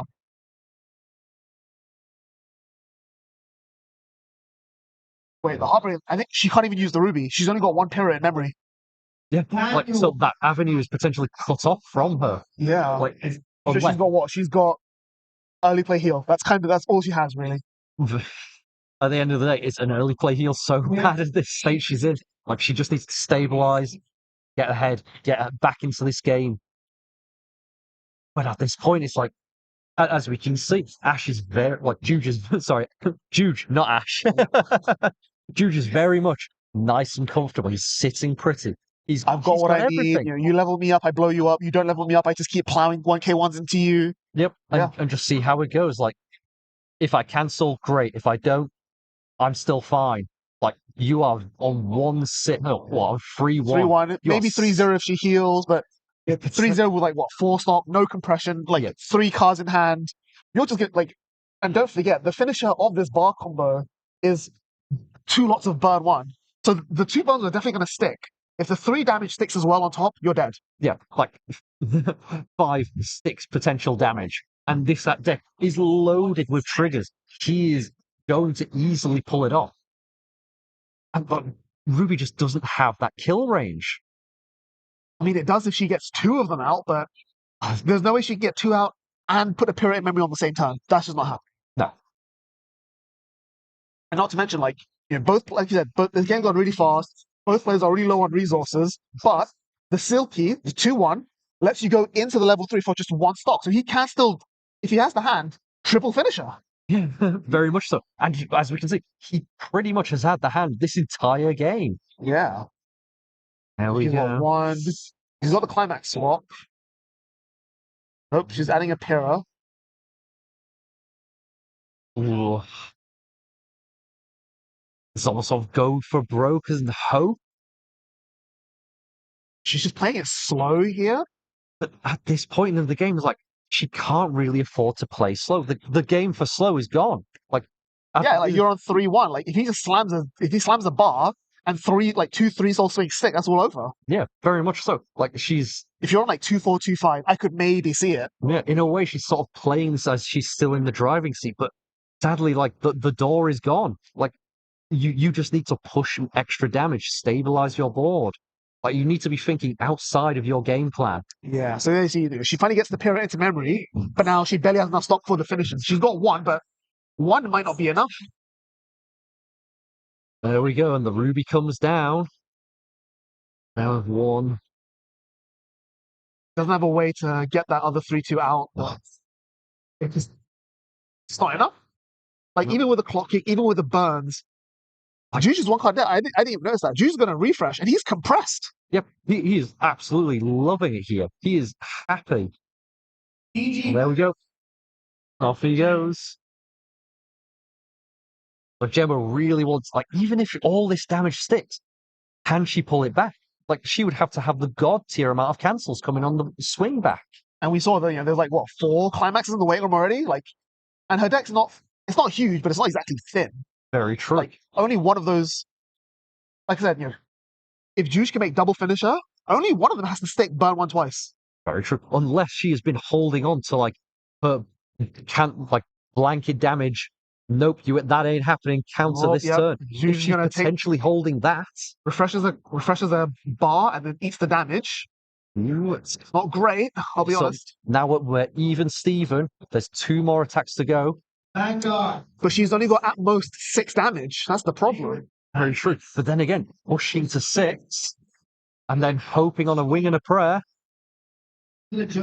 Off she goes. Oh, and there's a cancel.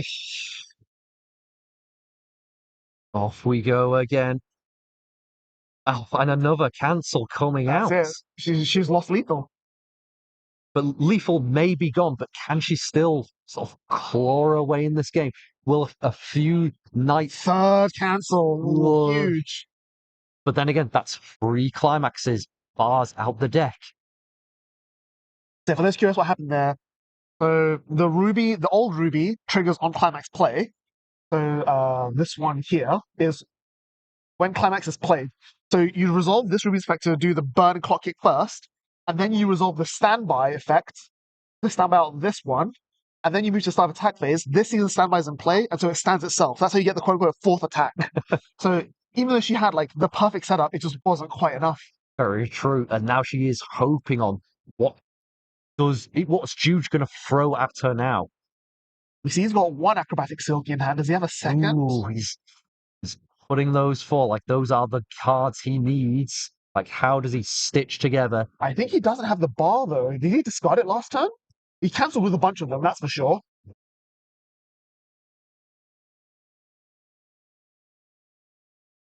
So let's see. He's confirming powers and everything. What's on this board?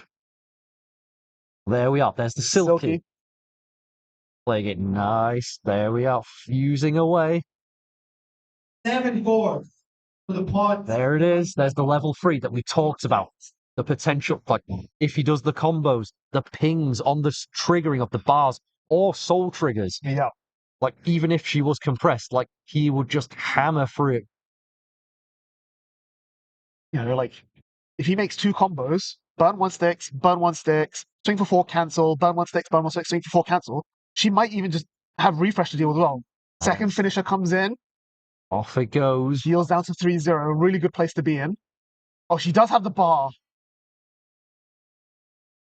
There it is. Ooh, 2 level 3s coming at you as well. Like, this could potentially be all she wrote.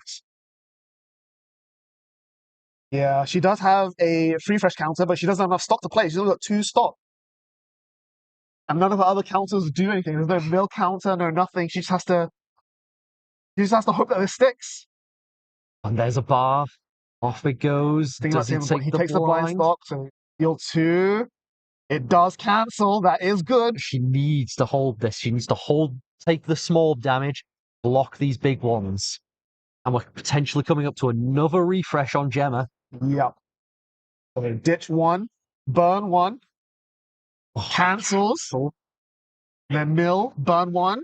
This one sticks, and then it's a 3, it's a 4.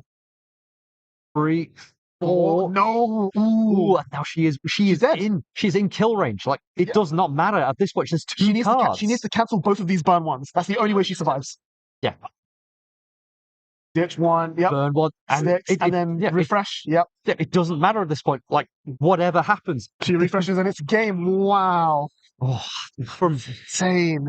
That's a bit of a sad sort of, if you're Gemma and that and having that type of game after having it so well and so sculpted through like the rest of your games, it could feel a bit bad at the end of that. But getting to top 4, you're on a bit of a rogue deck.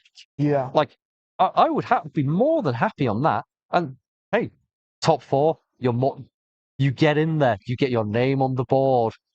She still has, she's got the 3rd place card for you. The world's invite isn't out of reach just yet either, so it is still potential. Very true. But it is, it just goes through that.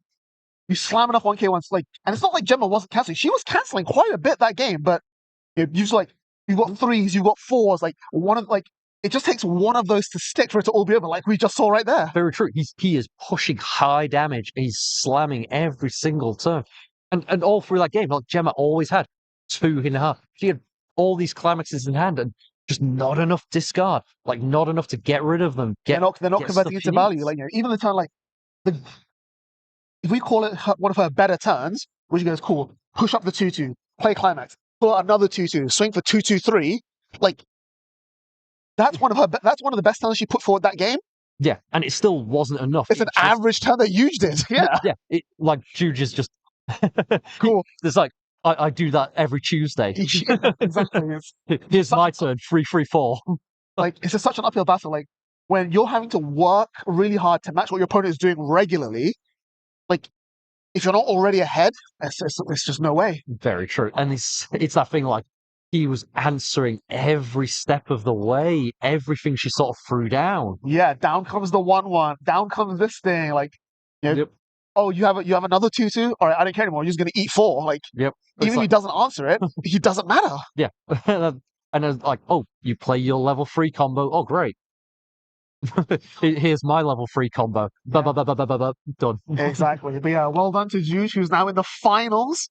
We'll see who he's up against very, very soon. Don't go anywhere.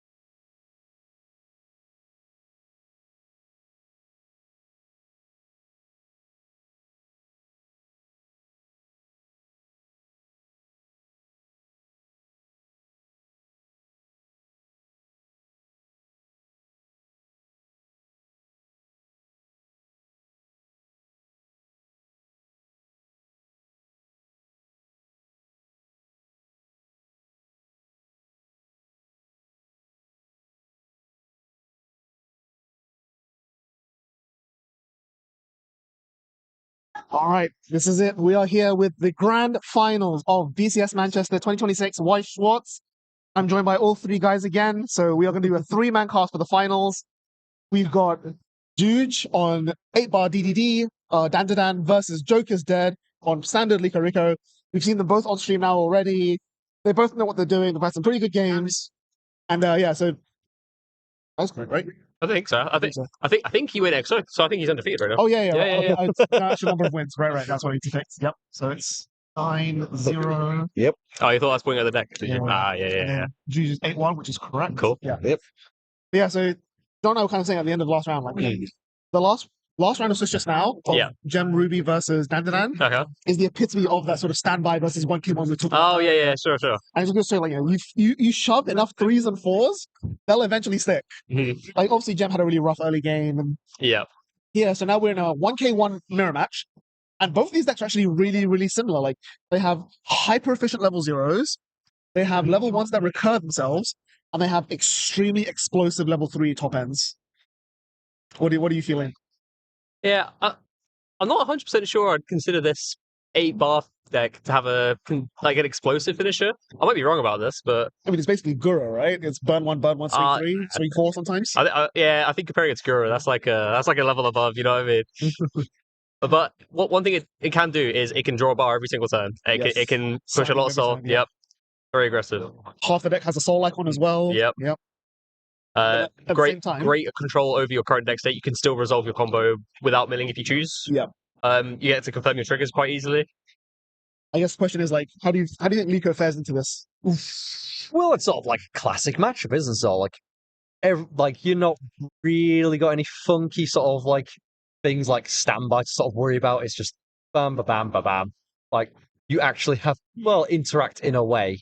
Yeah. But so it's in a way, maybe then Dandadan's less favored because it's running all these tech options, all these like one off for this scenario, one off for that scenario, and probably none of them are gonna come up, right? Like for example, level 2 bomb, Liko Rico has no level 2s. Yeah, but in a way, doesn't that make it easier? Like he doesn't have to worry about any of his tech anymore. Right, like, just like, if I see this card, I bin it. Yeah, they're just dead cards. So okay, just they're discards. All right, we'll see how it goes. It looks like the players are ready, so we are about to start. Let's just jump into it. But I'm sort of like, this is the final game of the day, so it's not on time. Like they can have as much time as they want within reason, as it were. Like we don't want to be playing the same game for 5 hours. Yeah, I think this is one of the. It just boils down to both players are like trying to shove soul, like because again, Liko has the level 0 that gives a soul in the middle. It's got. It also has a bunch of extra cards with a soul icon for some weird reason. It's playing like 12 level 3s in the deck. Although the level 3 changer doesn't have a soul icon, which is very relevant here. Yeah. I mean, they both have crazy soul output. So I think it just comes down to. I know this is just an oversimplification of Weiss as a whole, but I think this game really is going to be whoever counters more. Yeah, pretty much. It's like both are like ways of pushing extra damage. Their combos are really good. And then we've also got like, obviously, Ash has got that undefeated of the day. He's got that mental edge, as it were, over Juge, who has lost one. Yeah. So, but then again, as we sort of said in like an earlier one, it's almost a double-edged sword. Would this be like getting a bit too cocky at the end of the day? He's still got to play it cool, play it like every other game. Just go on in. Yeah, one card I really want to talk about actually that we didn't touch on last time this came up is he's playing this card here, which is when it's reversed, ditch 1, top 4, add a card. I don't usually see this in Licorice decks that often, so I don't know if it's like, is it working for him? Is like, how's it going? He didn't even play it in the game we watched on stream. Yeah, very true. But then again, he just sort of didn't really need that card, but it could, or potentially could this card also help him in this matchup? It's more of a live card. Yeah. That's the thing, like he's got less. Like, if you ask me, like, at an outset, which deck between the 8-bar Dandadan or Liko Rico has the better quote-unquote deck control, I'm leaning towards Liko Rico because it's got, on climax place searches, you've got filters, you've got Rico effects, you've got, like, really reliable brainstorms, whereas Dandadan, like, you're pretty much always playing, like, off the top 3 or 4 cards. Oof. Yeah, but once you do hit the attack phase and you have that power in play, then you have great control over what you're triggering, how much you want to mill. So there's a lot to compare. I think, Yeah, one thing we do know is they're going to be trading characters all game, we can imagine. Yes.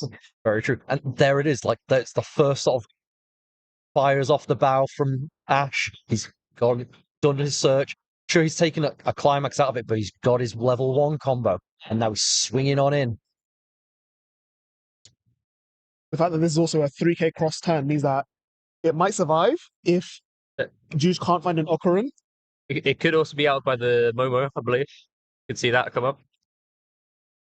There we go. Off. Yeah. Drawing. See what he does. Like, There's the Ocarina. Yeah, Ocarina, yeah. So it's 3-5. It's going to kill that thing.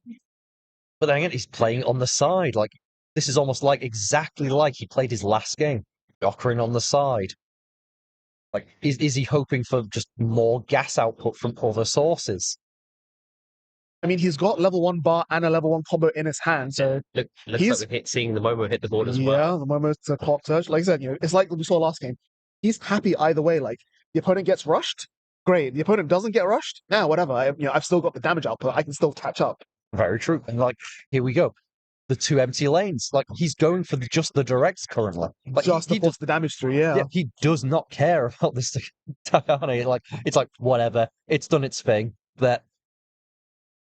Oh, what's interesting is this. No, he's going to go for it. He's going to tri-lane? Oh. Yeah, okay.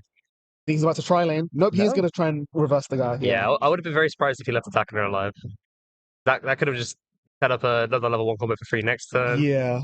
Could have invited some more attacks. Raw finds a bar. Exactly sort of what he wants in a way. Like, he wants these bars. Like, they are more fuel for his fire. Yeah, Logan there, just potentially at level 1 this turn. Like, I think Logan's fine if he hits level 1 though, because he's got double combo in hand. He's got the bar. I think he has a door. Yeah, so we're gonna see the clock. Cool. Seeing that mention kind of goes straight to the level. Yep. So yeah, I guess we're not seeing in this game either. Like, oh, it draws the door. That's the wrong door though. got a lot of hand, but And he convert it into gas. he's thinking, he's digging in deep. What's in the bin? What can I potentially get? Yeah, even just with 2 attacks being pushed to level 1 already. Yeah. Brainstorm would be really good for him if he can hit it here. First like Brainstorm is quite risky. Oh. And we're also going to go for the Chisato. Finds a climax swap, which is really great. Yep, and he's got the fresh climax stock right there, off to go. And as we know, he has cards in hand, ready to go. He's got a gate. Yep. But has he got the gate he needs in the waiting room? It doesn't look like it actually. Wondering if that was consideration to actually use the shuffle back. For a soul, yeah, just to even out the damage parity. Yeah, maybe there's a specific card to get back in deck and search if the combo is coming through. But like you say, if he doesn't combo, then he's just decompressing. That's gonna really bite him. Steps to find that climax in the first place. Yeah. So changing the discard. Let's see what is Ash's potential turn here. Does he just Logan? Sorry, Logan, not Ash. Does he just forget doing level 1 combo? Does he hold off rather than constantly He's gonna grab dig, the 1-0? dig? Yeah, shuffle back the 1-0 counter. What was the other card he put back? I think it was. I didn't see what the other card he put back was, but it's definitely a counter. But again, his weight room is not that chunky. Like, there's not that many options for selection. I think he just wants the soul more than anything else. There we go. Yep, so that is the climax swap. Which, oh no, it's the top search. Oh no, it's the plot search, yeah. The Ricky, yeah. Gets the blue, finds... Yeah, I think he may be right, putting this back in. Yeah, go for the deck climax stopper, so... Yeah. I had to throw out quite a few cards just to make sure this level 1 combo resolves this turn. He's what? He's basically down 2 cards to guarantee the combo, and he's gonna go +2 from the combo, so he's breaking even. Like, sure, his grip is full. Like, he's gonna end the turn on 6-7 cards, but the quality is there, but it just feels like he's spun his wheels a lot and hasn't really gotten anywhere out of it. Very true. Like, from what he sort of wants to do, Jude sort of can naturally do with all of his bars. Exactly. Like, the amount of, like, he's had to sort of do this, like, so much out of hand and stop. All just to guarantee a level 1 combo. Yeah. And we see minimal commitment from Juge. It's like 2 cards from hand, one of which might return to the hand. Yeah, very true. Like, he takes damage, he doesn't care. Like, he levels up, does his combo, off to the races. Yep. There we go. Combo coming down. Yeah. What are you searching for if you're in Logan's shoes here? Probably like another 1-0 and maybe a level like a brainstorm. Oh, He's got the brainstorm. The backup went back into the deck, right? So this could come out. Yeah, that too. Yeah, another So level one combo and backup probably then? Or just another combo? Yeah, just 2 just combos. combos. That's the most straightforward way of looping the combo. Let's do it again, yeah. If he sees another Chisato next turn, shuffle back the 2 that died and just search him again. Keep going. It's pretty tough if all 3 characters get cleared next turn now, because there is a level 0 on the back row that you'd much rather push up than have sit there for another turn. Yeah. Oh, as we can see, so there's the checking See the shot. climax. Not sort of really what he wants to see. He wants to be hitting big damage here. Instead, he knows on that second. Waste the soul icon as well. Yeah, but he Not knows ideal. like this second card is a clean. Can he go further and Does push go in. I would have just gone with the direct here because that Chisato has +1 soul, right? So it's a direct for 4 at the moment without triggers. So Yeah, I was thinking for a second, if you go with the Ocarina last, you get some information, but then this does give you the option to stop attacking if there are 2 cancels, and then sure. you might try and catch your opponent out, make them have to overcommit to level up. Well, there we go. 5. Oof. Cancels. Not great. Not great for Logan. Sort of as we saw, sort of every game seems to sort of 2 go. level 1 combos in his hand as well. Oh, this could be a huge turn for Juge. They're easily just sort of blocking, not even thinking on that. He also finds the 1-0 Silky, which not very useful against standby decks, but very, very good against 1k1 decks. Just clears the board, potentially bounces back to hand to recover his resources. It's just everything he needs. And off he goes. We see a blind stock climax get paid out here. Yeah, it's always rough in the first deck. He didn't need to hit this brainstorm, but it would have just enabled to push a little bit harder. There we are. 2 Yeah. combo. Does he play it? There he's thinking of it. That or the Ocaran. They both have different conditions for recycling funding themselves. But the Silky is just a little bit stronger, so I think I personally favour the Ocaran here. If you're not confident in cancelling, if you've got this many climaxes out of your deck so far, yeah. it's the kind of thing that scales better with each new refresh. Yes. Not to mention, he's going to mill like you definitely want to mill some number of cards with a level 1 combo here. So the chance of you milling a climax just makes the Silky worse as well. So I totally see that. Oh, no, he's committed to this state. Off he goes, looking in, digging deep. Or do we see 1 trigger? Yeah, just the level 3. So Imagine if there's a level 1 combo in here, I that'd probably don't be the pickup. think so. There's no combo sadly. Oh, Oh, there cool. is. Yeah, There it is. Both players just going to say, yeah, we're recycling combos. Yep. Whatever happens, happens. Here comes the trigger. So far, this is 2 damage. Yeah, it's just checking the top of his deck, seeing the trigger. A lot to think about here. Yeah. Going for this There's a treasure, yeah. Just guarantees that this combo is going to come through again next turn as well. Yeah, unfortunately, he doesn't have the Silky level 0 in play that lets him discard and draw when he triggers a bar, but he's still happy to take that bar to just have a climax to slam next turn. It's 2, 3 actually. Yeah, 3 triggers. So both players are setting up for another level 1 turn by both grabbing level 1s.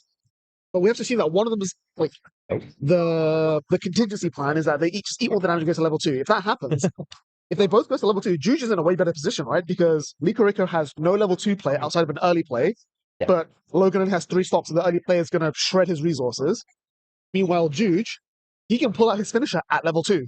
Yeah, and just start pushing Start on in. burn 1, burn 1. Yeah, exactly. So I think no matter which way you cut it, it's definitely in Juju's advantage to play faster. Oof. Sticks all of it. And the Does. soul icon, again, like having all these soul icons in your deck, you're just pushing 3s. Eventually they'll stick. As we can see, Logan is pretty much, if he clocks this turn, he's level 2. He's almost a level behind in damage. Yeah. He does clock.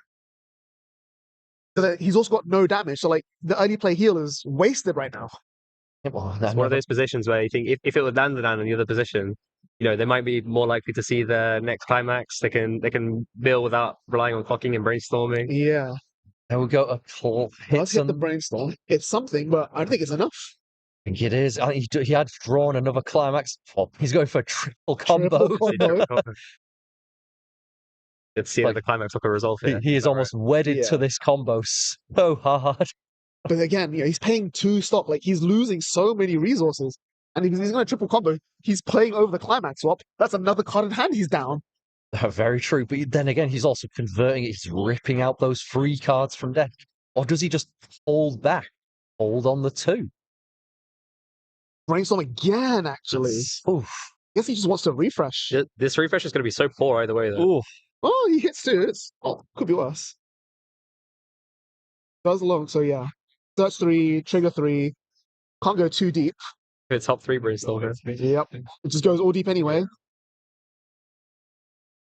We're just going for it. Yeah, we're just going for it. All right. Setting up, pulling out his level 3s, saying, I'm just going to get ready. So how many cards are in hand here? Looks has like got 7. 7? Yeah. Yeah. You just only do double combo? No, So- there's no point because the on climax play. So if I'm not mistaken, then we're seeing a 37 card refresh coming up. Oof. With at most 7 climaxes, not 8. Yeah, it's so tough. I think it might be even 6. I think he's got another one in hand. He's I think another one. combo, and again, It's gonna like, be even more. He's Yeah. only searching 1. almost like Well, autopilot. he'll resolve one refresh and then it gets resolved the others, right? So that's For fine. sure, yeah. But again, like, that's only 7 going back Yeah. in. Like, Yeah. no stock, no clock, no, like, 5 cards in hand. Like, this is the opposite of compression. This is like expansion. He's just shoving cards into his deck as he refreshes. This is, Very true. and again, like, I feel like against a deck like Dandadan, where you see, like, okay, he's hit me for like 3 every single turn. Every other card in his deck has a soul icon. I just need to start canceling. Like, this is, I don't think this is it. Like, he clears the board, sure. But if Juge cancels and bounces the Silky, like, Christ. Yeah. There's There's the refresh. There's the Refresh, counter they would and have liked to then- search for, I think. going back in, looking for his other 2 cards. Or does he just grab more level 3s here? Does he look for just more of his combo? I think that's the line. So we're seeing some level 3. But yeah. again, like, he's going to end this turn on 3 stock. Yeah, he's grasping for resources here. And, like, 3 stock is not enough for finisher. Yeah, You need 5, realistically. Yeah, we really need to make 100% sure that there's some follow up as well. So Exactly. So Yeah, he does search it, but it's just, I don't think it's going to be enough. even still, like, does this turn, he gets his free stock. Triple cancel if he goes on the swing back, stays at the damage he's on. Maybe gets another turn at level 2, but at that point, what resources would he have left? Like, he's got to get to, as you say, the 5 stock to be nice and comfortable doing his finisher. Yeah. Meanwhile, Juge can just be like, I'm all right. Oh, a huge 1-3 cancel. into the Silky. Huge Off cancel. it goes there. back to hand. Oh my Another goodness. cancel. Another 3 coming in. This should stick. Yeah. Still behind on damage going into Juge's next turn.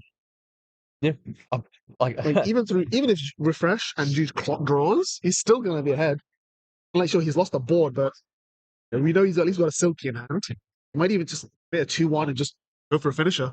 Just start burning straight away off the bat. yeah, because at this point, why not? Like, We're ahead. You're ahead. You might as well start pushing your level 3.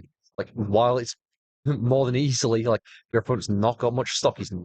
He's holding onto resources as much as humanly possible. Yeah. Like, why not just go? Climax. That's not great.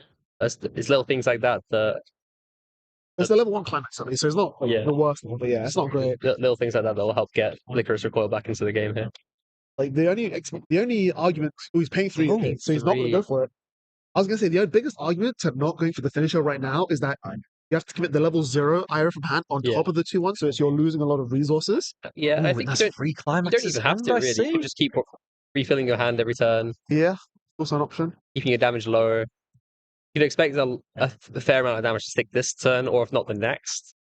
It's There not. we It's are. not like Licorice is going to have a great time resetting its deck. So And there we are. Silky coming down again. The exact same combo. We are repeating the last turn from it for Dan to Dan. And the big difference here is that even though he's got loads of climaxes in his hand, Juge has way more milling. He can, like, run through his deck faster. He can put himself in a position where he's not going to, like, eat that damage next turn. Yeah. And even though he's paid free for that encore, he'll still end this on 4 stock. Like, way more than enough than what he needs to just start pushing his level 3. Yeah. So what does he grab here? Probably a 2-1? I don't think there's any in the weight room, actually. He is the sort of the downside of your Which is going refreshing is like you're just sort of looking at what you've sort of already used. You might as well just get your level 1 at this point. Like it's the best of a bad bunch. Top. What have we got? Real. Triggered another door again? Another bar? No way, right? This much time considering. It makes you think. It is the bar. He's going to take it. Yeah, just do level 1 again. Yeah, why not? There's the first cancel we should see. Like he needs 2 more at this. Yeah, I think he's been struggling to get another gold bar out of his hand as well. Yeah.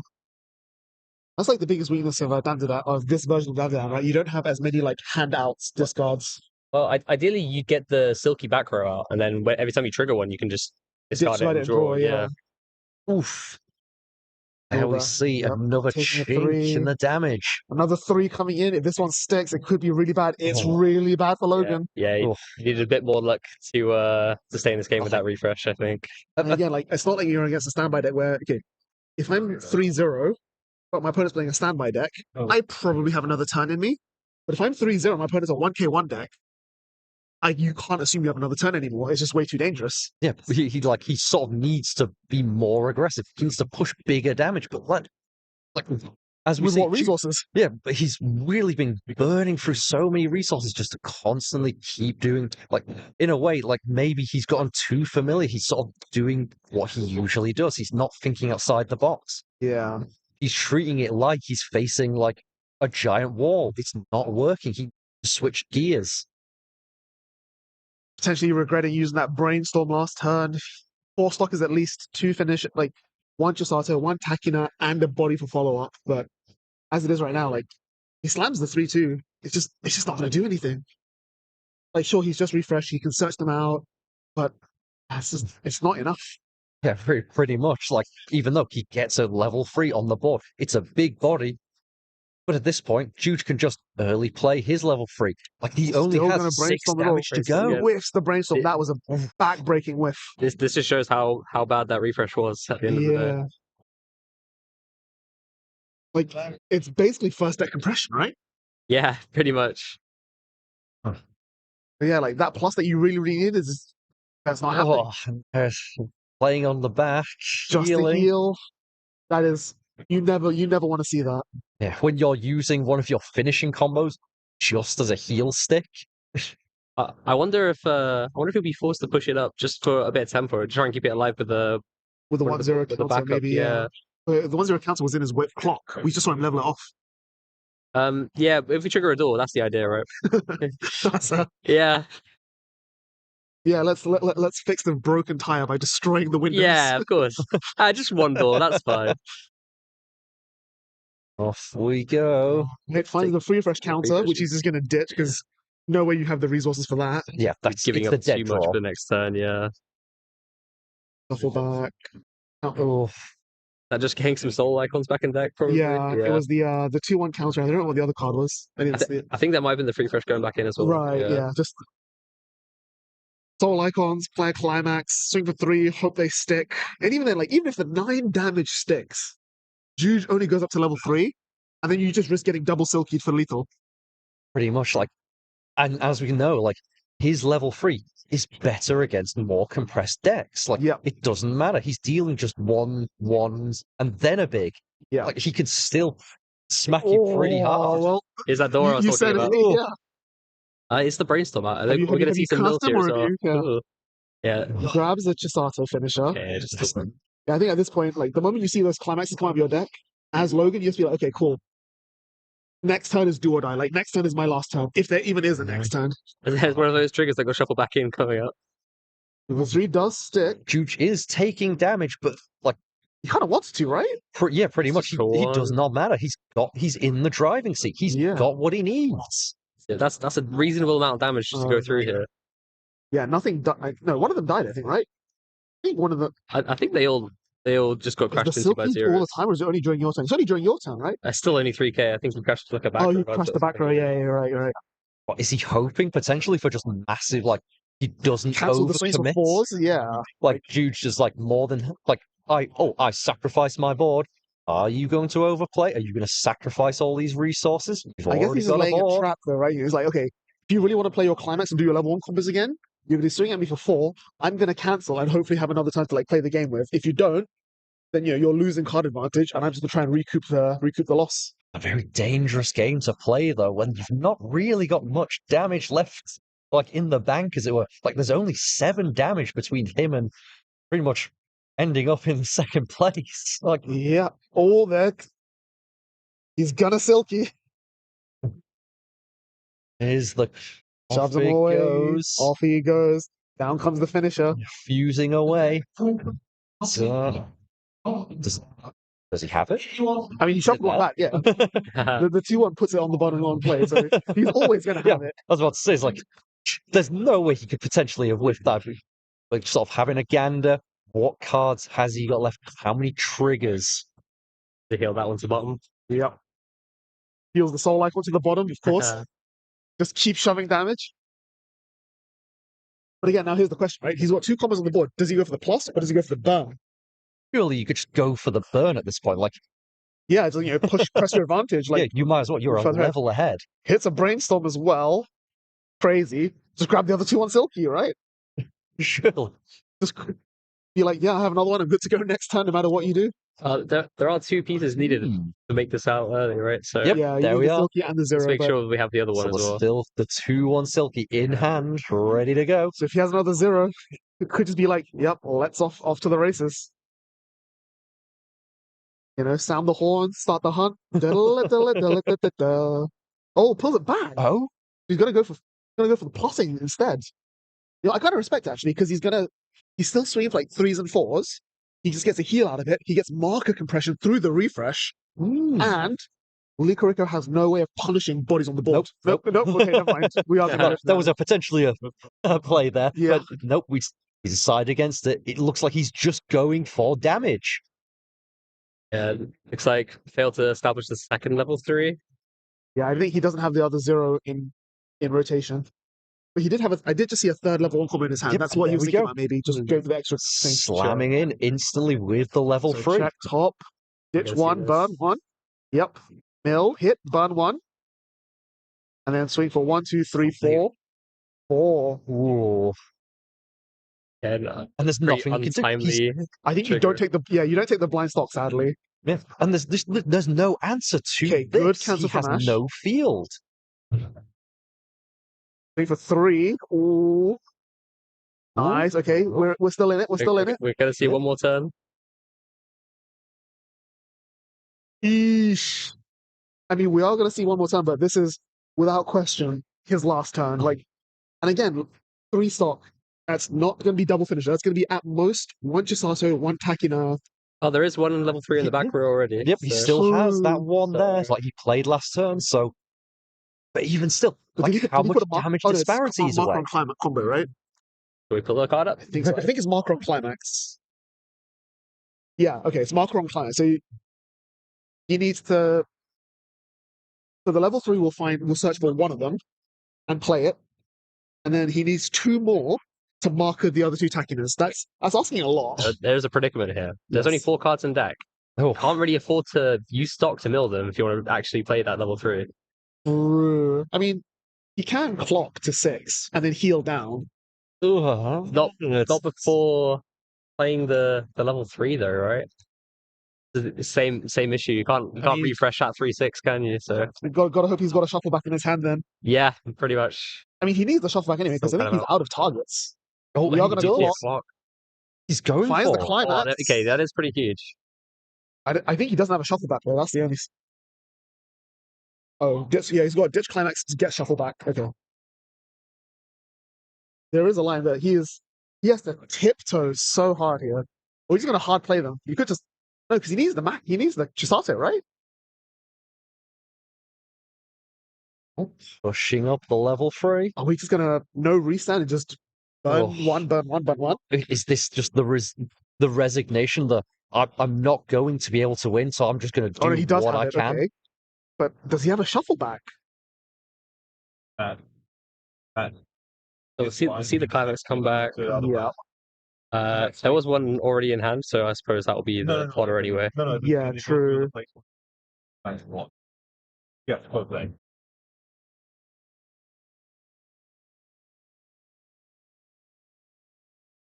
I guess he just searches the 1 with the 3-2 and then Yes. heals it off with the technique that he plays. Yeah, So that's right. this is tightrope walking at its finest. Really is. He's not really giving himself very much wiggle room. As you say, it's like he is on a razor's edge. Like Yeah. no matter what he does. He also just failed to find. There's no shame in failing to find. No, we are going to add. See one Oh of my god! This. Yep. There it comes. Yep. Double Heal. count. We did see the salvage. Salvage at Chisato. Yep. But Is even there still, another one to do everything? Yeah, there is.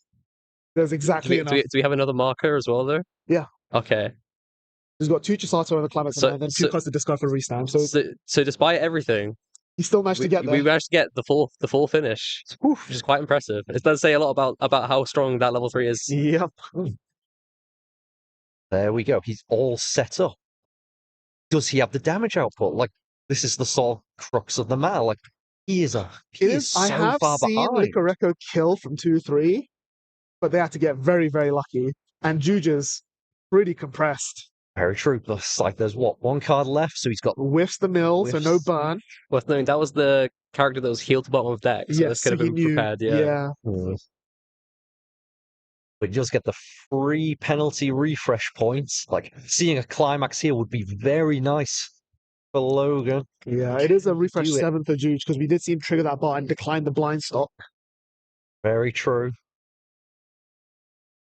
And like, I favor his compression. I honestly do. Oh, and there it is. Oh, that's bad. More of these outs needed. 2-4. Like that's another piece. Off he goes. 3 sticks. That's fine. It's fine. He's on 3-0. It's not like I mean, it is a bit more dangerous, but he's not like super dead. Yeah. Plus, like, that's the third. Like, so there's 1 in hand, 1 in play, and then 1 being triggered. So Logan is refreshing at most 5. So he knows that, like, he wins the stun or he dies. That's just the bottom line. There's no 2 ways about it. He's still got some nice 2 attacks. So what he's got his 3 attacks. 3 attacks. He's got a restand and he's got a burn from his other. Still, he's got the damage output. It's just sort of where do these climaxes fall in Juge's deck? 1. This one whiffs as well. It's a 1-1, so no burn. So for 4. Oh. Cancels. Good cancel. And now this is the make or break. Yep. So mill 1. It's a mid So whiff. if- Oh, That's a hit. That's a Burn hit, 1. yeah. That's fine. Cancel the And 3. then- No, the 3 6. Okay, Six. now it's dangerous. 3 damage left. Like there we I was go. wondering if the side attack would come into it, but it looks like it's probably going to be a front attack here. Oh, you sort of Nope, have to in so- this way. Like Yeah. So mill 1. It's a whiffs. Mill 1. It hits. That's a hit. Burn Will 1. it ping one off? No. There's a soul icon. It's an overswing. It's the soul icon. There's a soul icon, swing. so we've got 4. Come on. One. oh no. Cancel. Oh, and I think that's all she wrote at this Yeah. point. Like you've given it your all. Like have not really got that much. Like the refresh to 3 6 as well means that Logan has 5 climaxes in his deck. The only way he survives is if Juge only makes a single finisher and he cancels the burn 1, cancels the burn 1, and then cancels the 3 swings. That's like the only way it's happening. Nothing short of a miracle will stop Juge from winning this BCS right now. Yeah. there we go. He has 2 There's more- finishers. That's it. It's, 2 finishes down. there's literally not enough climaxes to survive with.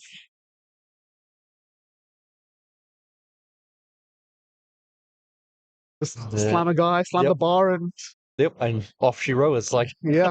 See At you this next point- Tuesday. at this point you have to sort of misplay to not win. Exactly. You have to fail to do what your deck wants to do. Play a climax. But still, these have been some insane cancels the last 2 or 3 turns. Like, what a finals. You know, like 1 player in domineering control of the game, Licoreko staging the comeback of the century, Very and true. only barely missing lethal. The fact that there was a swing for lethal from Licorice Recoil, from how it looked at like 2 or 3 turns into the game, is It's incredible. absolutely incredible. Just go show you, like, you know, one custom card really makes or breaks. That's it. There it is. Juge is your BCS champion. All right. Yeah. Proving that eight bar just has it all, just going on in. I think it's not just the fact that you have 8 bars. So the bar is a climax that jumps. So you're always playing a stop 1k1 soul every turn. But the fact that so many cards on the deck have a soul on top as well just means that, again, we saw like 3, 3, 4, 3, 3, 4. Like, very true.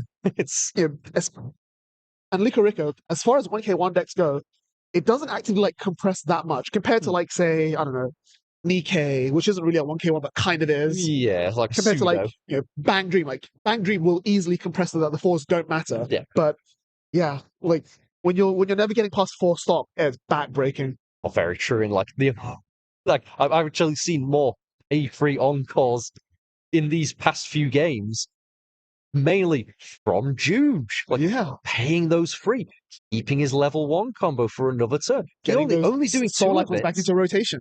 Yeah, only doing 2 combo, but 2 combo proving just as good as free from Licorico. Absolutely. It's insane, like how much he managed to squeeze it out. Because there's so much more. Like, you got the deck speed, so you got actually improving your compression. Like Licorico is searching 2 to 3 cards every turn, sure, but you're milling 8. Like even if you're milling climaxes, that's still you're going to be in a better position than they are. No, very true. And like it just fills you up. Like you know what you've gone through. Like what's left. Absolutely. All right, so we are going to take a very quick break, and then I'm going to get Juge on for the winners interview. Thank you very much, guys, for joining me on this and helping me out. It's been really, really fun, and I will. Thank you for having us. Yeah, I will see you guys around hopefully soon. You will. There will definitely be some more UK event circuits for Weiss coming up this year before BSF as well. So keep an eye out, and I'll see you all very soon. So see you in just a moment.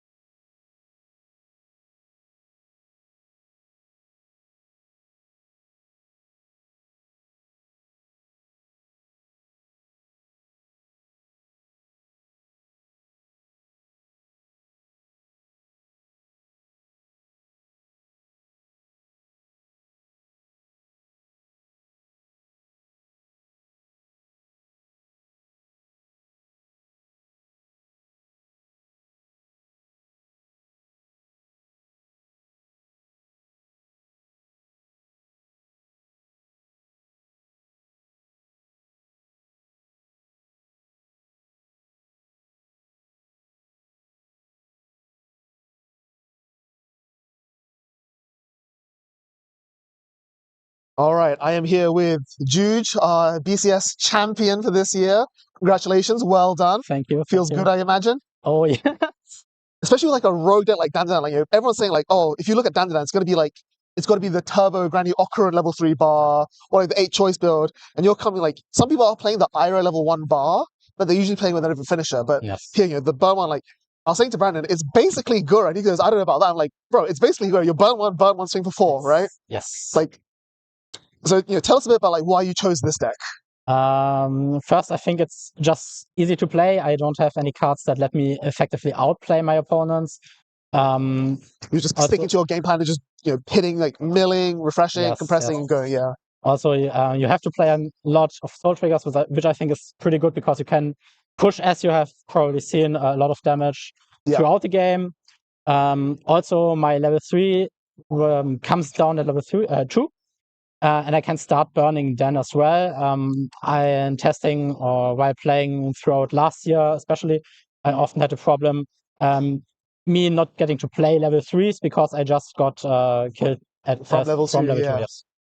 Yeah, it's really relevant. Again, like we're saying, this feels like the paradigm of Weiss meta right now is like standby decks versus 1k1 decks, and I feel like Dandan is like it's not just a 1k1; it's a 1k1 deck with soul icons, which is absolutely crazy. Yeah.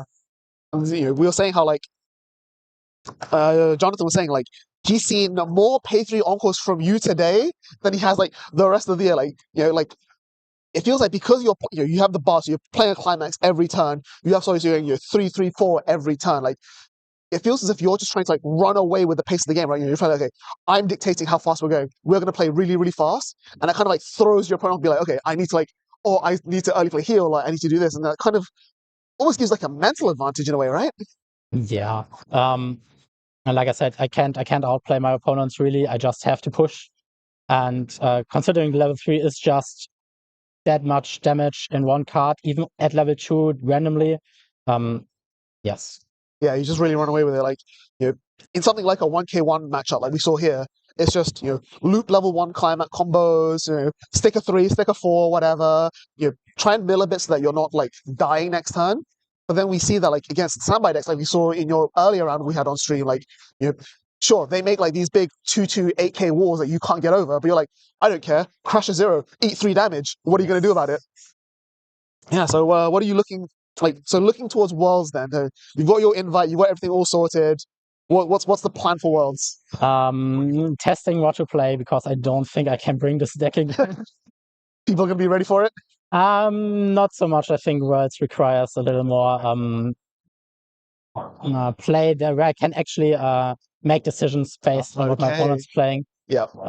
So looking into the choice build after this and what I get recommended from my friends. Yeah, all right, sounds good. Well, lastly, do you have anything you want to shout out? Anything you want to say to all the people watching at home? I'm not sure what to say, sorry. Yeah, just shouting out my friends watching from home, and obviously Steve and Patrick for being my roommates. Yep. All right, well, once again, congratulations, and I will see you at Worlds. Thank you very much. Thank you as well. All right, that's going to be it from us today, guys. We're going to have a real quick break, one last wrap-up session before we end the stream. We're going to do the prize giving, so stay tuned for that, and I'll see you guys in a few minutes.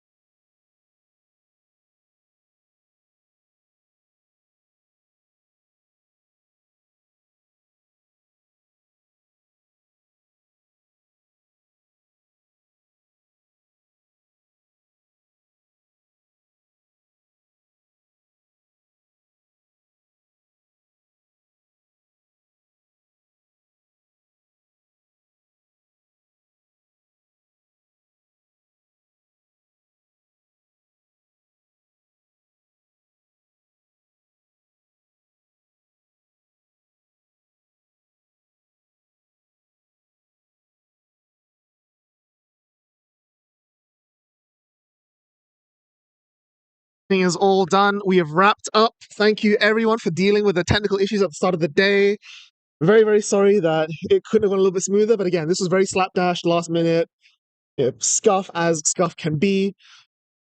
That is the end of it. We've done prize giving. We are now, Vanguard's about to start the top 16, so head over to Echo CBG on Twitch and YouTube. He will be doing the last of that soon. I might jump on. Maybe. We'll see. But yeah, that has been it for Weiss Schwarz. Tomorrow is going to be Shadowverse and Premium, so AL will be doing Premium. I will not be covering Shadowverse, unfortunately. I don't have the expertise. I don't have anyone to do it with. But yeah, that's going to be it, and I will see all of you either at Worlds, on the next video, whatever, maybe at an event that may or may not be happening later this year that I'm running. We'll see. But yeah, thank you for everyone, and have a lovely evening wherever you are. Bye-bye. Take care.